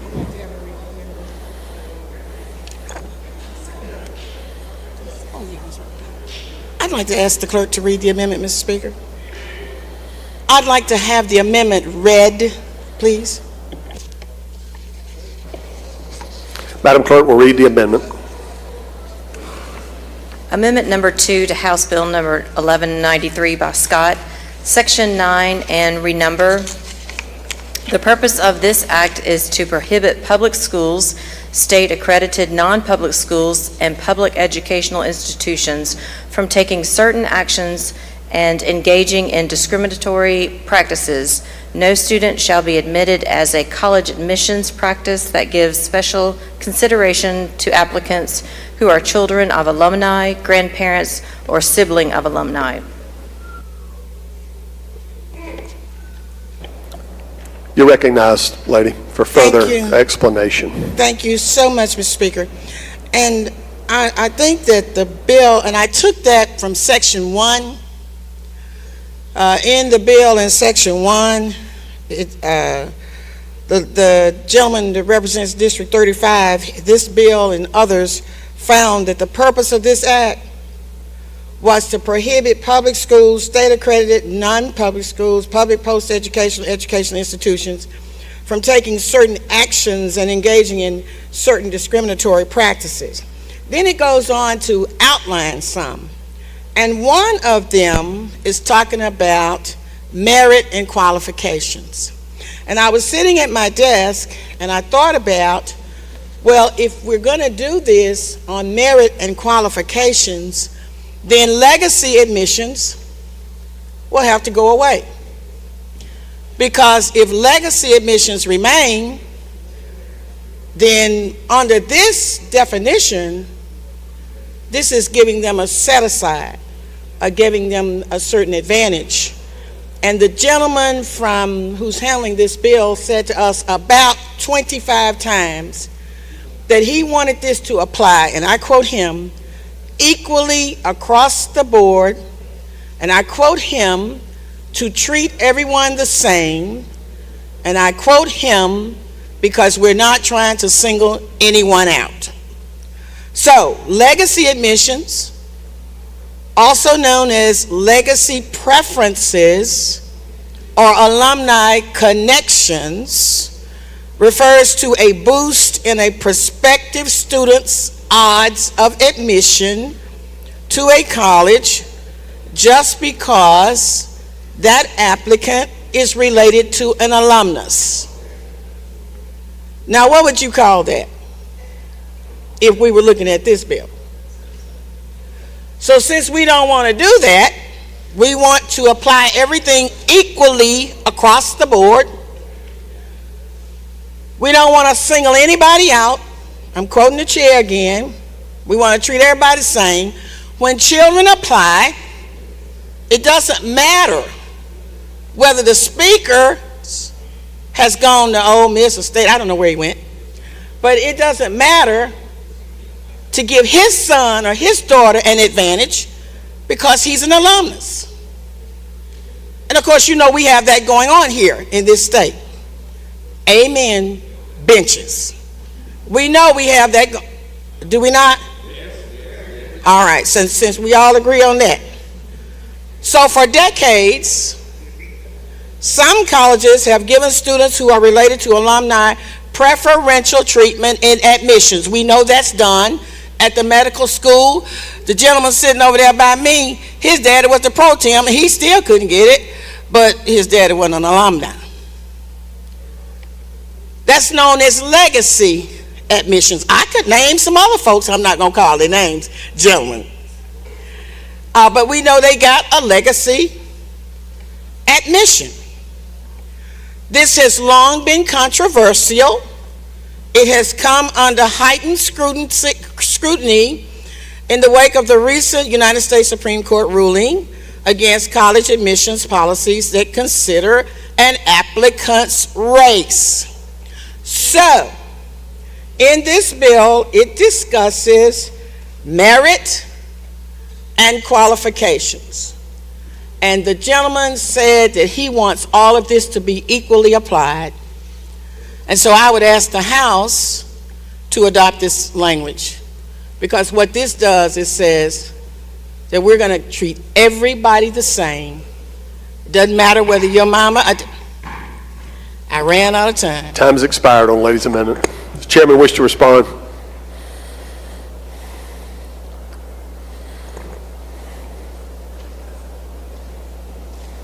Thank you, Mr. Speaker. Basically, the lady is getting into the admission process, what we're doing here.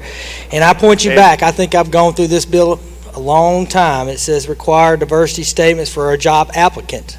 Okay, that's someone that's working for that public institution, or a diversity statement for admission. Have someone do a diversity statement. We're not getting into admission standards. We're not getting into ACT scores. We're not getting all the other one. We're based on requiring an individual with regard to having them to make a diversity statement, which is defined previously in the bill, and it has nothing to do with regard to that.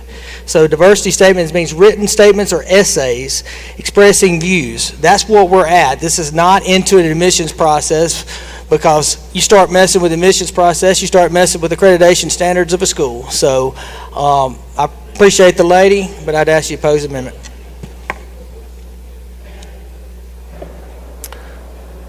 Does the author of the amendment have anything else? She has an opportunity to close, should she wish. Thank you so much, Mr. Speaker. I don't know if the gentleman read his own bill, but we'll go back and read it to you again. In section 1 of the gentleman's bill, on line 22, it says they are trying to refrain from allowing these schools to take certain actions and engaging in discriminatory practices, gentlemen. In discriminatory practices. So that's everything. Would you not agree? That's what this says. Then it goes on to talk about all of the things that's involved in that. Merit, qualification, race, and everything else. But even going further, gentlemen, with your argument as it relates to ACT and all of that, in your bill, you have divisive concepts. And if you would go to line over there where it talks about line 69, where if you create a particular class to oppress another class, legacy admissions meets that description, because that's what it does. Because it says that a legacy admission, it gives that person a boost. It's like being that a legacy is kind of like giving the Disney Fast Pass so that you can go to the front of the line. Now, y'all, that's just the truth. And if you're serious about diversity, equity, and inclusion, and you say it's not right, that you want to put everybody on the same plane, that you want to treat everybody right, then in order for you to treat everybody right, you have to adopt this amendment. You cannot sit there in good conscience and say that you're going to allow somebody, because their mother, father, grandfather, granddaddy went to Ole Miss Law or to the University Medical Center, that they get a leg up over Brian Clark, who wanted to be a doctor and could not get in. And I think everybody in here agrees that he's a learned attorney. So if we're serious, I would ask you to adopt this amendment. Thank you. Question occurs on the adoption of Amendment 2. If you favor the ladies' amendment, indicate by saying aye. Aye. Opposed, no.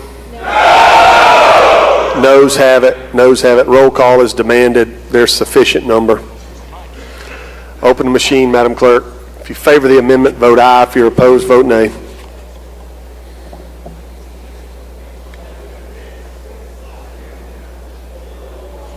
Has everyone voted? Has everyone voted? Close the machine, Madam Clerk. By a vote of 42 yeas, 71 nays, the amendment fails. All right, I believe that concludes our amendments. Gentleman from Washington, Mr. Bailey, has requested to speak on the bill.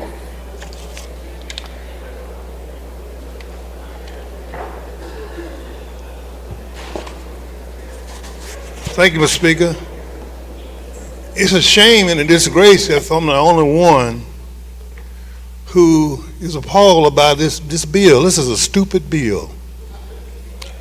And it's stupid for this day and time in Mississippi because with all indicators in terms of achievements in this country, Mississippi falls at the bottom, way at the bottom. Again, this bill places us way at the bottom. Mississippi finds a way to shoot itself in the foot every time. Mississippi finds a way to give our young people, when they travel across the world, a black eye. They're ashamed to say they're from Mississippi because of the things, the foolish things that we do here. Now, I got up here to talk, and I don't have anything to be afraid of.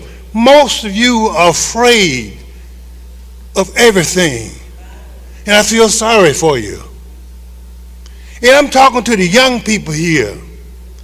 I ain't got to be afraid of anything. My wife has already bought my casket. In 2020, that's true. 2020, I had COVID and almost died, and she prepared for that. I'm glad she did. I don't owe anybody anything on that casket. So I can get up here and talk and say what I want to talk. But I say that to you young people because you have a life to live in this state, white and black. And if you don't take any kind of pride in what you're doing and what you're developing now, I feel very sorry for you. If you're afraid, I feel real sorry for you because you'll never be worth anything in the sight of God. This body has been given Bibles. The Bible could not be taught in this state under this bill because it talks about diversity, it talks about equity, and it talks about inclusion. All of those things will be against what the Bible teaches. So we're hypocrites, people. And I know y'all think it make you feel big because you're putting somebody else down. But it take a little man to push somebody down. It take a big man to help lift other people up. And we're not about lifting people up. We don't want to put them down. We take pride in that. But let me tell you what you need to do. You need to tell the young people, don't go to Ole Miss and play football anymore. Don't go to Mississippi State and play football no more. Go somewhere else. Don't even go to Alabama. Don't go to Mississippi Southern black players. Don't go there. Scholars who got 30 on the ACT, do not go to Ole Miss. Don't waste your time. They don't want you there.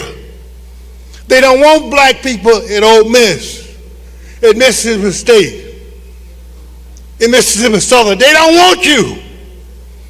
Tell your families that come down here every year in family reunions and spend money in Mississippi. Tell them don't come here anymore. Mississippi does not welcome you because you're black. You're different. We cannot legislate morality.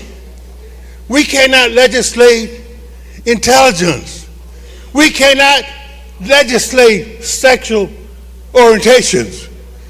There are some things that you cannot touch because God intends that you don't touch those things. But yet we think in our wisdom that by passing these laws down here, that we are carving out a country the way we want to be seen.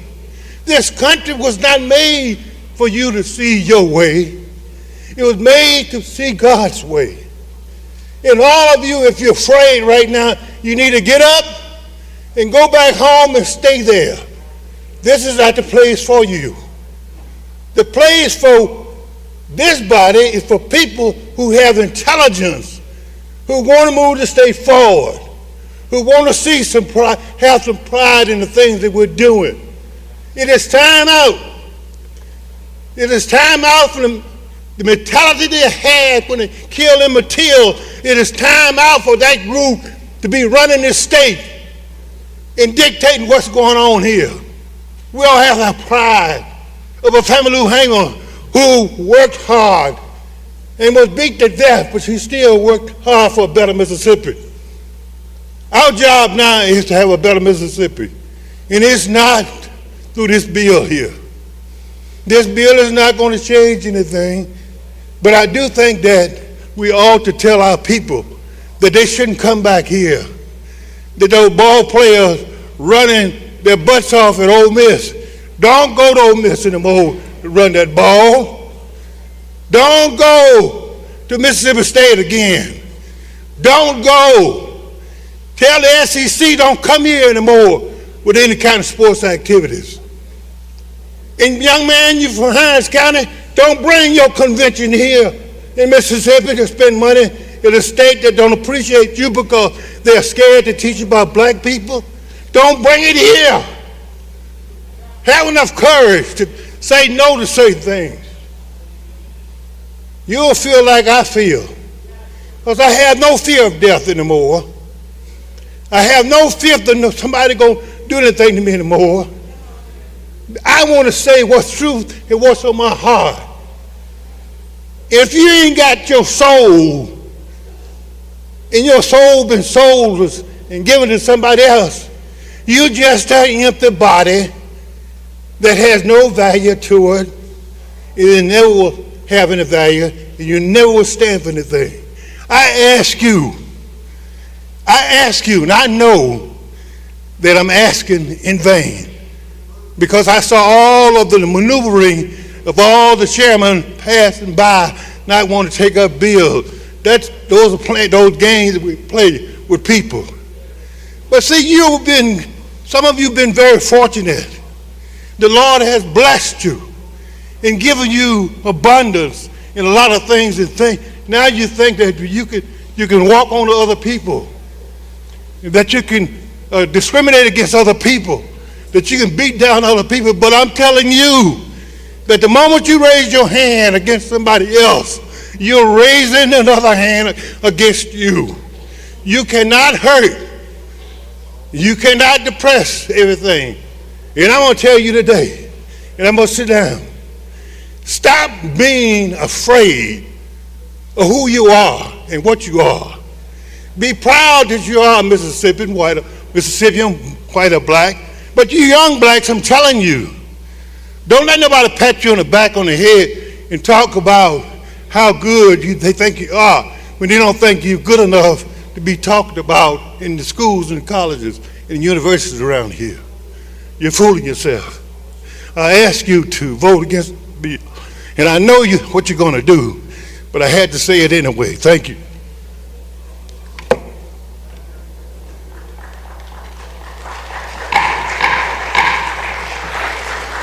Please maintain order. Gentleman from Jefferson, Mr. Harness, for what purpose? Thank you, Mr. Speaker. Speak on the bill. You're recognized.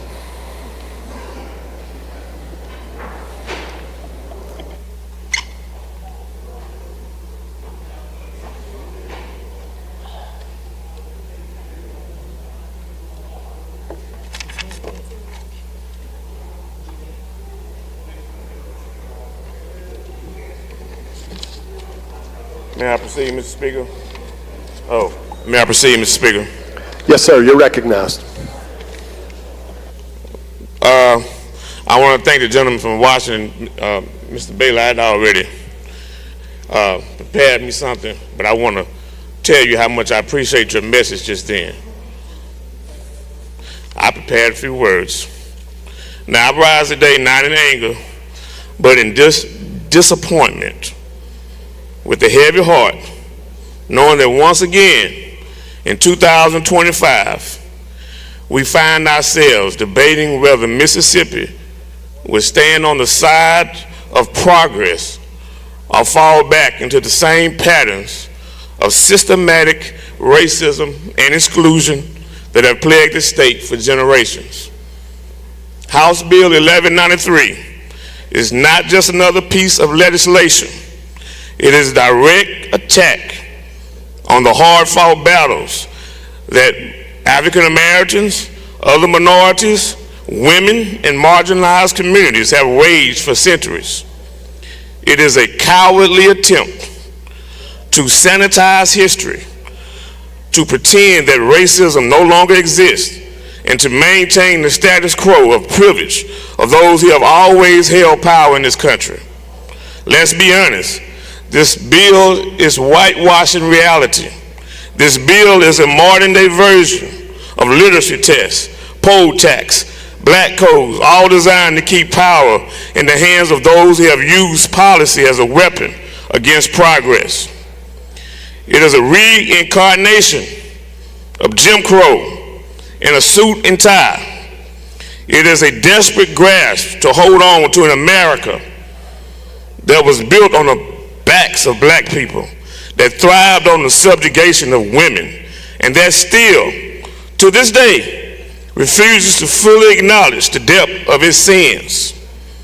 For centuries, white supremacy dictated that African Americans and women were not worthy of the same opportunities, the same dignity, or the same humanity as their white counterparts.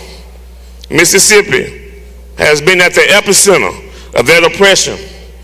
This state watched and participated as black bodies swung from trees like strange fruit.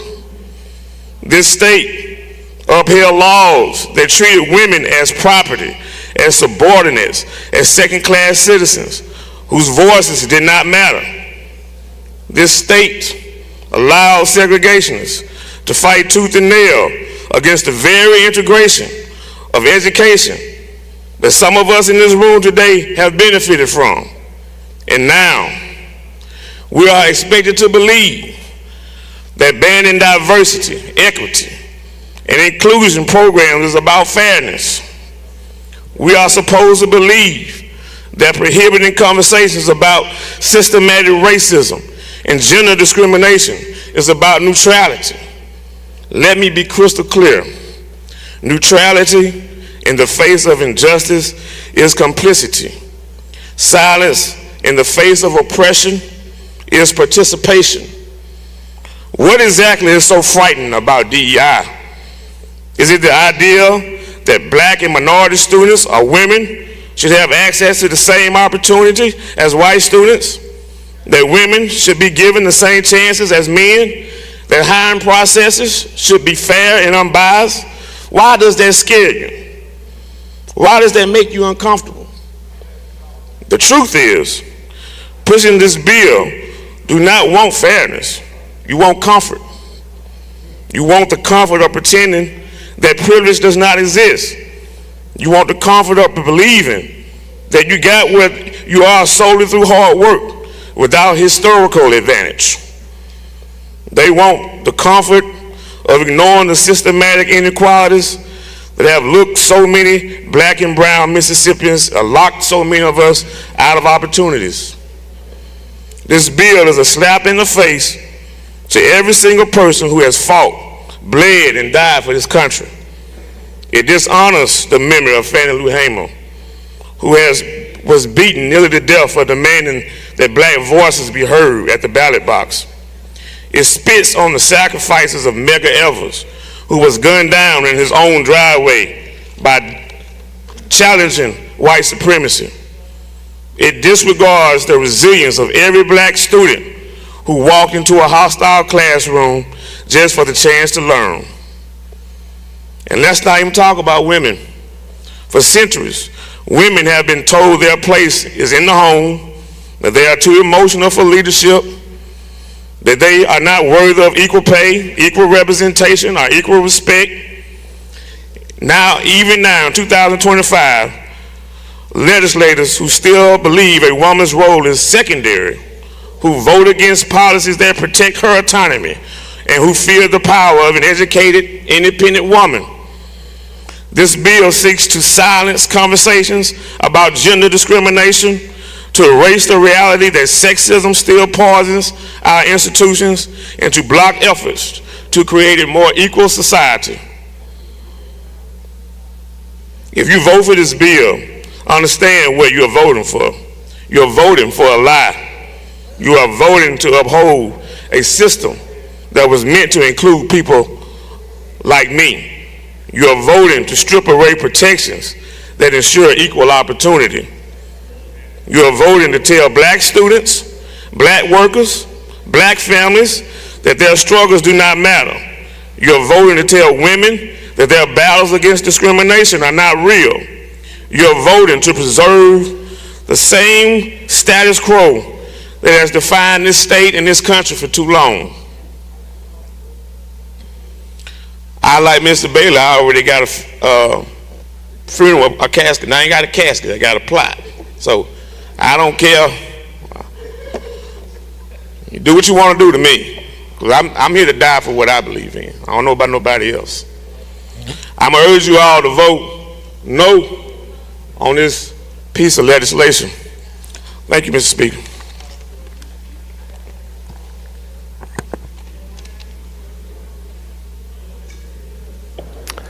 Gentleman from Harrison, Mr. Hullum, for what purpose? Mr. Speaker, to speak on the bill, quick. You're recognized.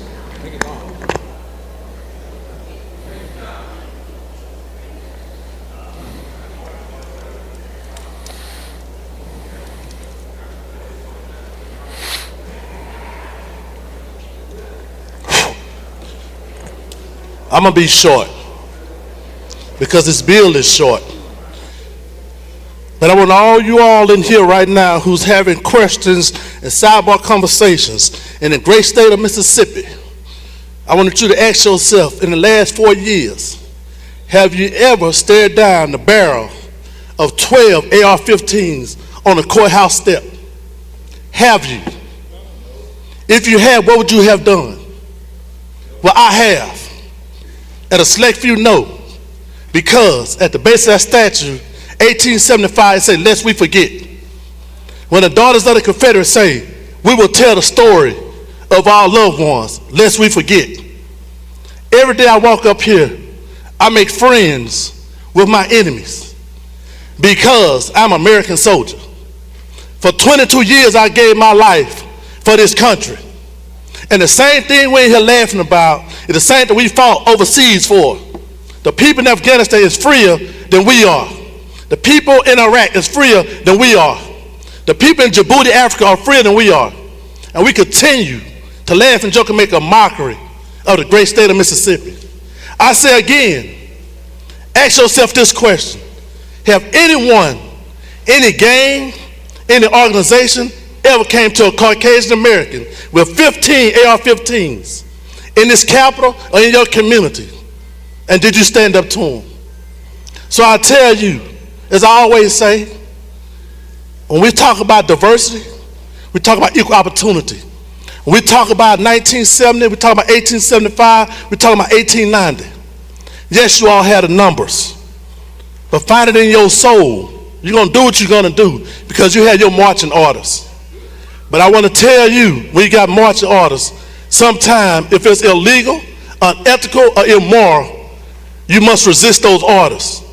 But do what you got to do, because I'm here to tell you, I say again, if you have not stared down the barrel of 15 AR-15s in the great state of Mississippi on a courthouse step with the sheriff department standing there can't do nothing, Or you're not willing to give your life to it, continue to do what you're doing. But I have. And I stood up for blacks. I stood up for whites on a daily basis because I'm an American soldier. I have taken life in combat. I'm willing to save life in the city of Jackson. And I'm telling you right now, no matter what you do, how you feel, think, or believe, the person you laughing with is not going to save your life. The person you vote against will save you. DEI, we know where this is coming from.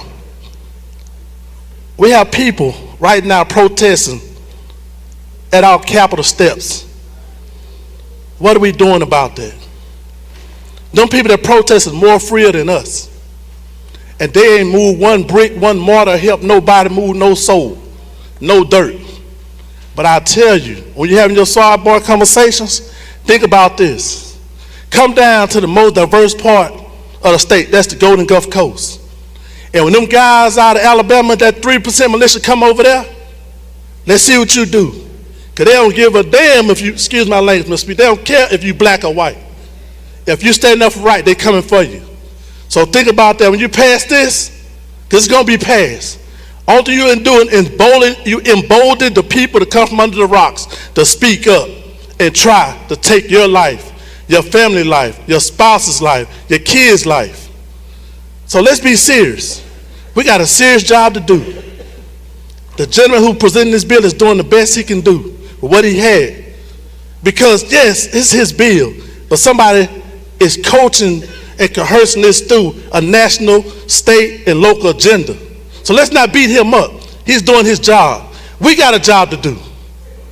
Let's do our job. Let's come together. Let's keep moving forward. We done came too far as a state, collectively, to fall back. We're going to do what we got to do. And I tell you again, I'm going to leave you with this. I want this to sizzle in your spirit. If you never took a life, if you never stared down the barrel of 15 AR-15 by the 3% militia with a freaking dog in the streets of Mississippi, I want you to understand this. You're not free as you think, because you're no different than me, I'm no different than you. But do what you do, pass what you pass, but in your heart, you got to sleep with it. Because when something happens to your family member with this bill from somebody from under a rock, what are you going to do? And I say again, think about it. Do what you're going to do. Your constituents sent you up here. Do what you're going to do. But I tell you, you're not hurting us. You're not killing us. We're killing the thought process of the forward momentum we have made in this great state. This is a great state. This is the best state. Because ain't nothing they can do at the federal level to stop us, because we've been on the federal state mandate for years. So it's no different. But I tell you, when you pray, pray that your grave is 4 feet, not 6 feet, because one day you're going to see your maker.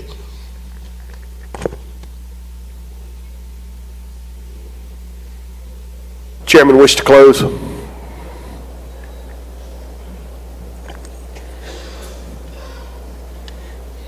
Final passage, Mr. Speaker. All right, the gentleman from Madison has requested that the bill be read. There's constitutional provision. I would ask Mr. Clerk if he would have the bill read.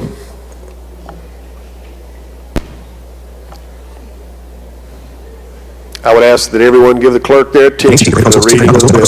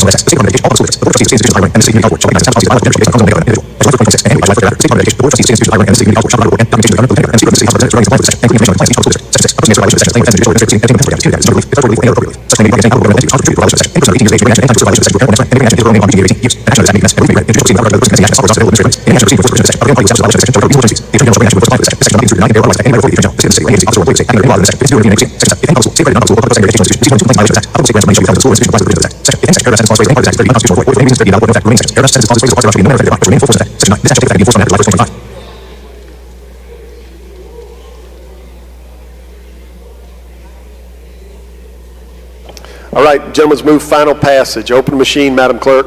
If you favor the bill, vote aye. If you're opposed, vote nay.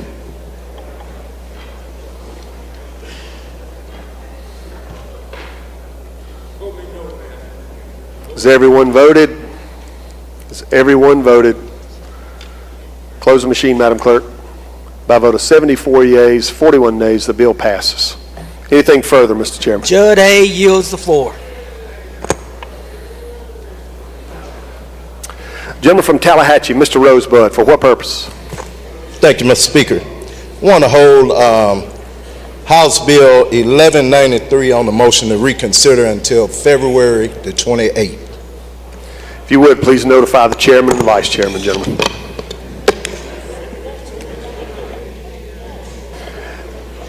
Gentlemen, by way of telling you to notify the chairman, I don't honor your request until that date, but it'll be held until such time as it's moved. Thank you for your motion. Please notify the chairman. Right, Chairman Judge B.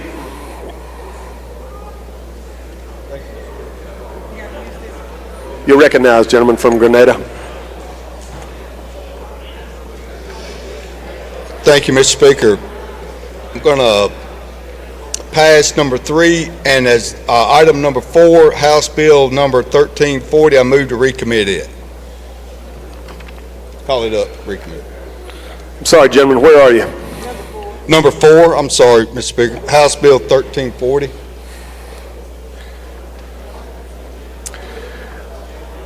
I want to get it off the calendar. We were down to 183. You want to go back? I want to go back up. Is there objection to the gentleman going back? We've had objection earlier today to skipping around, so I want to be sure everybody's okay with that. I hear no objection, gentlemen. Thank you, Mr. Speaker. Call up 1340, and the motion is to recommit. Gentleman calls the bill up, moves the rules be suspended. The bill considered engrossed read the third time and placed on final passage. All in favor say aye. Opposed no. The ayes have it. Gentlemen, your motion is to recommit. It is. I'm sorry, I didn't hear you. I thought you said to make the usual motion. No. Gentleman's motion is to recommit House Bill 1340. If you favor the gentleman's motion, indicate by saying aye. Opposed no. The ayes have it. The ayes have it. Next item, gentlemen.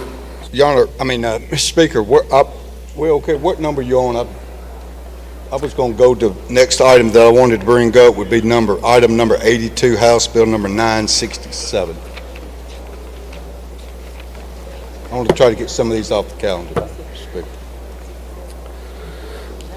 All right, gentleman's requested to go back to item 82. Is there objection? Gentlemen, you're recognized. Thank you. Mr. Speaker, call up House Bill 967 and advance the usual motions.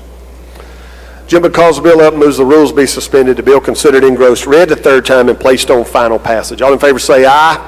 Opposed no. The ayes have it. You're recognized to explain the bill. Thank you, Mr. Speaker. All this does extend the repealer on the Parker's Law, and that's the explanation of the bill. Questions on the bill? I don't see any, gentlemen. Move final passage. He moves final passage. Open the machine, Madam Clerk. If you favor the bill, vote aye. If you're opposed, vote nay.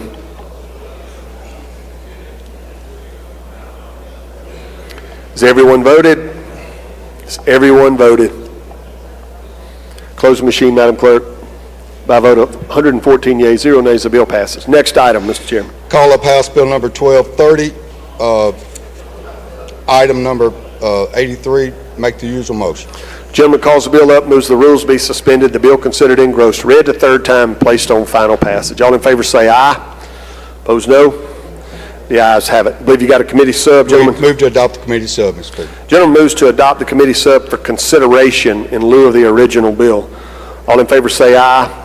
Opposed, no. The ayes have it. You're recognized to explain the committee sub. Thank you, Mr. Speaker. What this bill does is require local law enforcement officers and MBI to notify to be notified by any sheriff's department or MDOC within an hour after an inmate or detainee escapes from the any of those facilities, and also to notify them immediately upon capture. That's the explanation of the committee sub, Mr. Speaker. Questions on the bill? I don't see any, gentlemen. Move final passage. He moves final passage. Open the machine, Madam Clerk. If you favor the bill, vote aye. If you're opposed, vote nay. Has everyone voted? Has everyone voted? What number? Close the machine, Madam Clerk. By a vote of 113 yeas, 0 nays, the bill passes. Next item. Mr. Speaker, I'd like to jump right back up to 81. I didn't see that number on there. I'd like to we go to 81, House Bill 565, advance the usual motions. There's no objection. The gentleman's requesting to go back to item 81, House Bill 565. Hearing none, he makes the usual motion. Yes, I'd make the usual motion. The gentleman calls the bill up, moves the rules be suspended, the bill considered engrossed, read the third time, and placed on final passage. All in favor say aye. Opposed, no. The ayes have it. You're recognized, gentlemen. I recognize the gentleman from Hancock County to. Gentleman from Hancock is recognized to explain the bill. Thank you, Mr. Speaker, Mr. Chairman. House Bill 565 it's a bill that we're trying to clean up rogue law enforcement officers.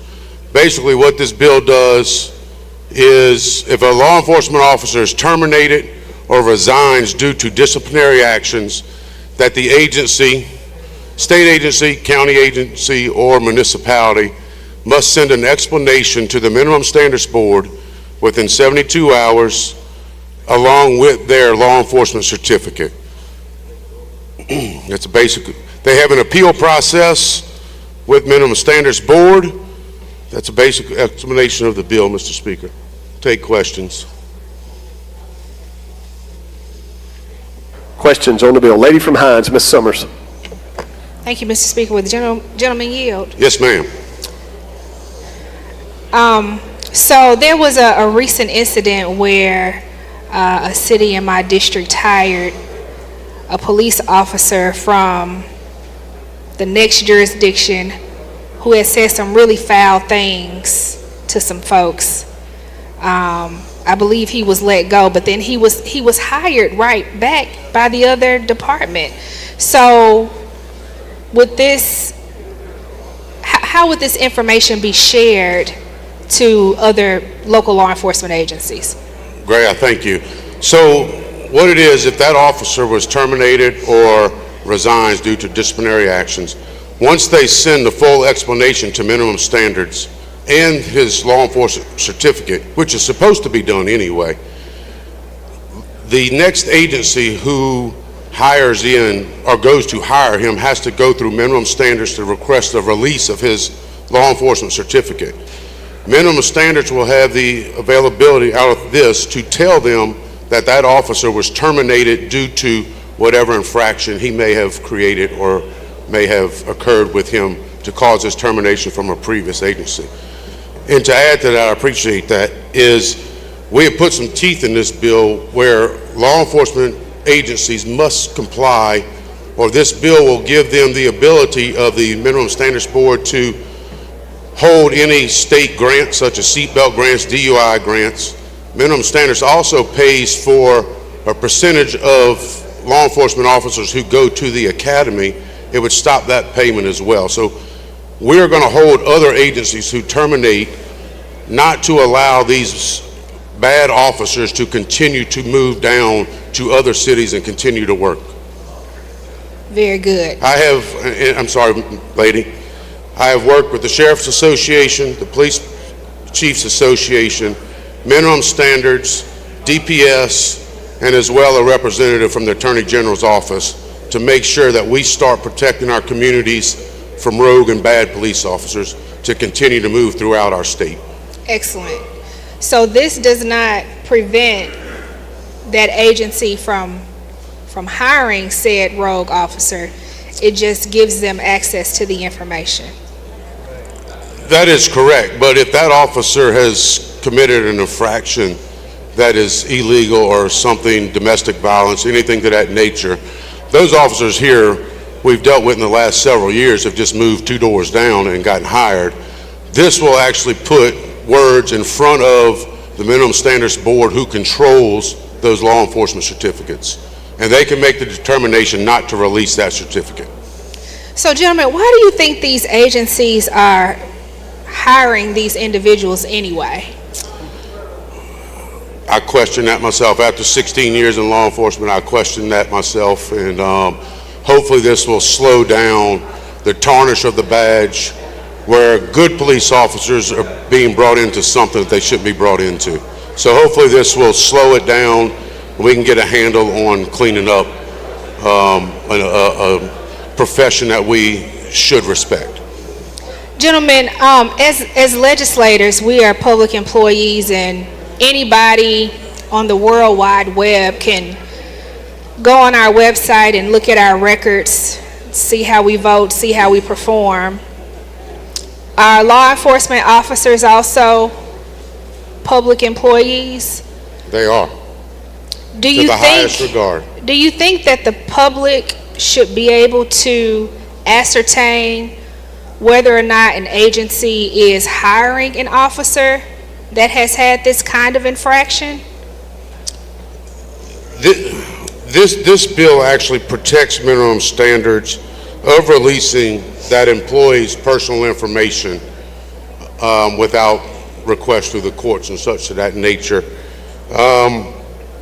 I think the social media we have today, I don't think many of them are really safe any longer from their actions of what they may do to the general public in our areas. And you're probably right about that, but I guess it's only if you are on social media and you're looking specifically for that information that you might have to scroll forever to get it. But if an agency is hiring a rogue officer and that officer is going to be in your community, so-called protecting and serving, and they've clearly shown that they have not been able to do that in another agency, I think the public needs to know who these individuals are. This bill does not address the release of that information, but I agree with you, and I'm hoping with this bill and what we're working on, it's going to stop that officer one time from going to another agency, so we don't have to worry about your community or my community being involved with that officer any longer. Well, gentlemen, and I'm going to take my seat, but would you be amenable to providing some type of level of transparency? We can definitely address that, and I'd be happy to work with you on that. Okay, thank you, gentlemen. Gentleman from Washington, Mr. Hines. Thank you, Mr. Speaker. Gentlemen, you yield. Yes, sir. I appreciate your expertise in this subject matter. I have a quick question. Maybe I missed it. So, I'm being investigated for violating someone's civil rights. I see that the case against me is pretty strong. So before the charges can be brought, I resign. And I resigned and moved from the Golden Gulf Coast up to Lee County. How would this information follow me? Gentlemen, it's very clearly defined in here. Even if you resign due to a disciplinary action, the same procedures happen as well as if you're terminated. So what happens in this case, me and the clerk good friends, and all the documentation is not properly entered into the system to follow me. Are there any safeguards or any penalties for all my documentation not following me? There is, gentlemen, and that goes back to the compliance that we hold the agency responsible, where we're going to hit that agency financially, so they must comply with it. And if we catch up with them, or the Minimum Standards Board catches up that they didn't quite do it, there are actions within this bill. Appreciate your hard work. Yes, sir. Don't see any further questions, gentlemen. Move final passage. He moves final passage. Open the machine, Madam Clerk. Favor of the bill, vote aye. If you're opposed, vote nay. Has everyone voted? Has everyone voted? Close the machine, Madam Clerk. By a vote of 116 yeas, 0 nays, the bill passes. Next item, Mr. Chairman. Item number 84. Oh, shoot. Item number 84, Mr. Speaker, House Bill number 1252. Advance your usual motion. Gentleman calls the bill up, moves the rules be suspended. The bill considered in gross read the third time and placed on final passage. All in favor say aye. Opposed, no. The ayes have it. You're recognized, gentlemen. Recognize the gentleman from Pearl River explain. Gentleman from Pearl River is recognized to explain the bill. Thank you, Mr. Speaker. Thank you, ladies and gentlemen of the House. This bill is House Bill 1252. It comes to us by way of the gentleman from Harrison, Representative Hullum. This bill would simply require that public defenders have free access to MEC. As you know, the state, they do not have to pay for their MEC records. However, those individuals employed by the state who represent indigent defendants do in fact have to pay for these records. So this will just remove that requirement and let them have MEC access for free. That is a simple explanation of the bill, and I will yield for any questions. Questions on the bill? I don't see any, gentlemen. Move for final passage. He moves final passage. Open the machine, Madam Clerk. Favor of the bill, vote aye. If you're opposed, vote nay. Has everyone voted? Has everyone voted? Close the machine, Madam Clerk. By a vote of 115 yeas, 0 nays, the bill passes. Next item, Mr. Chairman. Thank you, Mr. Speaker. I'd move to the next item, item number 85, and I'd make the usual motions. Gentleman calls the bill up, moves the rules be suspended. The bill considered in gross read the third time and placed on final passage. All in favor say aye. Opposed, no. The ayes have it. You're recognized, gentlemen. Thank you, Mr. Speaker. This bill amends our Victims of Human Trafficking and Commercial Sexual Exploitation Fund to provide for some discretion as to that mandatory penalty that we use to fund that fund. It's currently a mandatory $1,000 penalty, but we've noticed that judges have been instead pleading individuals down to crimes that do not have to pay into the fund because of how large the fund is. So this will do two things. It'll give the judge discretion between $100 and $1,000. It will also allow the judge to set individuals up on a payment plan so we can recoup more of this money. This comes to us by and through the gentleman from Harrison, Representative Felsher, and I'll yield for any questions. Lady from Jones, Ms. Scott. Well, the gentleman here, Yes, ma'am. now, I'd like for you to tell me again what it is you're doing. Are you lessening what somebody that's being convicted of human trafficking and sexual exploitation would have to pay? We are giving the judge discretion between $100 and $1,000. So yes. somebody can be fined a lousy $100 and they have human trafficked, they have sexually exploited some Mississippian and some judge that we just gave some of them more monies to travel with. Lady, that, this crime is get not the crime of $100. human trafficking. We put this assessment on a lot of other crimes, a lot of misdemeanors. So if you get in a fight at a bar, for instance, you get simple assault, this fine goes on that as well. So we've had a problem with judges, instead of giving these kids $1,000 mandatory fees, they're not human traffickers. We just use that crime to fund this fund. Well, let me ask you this. Did the committee give any consideration to making a separate so we can fine them $20, $30, $50, $100,000 for this separately? We can fine human traffickers. I think it's $10,000 to $25,000 if I'm not mistaken. That's a different But that fine. doesn't go in this fine? No, ma'am, that's different. Why is it doesn't go in this fund? Well, Why does this not go in that fund? we created a fund to help prosecute and protect human traffickers. Human trafficking victims. What? Okay. Yeah, wrong one. Yeah. So a couple of years ago, we created this when Speaker Gunn was Speaker. We created this fund in order to fund, therapy and prosecution efforts and all this different stuff. Wait a minute. We're Therapy noticing for a human for a sex for victims. Yes, ma'am. Oh, okay, for victims. All for right. victims. Okay. Go and ahead. all of us who have to answer your questions. Okay. We got so many funds here, We do. and that's one reason why we can't keep up. Right. But I hope that the committee will give some consideration to one fund and then come back with a substantial amount of money, because I think you would agree, gentlemen, that if you are sexually exploiting a Mississippian and you're human trafficking in this state, we ought to be charging them up the kazoo, in my opinion. I agree, and we've got a couple more bills coming you'll probably like. Bring them now. Now you ain't had that so far. Gentleman from Prentice, Mr. Arnold.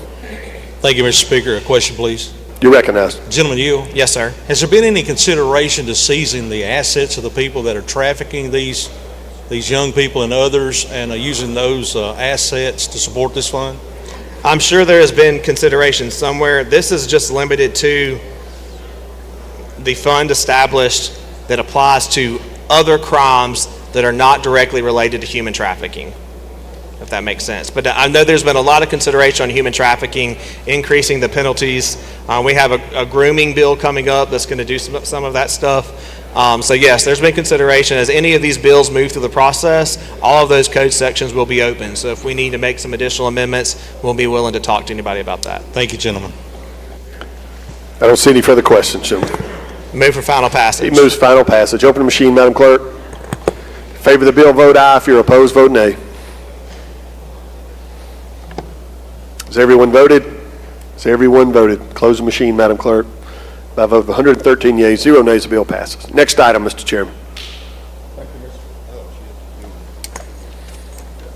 Thank you, Mr. Speaker. Call up item number 86, House Bill 1449. Advance the usual motions. Gentleman calls the bill up, moves the rules be suspended. The bill considered engrossed, read a third time, placed on final passage. All in favor say aye. Opposed, no. The ayes have it. You're recognized, gentlemen. Thank you, Mr. Speaker. What this bill does is, in Madison and Rankin County District, 6 of the DAs are currently paid by the county and paid by county funds. And what this does is make the state of Mississippi pay for those district assistant DAs in that district. Be 6 of them. It'll bring them a total of 13. That's the explanation of the bill. Questions on the bill? Lady from Jones, Ms. Scott. Okay, gentlemen, now, didn't they ask to get those and said they were going to pay for them, those counties, for the increase? About 20 years ago, 25 All right, and so years they've ago. been paying for them, and Madison County is rich in houses and lands, fine clothes and jewelry. Why are they coming asking the state to pay? Well, they've been, Why are they asking? They got plenty of money in Madison County and Rankin County, all kinds of growth and everything else over there. Why would the state of Mississippi have to pay for those people that they said they wanted and would pay for? Because the state of Mississippi is paying for every other district, every other assistant. But DA. everybody else didn't come Ma'am, up here and ask for some more ma'am, and said that they'd pay for them, Let me gentlemen. explain to you, okay? You ask a question. Because it's just lining up with every other district, and every other district has county pay, usually just one. They're still going to have county paid on top of the 6, but they're just going to line up with 13 assistants, consistent with Hines and other districts, same population, same amount of caseload, and same amount of work. I think it's unfair. I believe, it's my bill, I believe it's unfair to those 2 counties to do something that we're not asking other counties to do. Thank you, ma'am. I would agree with you, gentlemen, if they hadn't run in here and said They didn't run in here that and they say would it. pay for it themselves. I understand. And so we gave it to them because they said they would pay. And I guess my question to you is, since they are richer than they were when they came in here and asked for it a long time ago, Can't answer that question. why would we pay? I don't know if they're rich or not. All I know is we're trying to treat them the same as we're treating other districts. Thank you, ma'am. Is that DEI, Joe? Gentleman from Hines, Mr. Gibbs. Thank you, Mr. Speaker. Gentlemen, do you yield? Certainly. Is there any other circuit court districts that asked for an increase in assistant district attorneys? I believe so, but I don't have any in my committee. You don't have any in your committee? No. That asked for an increase? That it asked for an increase. You're sure about that?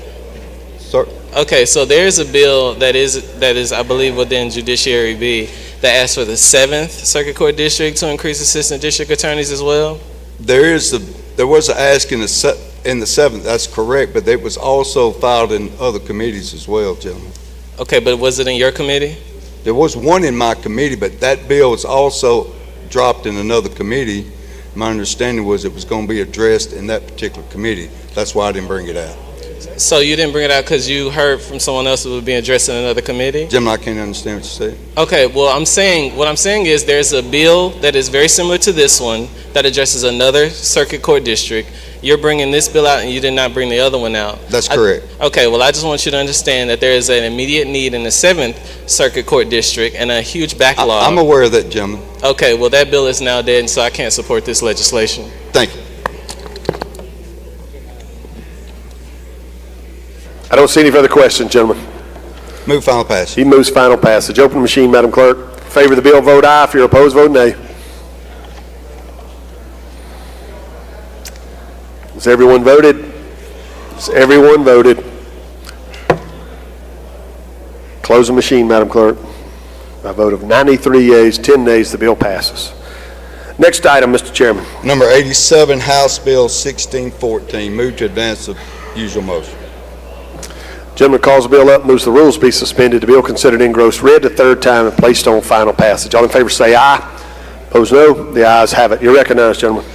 I believe you got a committee sub. I do have a committee sub. Move the committee sub be adopted. He moves to adopt the committee sub for consideration in lieu of the original bill. All in favor say aye. Opposed no.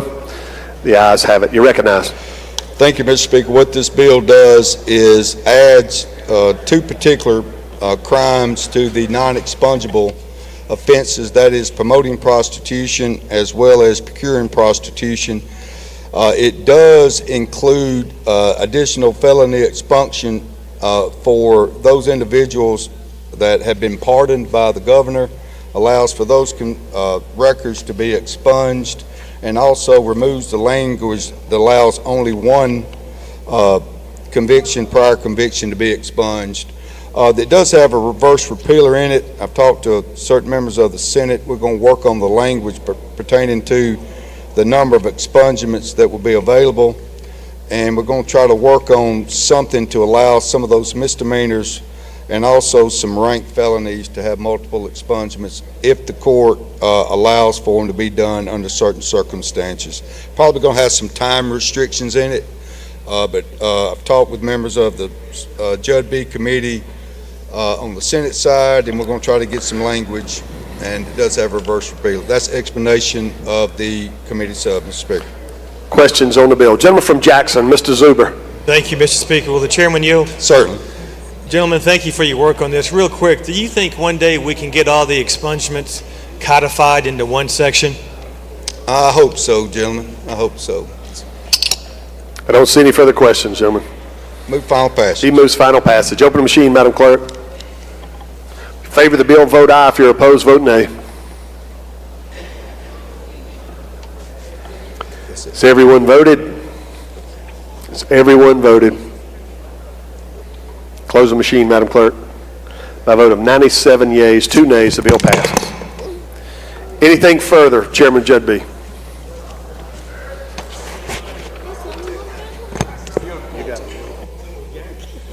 Sorry, Chairman of Rules, I believe, had a couple of items.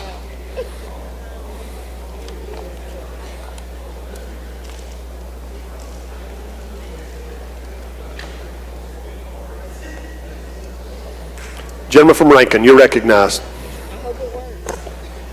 Thank you, Mr. Speaker. I would like to go to item 2, HR 11, and item 3, HR 13, and call those up in block. Gentlemen, you got to hold that mic close. It's not very sensitive.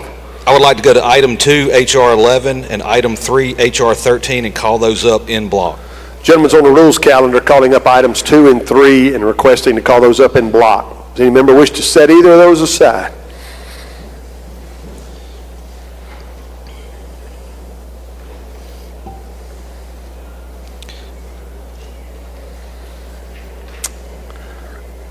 Hear no objection, gentlemen. Any explanation on these? No, sir. Gentlemen, moves adoption of these 2 resolutions. If you favor the resolutions, indicate by saying aye. Opposed, no. The ayes have it. Anything further, gentlemen?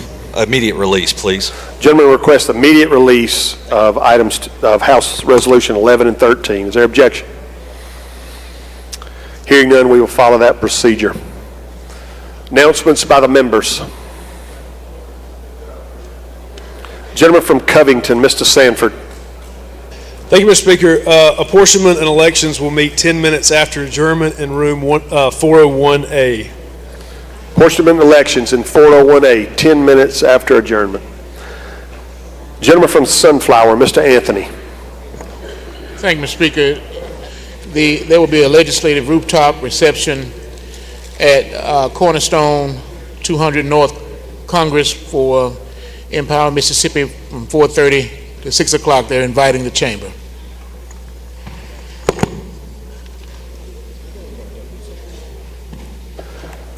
Gentlemen from Sunflower, you jogged my memory with your announcement on a different issue.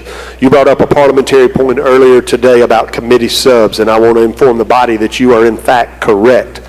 When a chairman or whoever's handling a bill calls up a committee sub for consideration in lieu of the original bill, we are still not voting on that committee sub yet. We are simply allowing the chairman, the body is allowing that chairman to explain it. So as you explained to me, both privately and through the mic as an inquiry, you are correct. Until we vote and go to the board, that committee sub is not ultimately adopted. If it had been, we wouldn't be able to entertain the ladies' amendments, obviously. So you are giving a chairman discretion to explain a committee sub because that's where we're going anyway. So I wanted to correct myself and let the body know that you are correct. We are dealing with a committee sub right up until final passage. If that committee sub were to fail, you are back on the original bill. That bill doesn't die. You're just back to the original bill. It's still the property of the House. Anyway, that's a good catch from some might say a freshman lawmaker or not so freshman lawmaker. But thank you for straightening me out on it. Gentleman from Tishomingo, Mr. Carpenter. Thank you, Mr. Speaker. On your desk, you have a flyer. Please, tomorrow at 11 o'clock, 11:30, come to 113, our second First Responder Caucus meeting of the year.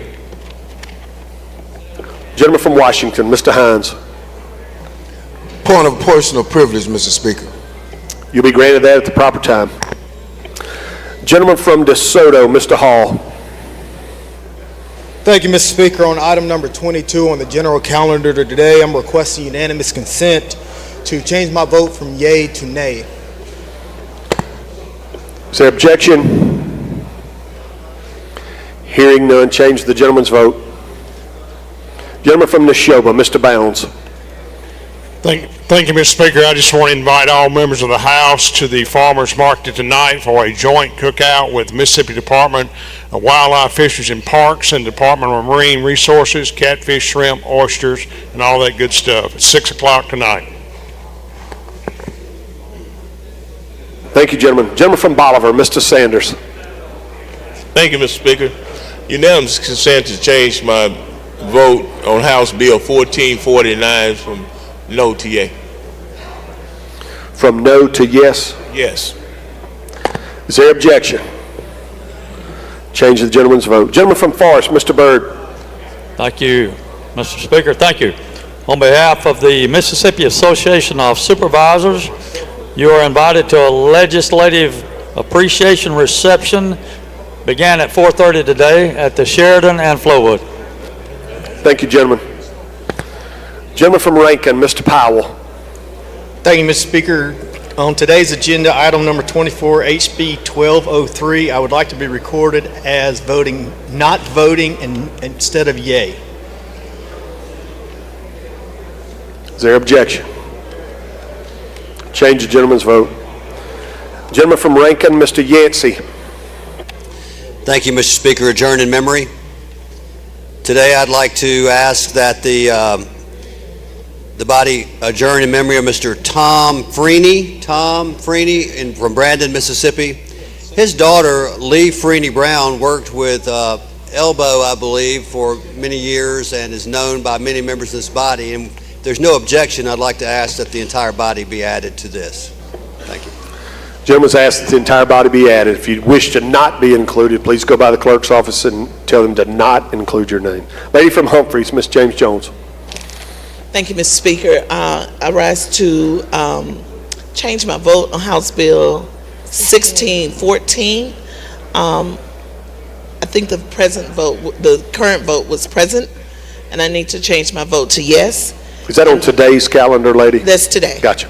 And that would include my dismay inadvertently for lady from Hines, Representative Grace Butler Washington, and the lady from Jones, Representative Amira Scott.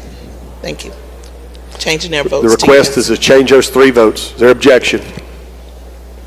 Hearing none, we will change that vote. Gentleman from Hines, Mr. Gibbs. Thank you, Mr. Speaker. Mr. Speaker, I'd like to hold House Bill 1449 on the motion to reconsider.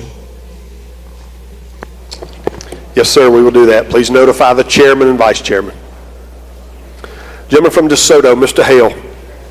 Thank you, Mr. Speaker. On item number 87, Bill 1614, can I change my vote from yea to nay? Gentleman's request to change from yea to nay. Is there objection? Change the gentleman's vote. Gentleman from Harrison, Mr. Haney. Adjourn in memory. You're recognized. I'd like for the House to adjourn in memory today.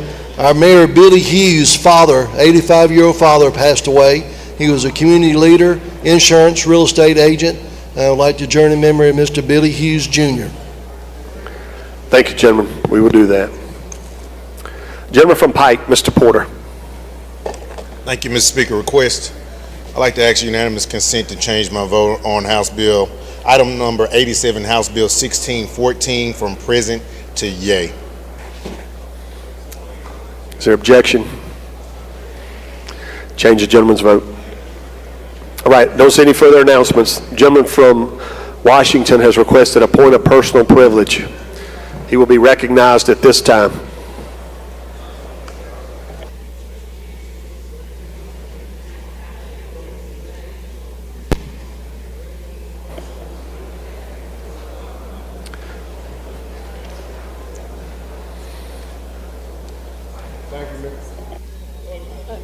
John. Sorry. I got it. Thank you. Thank you, Mr. Speaker. Ladies and gentlemen of the House, I won't belabor you long. However, the privilege that I'm speaking is about how you are respected and disrespected in this House. There comes a time when you have to stand on your principles and your laws. And the way we speak and talk to each other. In fact, I have been guilty of not speaking in a tone that will be considered delightful. That's just the nature of the beast. However, I have a right as an elected member of this body to offer an amendment on any piece of legislation I choose to without saying a word to a chairman. That is our elected right. And if you are a good legislator and you are sitting and reviewing legislation and you see something that you can make better, you have an obligation and a right to make it better. I was sitting there reviewing and writing out my amendment. I pushed my button and continued to write. When the speaker stood up and did not see me or my button being pushed, I spoke to get his attention, which we have done 1,000 times in this body when someone has not been noticed. In fact, it happened to the lady from Jones today. Now, I don't believe in disrespecting anybody, but I'll dress you when you get out of line. However, I don't have a problem with you dressing me when I get out of line, because that's the nature of the beast. We are entitled to hand out pieces of legislation that we believe in and stand for. In fact, we just did one, we just passed one that all of us disagree with, but it was your right to pass it because you were duly elected to participate in this body. A good legislator looks for a reason to improve legislation. A good legislator studies and shows him or herself proved. We have a right to do that. It is our obligation when we take our oath. You do not come down here to be patted on the back, rubbed on the head, gave a drink and a meal to come and say, follow me, and not represent the district that you come from. This vote that you take in this body does not belong to you. It belongs to your district. And you have a right and an obligation to represent your district. That's why I'm here, representing my district. And so if I read a bill that I feel needs to be improved, I have a right, as you do, to offer an amendment. If you get to the chairman, great day. But if you don't, it's just a tough day, because a good legislator hears, reads, and sees something that is wrong, and he or she tries to fix it. We don't always have to agree. In fact, discourse sometimes brings out good legislation, because it has happened time and time again in committees. But you have a right to offer an amendment if you choose to do so. And if the speaker does not see you, you have to let him know, or her know, whoever is presiding, you have an amendment. Gentlemen, let me stop you. We don't need a parliamentary. No, I'm not. You're going to stop now. See, you may tell the body how you've been disrespected or somebody in this chamber has been disrespected. You will not give us a lesson on parliamentary inquiry during your point of personal privilege. You have yet to explain how you have been disrespected. You may proceed with that, or you may sit down. Well, I was disrespected by you, Mr. Speaker, but I didn't want to go there. But since we went there, I'm there now. I felt as though you disrespected me and how you spoke to me. That's why I was saying it. But I didn't want to go there because I believe we had a friendship, and I did not want to step on your toes. However, I'm stepping now. Thank you, gentlemen. Appreciate your position and your perspective. You are right. You do have certain specific rights as a member of this body. What you don't have is special privileges different from everybody else. The lady from Jones, she pushes her button and seeks recognition when she has an amendment. You did not have your button pushed. You were hurrying maybe with your amendment, I don't know. I'm not arguing with you, I'm telling you the facts. They are the facts, and they're the way we're going to conduct this body. I hadn't refused one person's amendment in a year and a month, and we have not conducted ourselves that way. You don't get special rules. Everybody operates under the exact same rules. And when you don't get your way, you don't get to do this. Points of personal privilege are when lack of respect has been brought on the member or this body. And that was no lack of respect. It was an opportunity to remind the gentleman the rules apply to him just like they apply to everybody else. I'll stand by that, and it's in the book. We're going to conduct ourselves in that way. Hot debates call for heated feelings, and everybody's uptight. It doesn't mean you get to conduct yourself the way you want to. You're going to abide within the rules like everybody else. Thank you. I don't see anyone else seeking recognition. I'll recognize the gentleman from Rankin. Thank you, Mr. Speaker. One, I need to call a rules meeting for 8:30 tomorrow morning, and sorry about that. And then I make a motion that we come in tomorrow at 10 o'clock. Gentleman's motion is that the House adjourn until 10 a.m. tomorrow. If you favor the motion, indicate by saying aye. If you're opposed, no. The ayes have it. The House stand adjourned until 10 a.m. tomorrow.